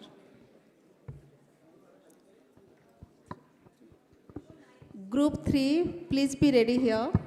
Group 3 team, please come here.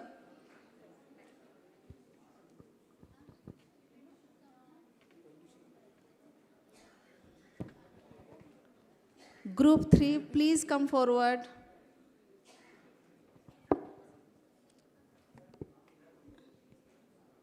If group 3 is not ready, then I will call for the group 4.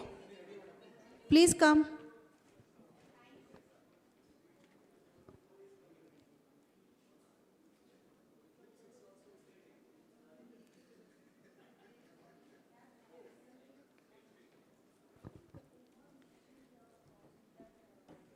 Now stage is yours, group 3.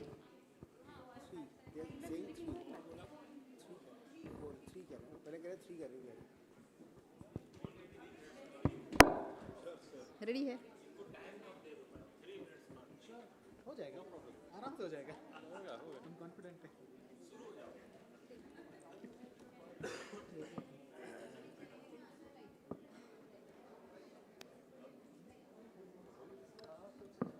Karnataka नहीं है ना मेरे पास, सोबत से भी नहीं है, सोबत कौन है? सोबत कहाँ आ गए?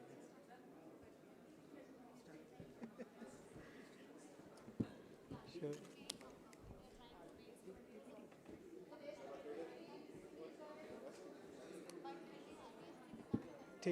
Good afternoon, everybody. We are Group 3. We were given the topic of ECD and responsive care. Just before starting, I would just introduce our team.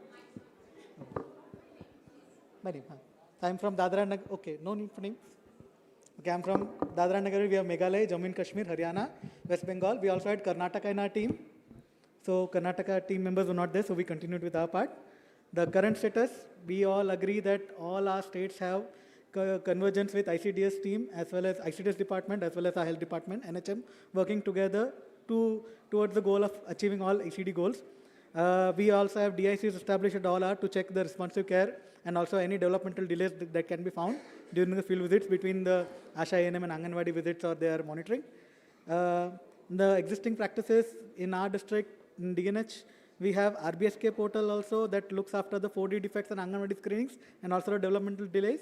And we also have a similar app like TECO in our district called the Public Health Management Portal. Rest all, all states also use MCP cards to check our ECD development as well as the growth monitoring milestones. The gaps we have found it, we would always face a time for capacity building, we would require more times. We need a proper portal that can provide a uniform reports and uniform outcome from these.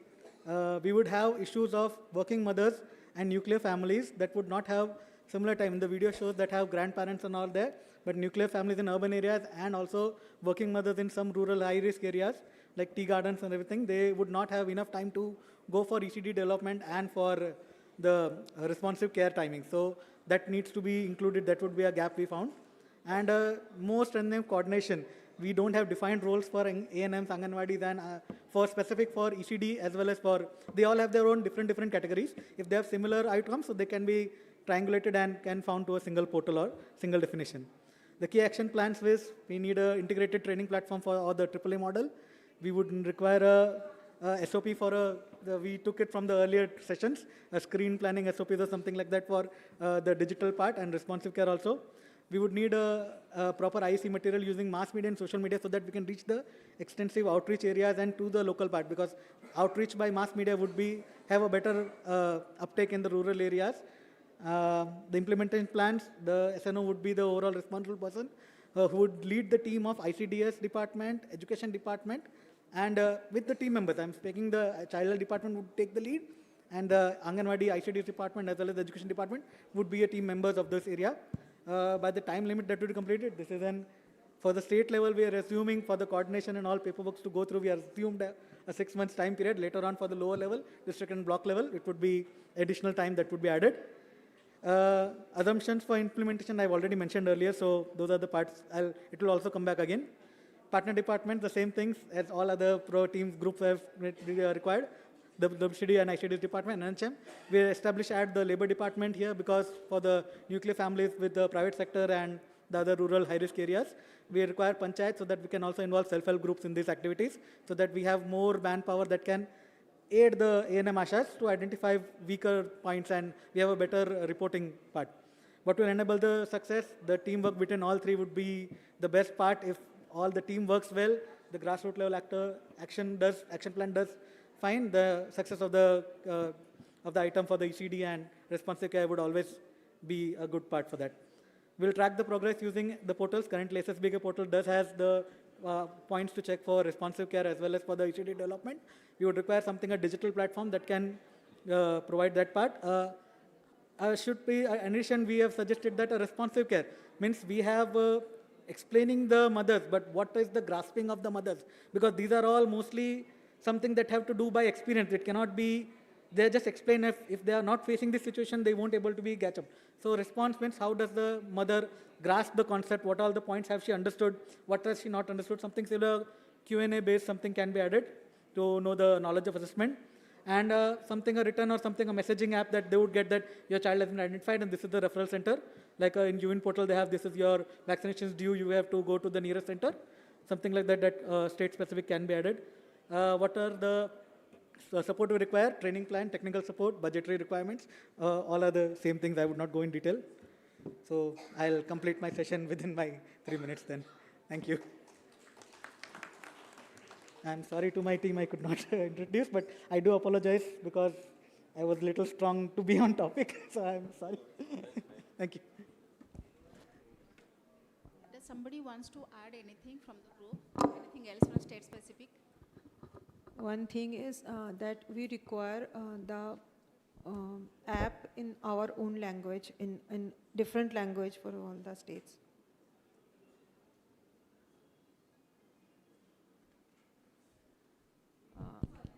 No, ma'am, it's all right.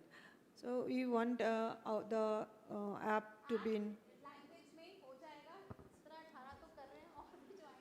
Yes, yes. And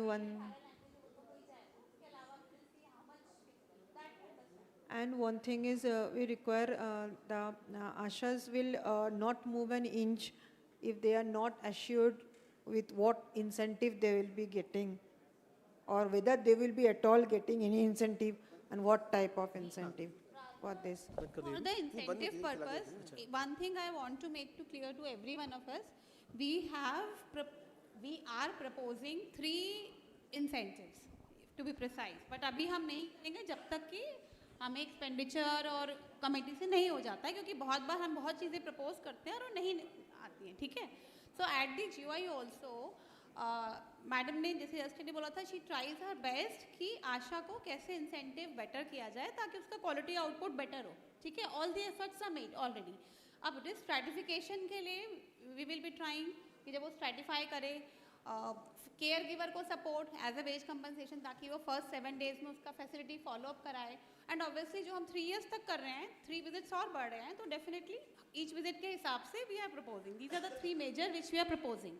but अगर फिर भी अगर आशा कुछ कहती है, आप ये देखिए, वो हमने कैलकुलेट पूरा किया था, 30% बच्चों के आप 4 विजिट्स पढ़ा रहे हो, राइट. और उनमें से 60% के आप विजिट्स कम भी तो कर रहे हो.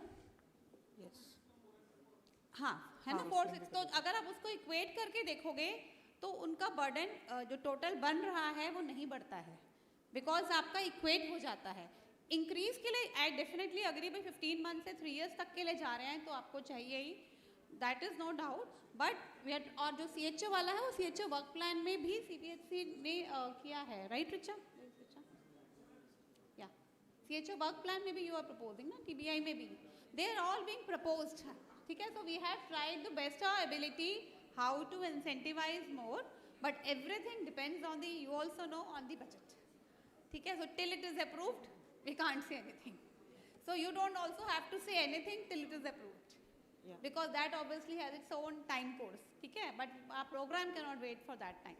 और एक चीज़ और कि ये जो हम कह रहे हैं, द मोमेंट जैसे बच्चा आपका आज बॉर्न हो रहा है, राइट, तो उसके बाद ही तो आप ये डिस्ट्रैटिफिकेशन स्टार्ट करोगे, अदरवाइज कैसे स्टार्ट करोगे, ठीक है ना. तो whatever you will be starting in a district, start from today, like so enroll those children who are being born from today. Otherwise आपका सारा चार्टिंग और वो नहीं आएगी. डू नॉट टेक जो ऑलरेडी चल रहे हैं, ठीक है. So take that time line कि भाई अगर आपको आज स्टार्ट करना है, स्टार्ट एनरोलिंग फ्रॉम टुडे, तो आप भी अपना एनालाइज कर पाओगे पहले क्या स्टेटस था और अब क्या है. अदरवाइज बहुत कन्फ्यूजन हो जाएगा फील्ड में. लाइव बर्थ जैसे जैसे आती रहती है आपकी जर्नी में, उनको आप डे 1 से मोमेंट बेस्ड की बात पायलट करना है, उनको फिर स्टार्ट करना है. सो द इंक्रीज विजिट भी 15 महीने बाद आएंगे, तब तक होपफुली बजट भी आ जाएगा हमारे पास. And ma'am, one more thing is that we have a lot of unorganized sector in all states they are having, but for us the tea garden workers and other people are challenges where we see the responsive care and ECD, nutrition, everything is deprived because not only because the nutrition or things are not available, but because the mothers cannot give them time. So they are bringing their children with them.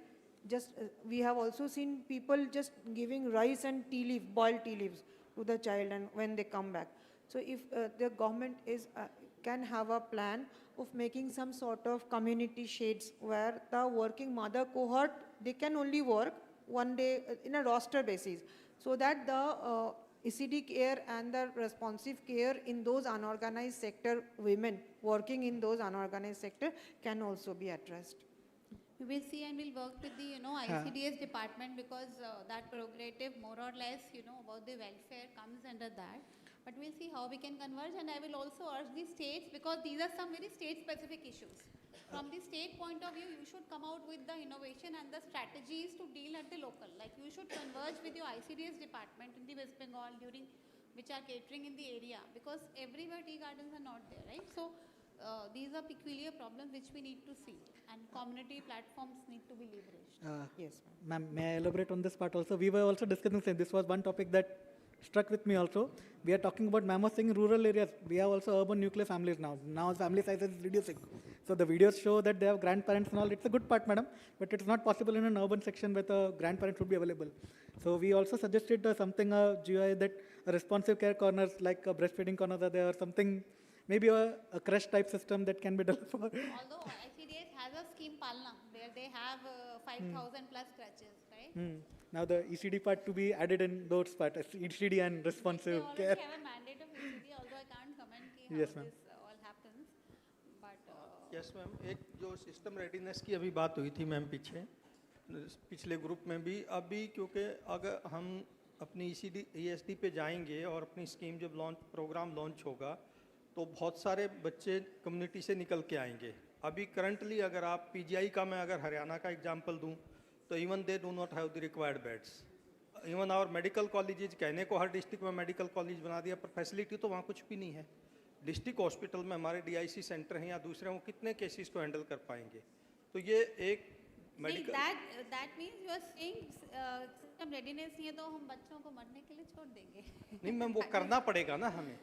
तो system readiness तभी तो Yes. साथ साथ चल रहा है ना. बिल्कुल. Like we have to build both. क्योंकि medical Now education it's like we are shutting the eyes because I don't have the facility. That is not true. And अगर आप एक्चुअली में जो उसका पर्पस है ना, इट इज नॉट कि आप चुन के सिर्फ सिक बच्चों को ही भेज रहे हो. Yes. It is the early identification, main focus on preventive and promotion. तो अगर मदर को पता होगा मुझे यार खाना खिलाना है, मुझे इस चीज़ का ध्यान रखना है, अर्ली इंटरवेंशन होगी, तो probably that child will not turn into a disabled child और will be simple as congenital deafness. There is a provision in RBSK to give the cochlear implant. Yes. But maximum बच्चे कब आते हैं? 2 years के बाद pick होते हैं. So if you actually may put this, they will be identified early. Okay, and we are working on the other platforms to get strengthened. Community facility linkage पे ही काम कर रहे हैं. Okay, thank you. Thank you so much. Yeah. Thank you. Thank you so much, Group 3, for this nice presentation, and I request DC ma'am to have a picture with the group. Group 4, please come onto the dais.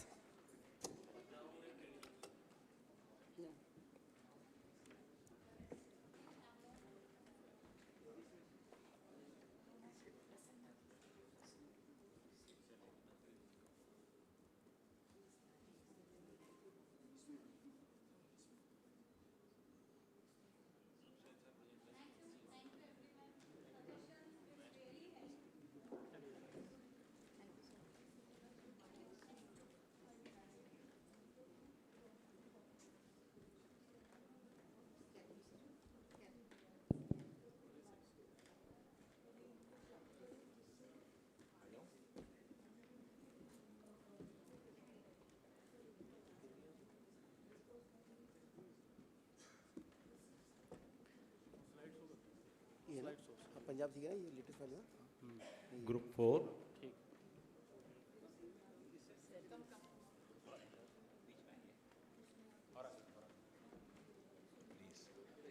We are from Haryana, MP, Puducherry, Arunachal Pradesh, Nagaland and Punjab. Current status of the our state in MP DSS rollout done. We also integrate our Anmol app with HBNC HVIC visit, and other states they are planning for this. In MP, majority of ASA, we have some problems that majority of ASA does not have smartphones, and in 5,000 places we doesn't have ASAs in MP, and we have some migratory issue in Punjab, and there is some acceptability issues to digital tools in various rural areas where some ASAs doesn't have चला गया, यहीं से बोल दीजिए sir. In urban areas, they do not have enough ASAs. Capacity building of especially ASAs required our vigorous exercise, and we have to incentivize the ASAs. Next.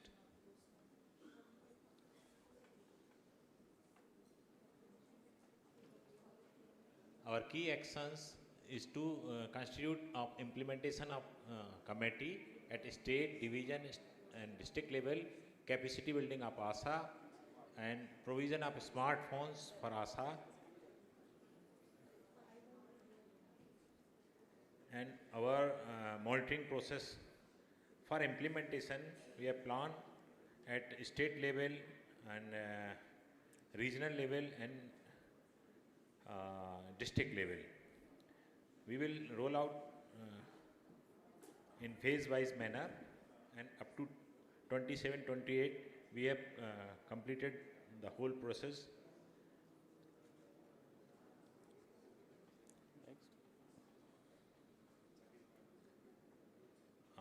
we are incentivize ASAs for using smartphones.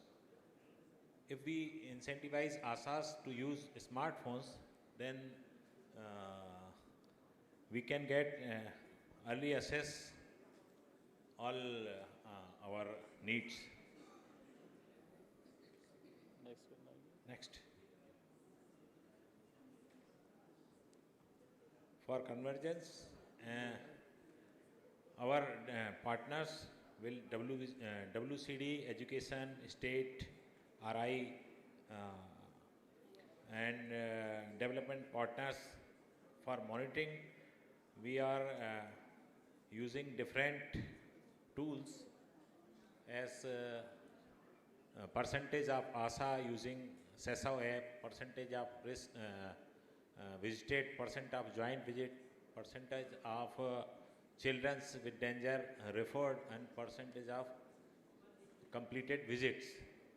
For key ask from Government of India, we want some financial and technical support, capacity building, trainings, incentivization, support for periodic assessment, and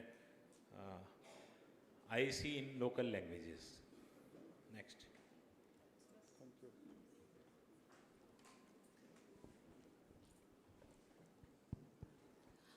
Ma'am, regarding the support from Government of India, we, in the PIP it has been said that printing of books are not allowed.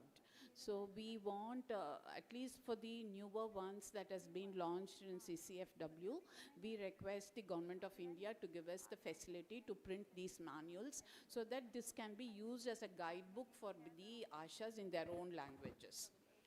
And then we need continuous hand-holding support till the ASHAs are being fully trained along with the ANMs and CHOs for effective implementation of this program.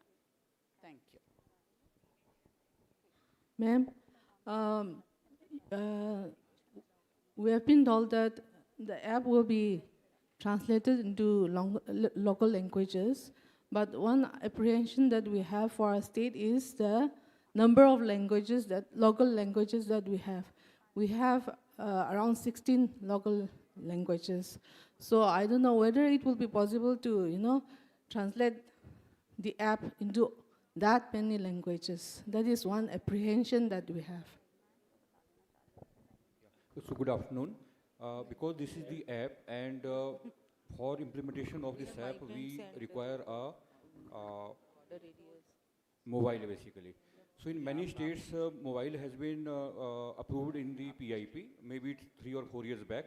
But in many states, these mobiles are not provided to the ASHA. So it will be one of the biggest constraints. Even if ASHA is using their own mobile, even then we have to support her through some kind of incentive and reimbursement of the internet cost. Because this is one of the most important things. Ma'am, like in tuberculosis, ma'am, each and every STS and STLS, they are given the tablet, ma'am.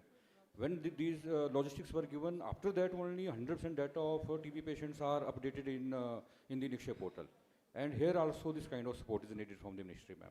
I know it will be very, very costly, but in longer run, since we are having this much of a program, it is required, ma'am. Thank you. Thank you. और एक चीज़ और add करना चाह रहा हूँ जो हमारे सारे स्टेट्स ने एक ऑब्जर्व किया है, आशा सभी जगह डिमांडिंग होती है और ट्रेड्स और सारे लोग ऐसे लोग हमारे डिमांड्स करते हैं जिनसे इवन हर स्टेप पर ब्लॉक डिस्ट्रिक्ट स्टेट पर भी हमारे एमडी तक भी उन ट्रेड यूनियन से बात करने में अवॉइड करते हैं। तो ऐसा कुछ मैकेनिज्म बनना चाहिए, या तो वो हमारा कुछ उनका गाइडलाइंस बने जिसके आधार पे उनको काम करना है, या उनको नेगेटिव इंसेंटिव जैसा हमारे ACS MP ने सजेस्ट किया था कि इनको फिक्स पेमेंट दे के नेगेटिव इंसेंटिव करें। तो ऐसा कुछ सिस्टम बनना चाहिए कि उनसे कम्युनिकेशन हमारा इजी हो, क्योंकि ऑलवेज अनसेटिस्फाइड रहती हैं, वो अपने इंसेंटिव को कैलकुलेट नहीं कर पाती हैं, इसलिए बार बार उनको ऐसा लगता है कि उनको कुछ मिसिंग हो रहा है। तो ये चीज़ को हम कैसे कर सकते हैं, ये हमारा गवर्नमेंट ऑफ इंडिया से रिक्वेस्ट है।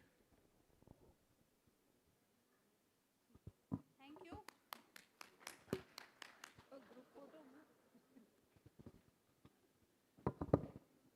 Thank you so much. Thank you so much, Group 4, for this nice presentation. DC ma'am will have a joint photographs with the team.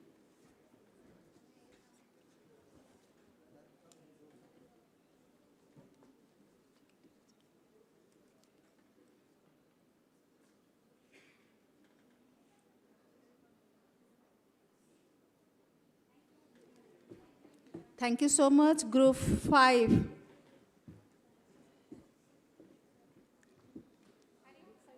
This is the time for your presentation.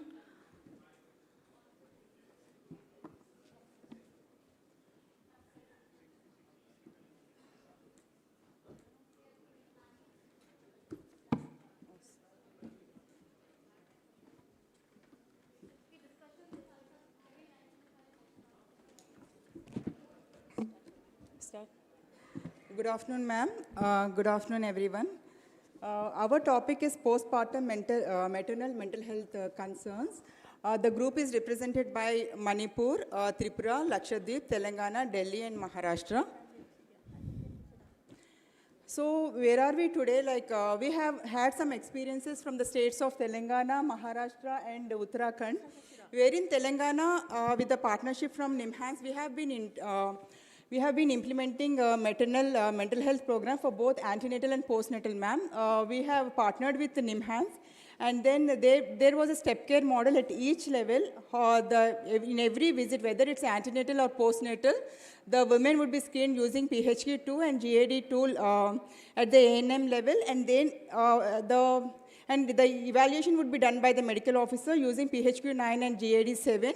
And if there are issues, either mild, moderate, or severe mental health issues, the woman would be referred to the specialist, wherein if she is eligible for treatment, she would be continued. Otherwise, she would be counseled and then she would be tracked at the community level also.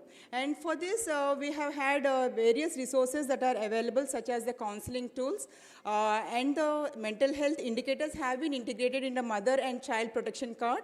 Even our state MIS also includes the indicators of maternal mental health, and there have been tools, PHQ-2 and GAD tool integrated in the MCP card, and there have been training videos that are customized even to the specialist level or even to the ANMs level also, and there have been training videos in the local languages. So these are the methods which we have used for the past 2 years, and now we are also capturing the indicators, ma'am, in our state MIS. Telangana, right? Telangana, ma'am. Have the videos made? Yes, ma'am. Yes, ma'am. They are in the local language? They are in the so local language. You can share with us Yes, if they ma'am. are convertible Sure, in ma'am. others, Sure, because ma'am. for the maternal counseling, if you have made, Exactly. probably we can integrate, them also within the Yes, ma'am. application, and they can, if they are, can be customized for the, we can use it, Yes. so that effort will not Sure, be ma'am. duplicated. Sure. So that's a very good Yes, idea. ma'am. So the NIMHANS has developed, so it's like the standardized curriculum, standardized videos, standardized tools, ma'am. We have also had some experiences from Maharashtra where it was piloted in Nashik for both antenatal and postnatal using GAD and PHQ tools, ma'am. But then it's a manual reporting. And even in Uttarakhand also there was a pilot in Haridwar. Risk assessment was done by ASHA and using PHQ2 and GAD tool. So the key gaps and challenges, what we have seen in this are all the states have presented that there are, anyway, we all know that there is very much stigma involved in the mental health program. Even for the women to come out and say that she has been going through so and so concerns is also an issue. At the same time, even discussing in the open forum is also an issue. So that's a challenge in the public health facilities. And implementation of telemanas, though it has been there, even the counselors need to be trained on the maternal mental health. So that's another challenge the states have expressed. So underlying cause, there have been so many causes. We know that their intimate partner violence or the domestic violence, and there are issues even on the genders, on the women, like preference for the male child. So these are all the issues that are there in the communities, which has to be dealt at various levels. And for this, the states are partnering even with the other departments such as WCD and also the mental health program team also. And the availability of supplies at both the PHCs and the CHCs levels also, the supplies need to be ensured so that these supplies are available whenever the women is in need of care.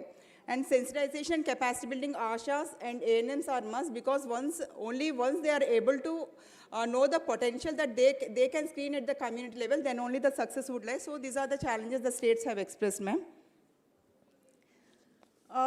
The key actions that we have taken up is Apex Institute, which is very much key to the success of this program, because the Apex Institute, which has the potential to train all the cadres, and we also in developing the training curriculum or the tools, and the capacity building and hand-holding is very much essential. We cannot leave the capacity after doing the trainings, but then we also need to go and then mentor at the facilities. That has been taken up even in Telangana also. So the mentoring was essential. So for 2 years we have kept that efforts. Now the state is able to take it, continue the efforts, and we have a clear SOPs for management. Once the women is identified, what is the referral pathway, what is the SOP, what does each cadre needs to do, that SOPs are also in place. And we have the IECs and videos, which we have already mentioned, ma'am. So the implementation plan, like even the other groups have also mentioned that we wanted to do the training in 27-28, of course, with the coordination of the DMHP and local medical colleges and the Apex Institute, which is identified. And with the assumptions that we have, we know that this issue is not discussed at a very length at the community level. So the understanding on postpartum mental depression is low and can be integrated with DMHP, and lack of awareness in the family and community and other cadres regarding mental health is also very low, and hence this program is very crucial. So making it work and tracking progress, how do we converge? As mentioned earlier, like WCD, mental health programs, medical colleges, and Apex institutes are the institutes which we need to converge. And what will enable success? Only when the indicators are included in the MCP cards and in the MIS, and also the training tools, the standard training tools, and the IECs, which are simplified at the community level, and then only we will be able to see the success. And monitoring indicators, like we have the monitoring indicators, like we do it for all the women, not just based on the risk screening, but we kept it mandate that all the antenatal or the postnatal women would be screened using these tools. So we will do it monthly reviews, but as and when required by the state from the MIS reports also. And key asks from the ZOI, experience sharing by states like Telangana, which have a well-established statewide program. The states have expressed this. Specific training tools and clarity about roles at each level of screen, whether it's CHO or the ANM or the ASHAs, like what is their role at each level. Cadre-wise SOPs for screening and management. So these are the asks from the ZOI, ma'am. Any sharing you want to do? Thank you so much, ma'am. We also have a nice video. If time constraints, we may not be able to play now, but during lunchtime people can see, and then, if with your permission, ma'am. It's just 3 minutes.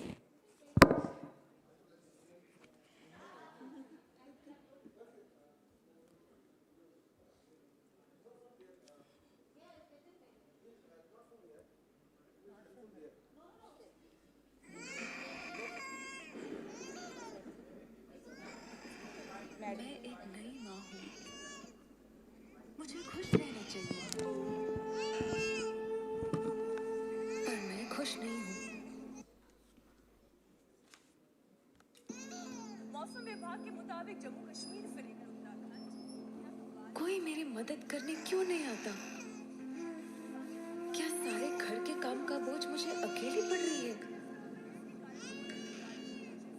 मैं बच्चे का ध्यान कैसे रख सकती हूँ?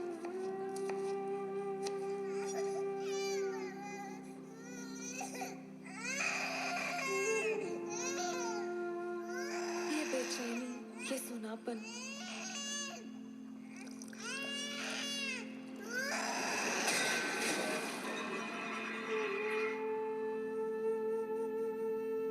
मैं तंग आ गई हूँ।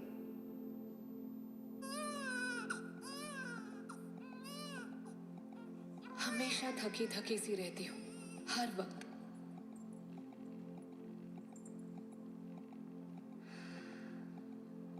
मैं क्यों सो नहीं पाती?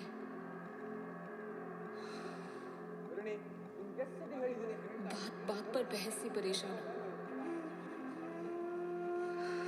बच्चे को भी देख नहीं पाती। मैं कोई काम नहीं कर सकती, कुछ कमा नहीं सकती। एक अजीब सी घबराहट रहती है। अकेला महसूस करती हूँ।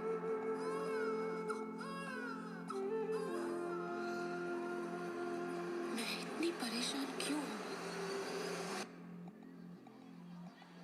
सब कहते हैं मुझे खुश रहना चाहिए, आने वाले बच्चे के लिए।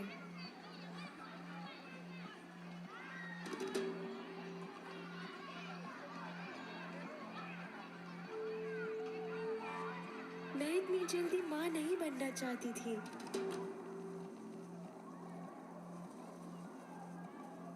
कुछ महीने पहले ही तो शादी हुई थी।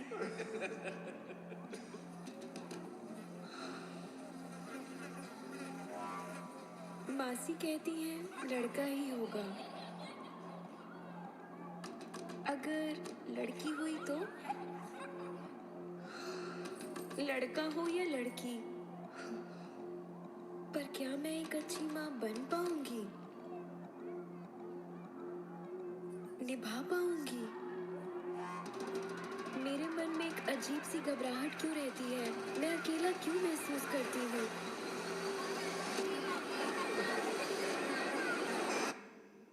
నేను ఒంటరిగా ఉన్నాను, నాకు స్నేహితులు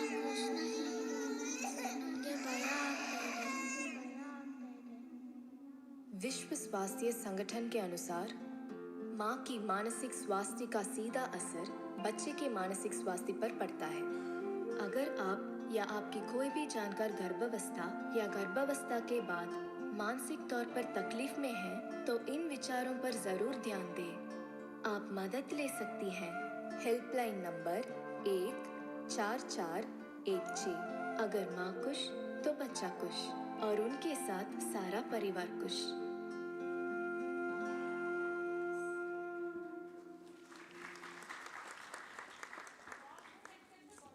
Yes, ma'am, yes. Yeah. Yes, ma'am, yeah, we will change. But thank you for your time to view this.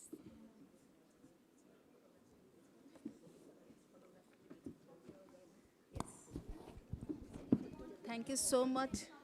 Thank you so much, Group 5, for such a wonderful presentation followed by such a touchy video.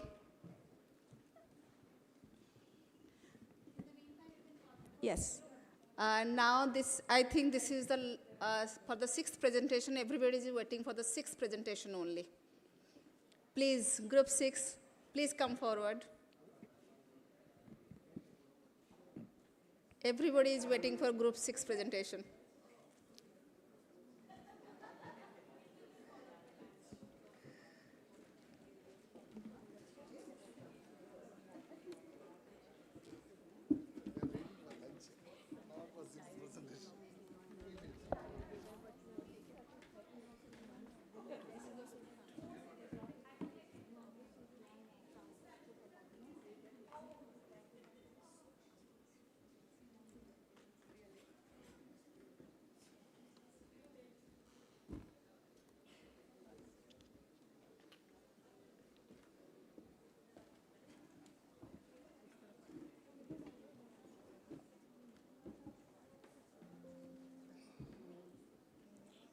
So good afternoon. She said everybody is waiting for 6th. I said everybody is waiting for lunch.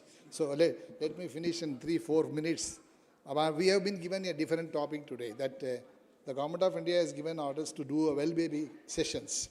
Whether the well baby sessions is really happening, how to make it operationalized, that is very important.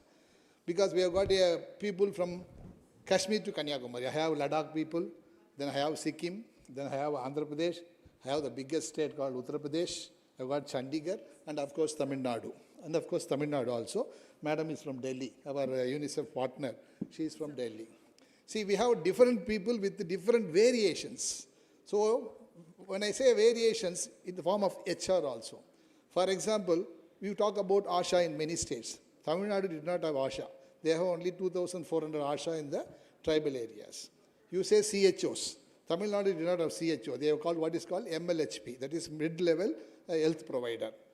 all CHOs, mostly some of them are doctors. In Tamil Nadu, they are all BSc nurses. So there is a variation between one state to the another state. So some states are doing well baby clinic little bit. Some states it is in the paper. So with this, we want to make it operates how effectively we can do that. Most importantly, this is going to be conducted by the ANM. That means we should take care of the job function of the ANM. You can, this one? Somebody can operate. So, job function of the ANM. See, the ANM has got a fixed tour program. She is covering a 5,000 population divided into 4 sectors, and every 1,000 villages she will be going every day, one day, something. So, we don't want to fix a day called, say, well baby session on one day and not to overlap our work also. So, what we are doing, so, and second thing, doctors also for supervision. In Tamil Nadu, there are plenty of pediatricians. In fact, we don't know how to put this pediatrician in medical college and district hospital.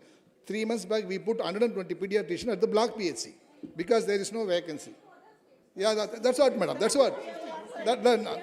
I have given some beautiful ideas, madam. I asked him to send some UP girls, let them marry and get transferred to UP also.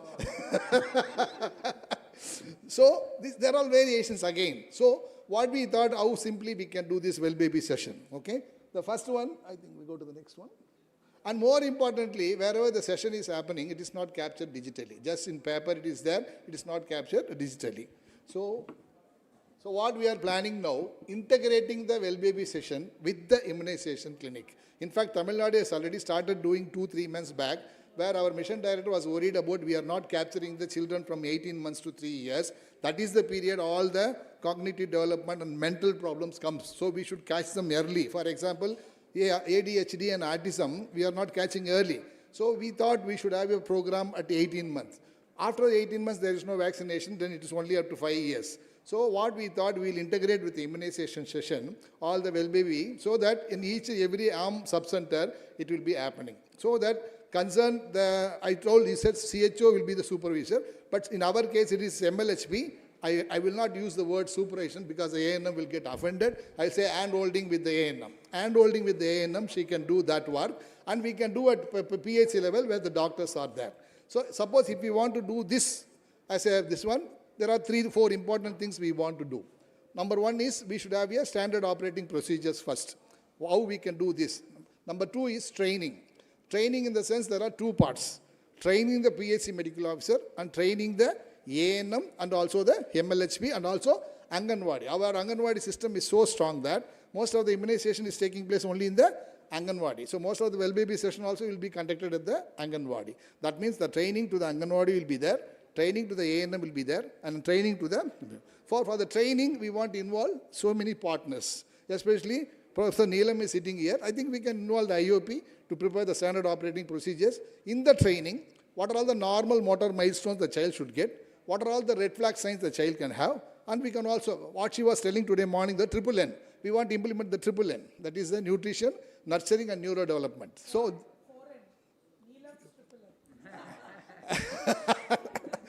I thought you were talking one more, you were including one more, not your name. Okay? So this triple N we want to implement so that we can have a SOP, train all these people and start implementing this. So this is the way we want to go, this one. So how to integrate, suppose if we are doing all these things, how to capture all these things, no? So we want to, now we want the same, what from morning what we are talking of the Shishu Bal, we want to integrate here. The PHC and the subcenter will be integrated with the RBSK module.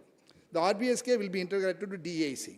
Suppose in any well baby clinic where you find 4 Ds like disease, deformity, developmental delay and other deficiency, I think disease and deficiency can be corrected at the PHC level. And developmental delay and other thing can be referred to the DAC level. And we want to capture digitally all these things so that each and every baby will be covered. That means, why I am saying this, every Wednesday immunization, that 1,000 area population children will be covered. Next Wednesday, the next 1,000. So mother need not go from one place to the another place. And we will put a IEC that not only year after the immunization, those babies who want immunization will come. Those babies who don't have immunization but still have problem can come to the well baby clinic. That is our idea. And suppose the ANM has some problem, they can refer to the PHC. In the monthly PHC, so we want to integrate all the VH and that sanitation day and immunization, everything together, so that every week this well baby clinic can be materialized. That is easy for the VHN to do that also. Probably she may be getting around 5 to 10 babies, not more than that, apart from the immunization. That is our thing. And last slide, no? Yeah. So we want to involve, most importantly, when I talk about Anganwadi, we should involve women and child development, and we will involve self-help groups, a lot of developmental partners like HIAP, we want to involve. From the government of India, we want directions to all these departments to integrate things, like Director of Social Welfare, Women and Child Development, ICDS, and of course health. This should be from the government of India. And we may be expecting fund from the government of India. Madam will say, put it in the PIP and get it. Yes, madam. We can put it in the PIP and get the fund for IEC and doing all these SOPs and other things. We can use those funds. And additional funding support if IEC and support is position is. That is our plan of action. And when we want to do, I think previous slide. Yeah. When we want to do in November and December, in September and December, state level adaptation, state level SOP preparation using the mini, only 1 minute now, yeah.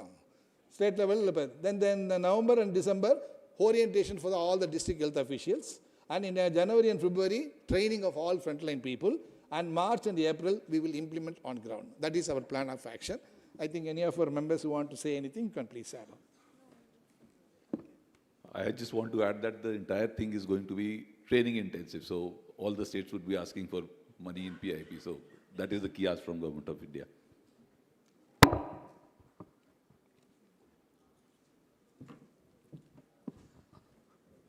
Not exactly linked to this, but whatever we are telling, whatever the days, everything, we are only giving to the MCP card to the mother.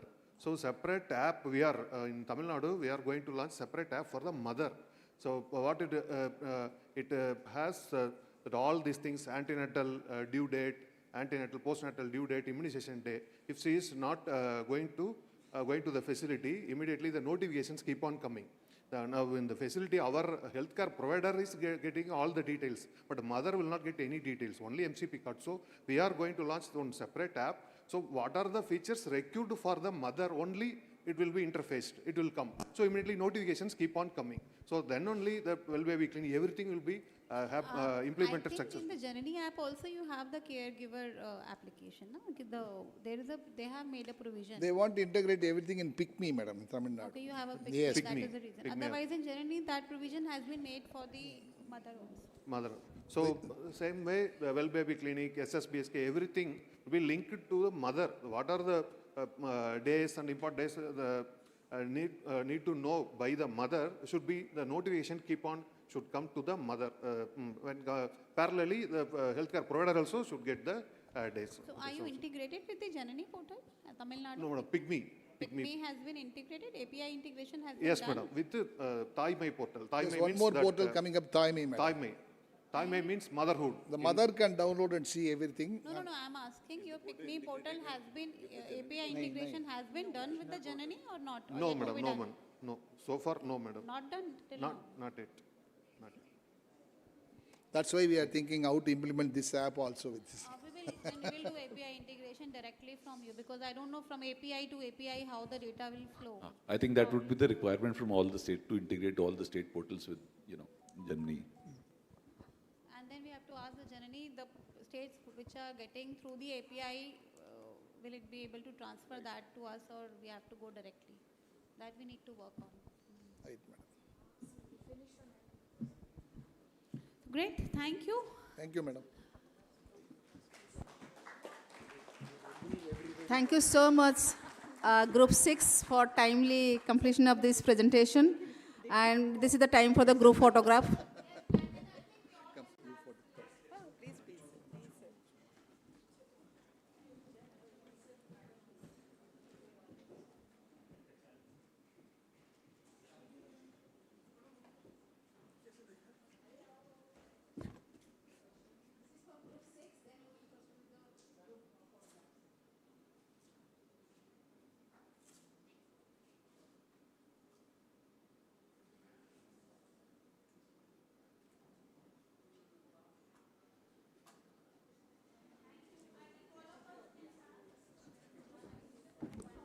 Let's have a final round of group photographs with during the concluding session.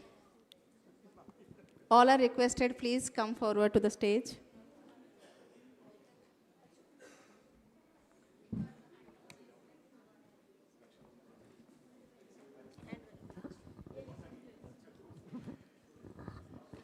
Because we have the group presentation from all the groups, we thought that we should delay our lunch and, finish with our presentations.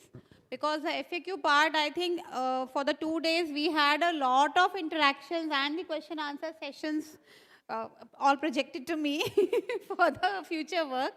So I think we have enough, quite an enriching discussion, and we will keep on interacting further. So early release? Yes, after the lunch, you can. Annapurna will hate me because I asked her to change the flight. She can go and you can do a shopping and you can visit the Bibi Ka Maqbara and all those things which are around. There are the things around.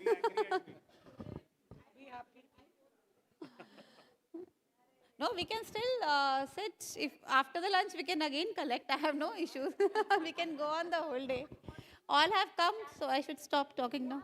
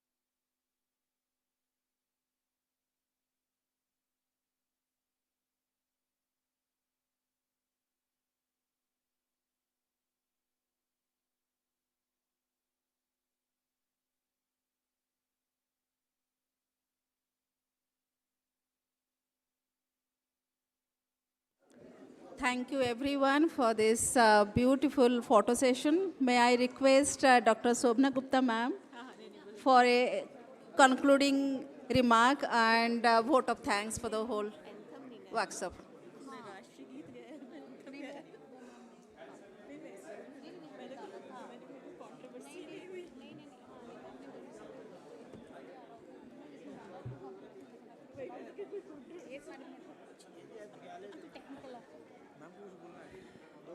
You want to speak some?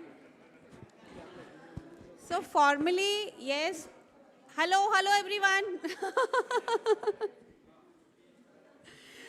Actually, we are, just trying to save on the time. When group 6 was there, we called all of you. तो थोड़ा सा हमने reverse कर लिया है, क्योंकि सब medical वाले हम जुगाड़ू होते हैं. तो we, try to save on the time. But from the, a full gratitude to all of you for coming to this national workshop. Yes, please listen to me for another 2 minutes. Yeah. So to all the state nodal officers, child health, ASHA cell, for, wholeheartedly coming and participating and giving so much suggestions and discussions, which actually help us, to further think that how to implement this. Even while the making of this package, it took us around 2.5 years. And a lot of deliberations and discussions, they happened because I was just looking on my WhatsApp and I don't know how many groups are there for those and how many pictures are there. And I still remember the inputs you all have given. I remember Pradeep writing this, the state writing this, experts writing. So, and definitely, yeah, excuse me, Annapurna, we can just wait for a second, please. Yeah. So, these suggestions really help us to improve and deliver the product which we are able to deliver, and it's by the efforts of all of you who have actually contributed to 3 cheers to all of you. And the whole package which has come out with the training videos and the strategy and the guidelines, seeing the acceptance which all of you have shown actually give us a lot of encouragement that we have done a good work. But this is just the start. We have to implement it on the ground on all the aspects which we have discussed now, and we herself got to know that different states might come up with different challenges. They are not for the same for everyone. But I think sitting here, we actually mixed the states, purposefully so that you can help each other. You can come in contact and you can find out the local solutions also, learning from each other. And definitely for few states which have, some things might be very particular for the few states, like the tea garden, or if you have some. So we will try to deal with them on an individual level, that how we can come across. And I will discuss this further with ASMD ma'am, that how we can help in, having those barriers. In fact, madam called just half an hour back asking how it is going. How, that was the interest she has in implementation, in the successful implementation. So I think we all need to work together for that. And apart from the nodals, all of the partners which have actually contributed in this, whether it is UNICEF, NIP in organizing all the event, our WHO team for having, through the secretariat they helped, all the partners we have, I think all of them, IAP, SM is there, academic, NNF was there, IAP is there, we have the CINI, we have the KMC Foundation, we have the JAPIGO, and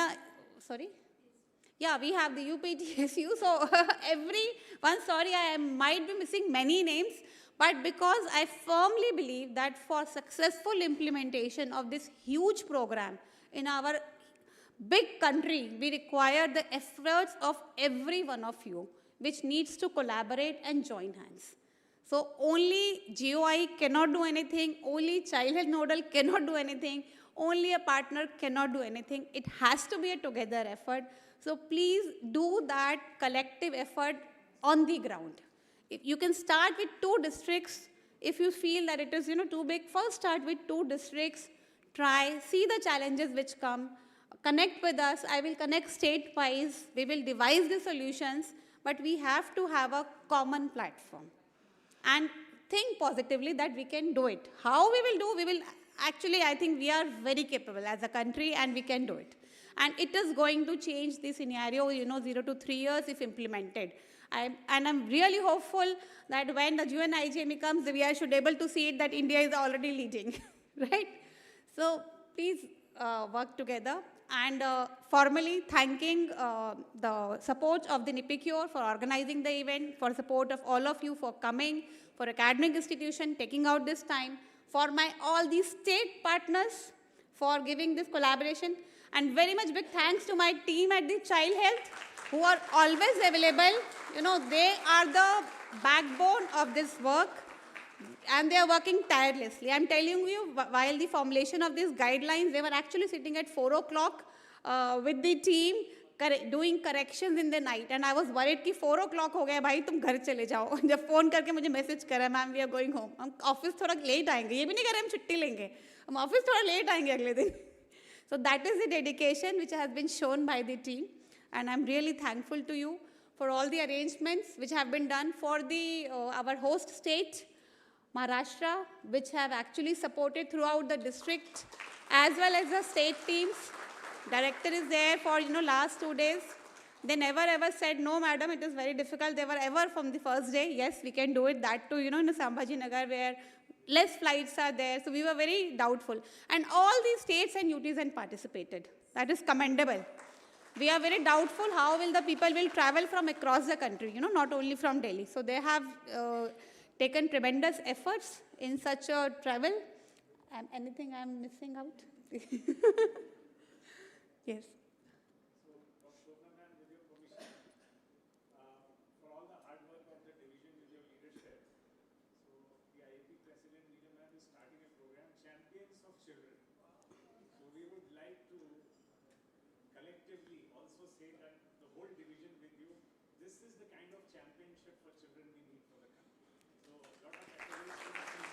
Thank you.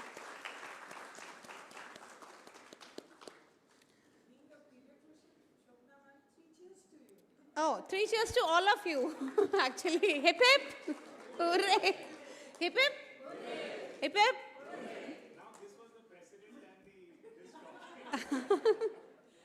No, all of you, it's a collective effort. Thank you and have a safe journey. Please have lunch. You have time we have given. You can go around. Don't go to Ellora on Tuesday, it is closed. Yes.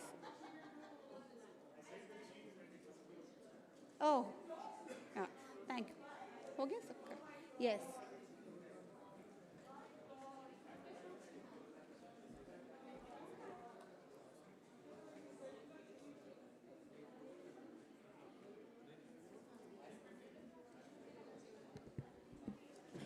Last but not the least, we all are thankful to Dr. Sobhna Gupta ma'am, Deputy Commissioner, Child Health, Ministry of Health and Family Welfare, for her conceptualizing the whole thing and tireless effort from year and year for the development of children. And she really feels for children, she really cares for children, and in each and every move of her, it really reflects. So thank you so much, ma'am, for your guidance, for your all support to the team, and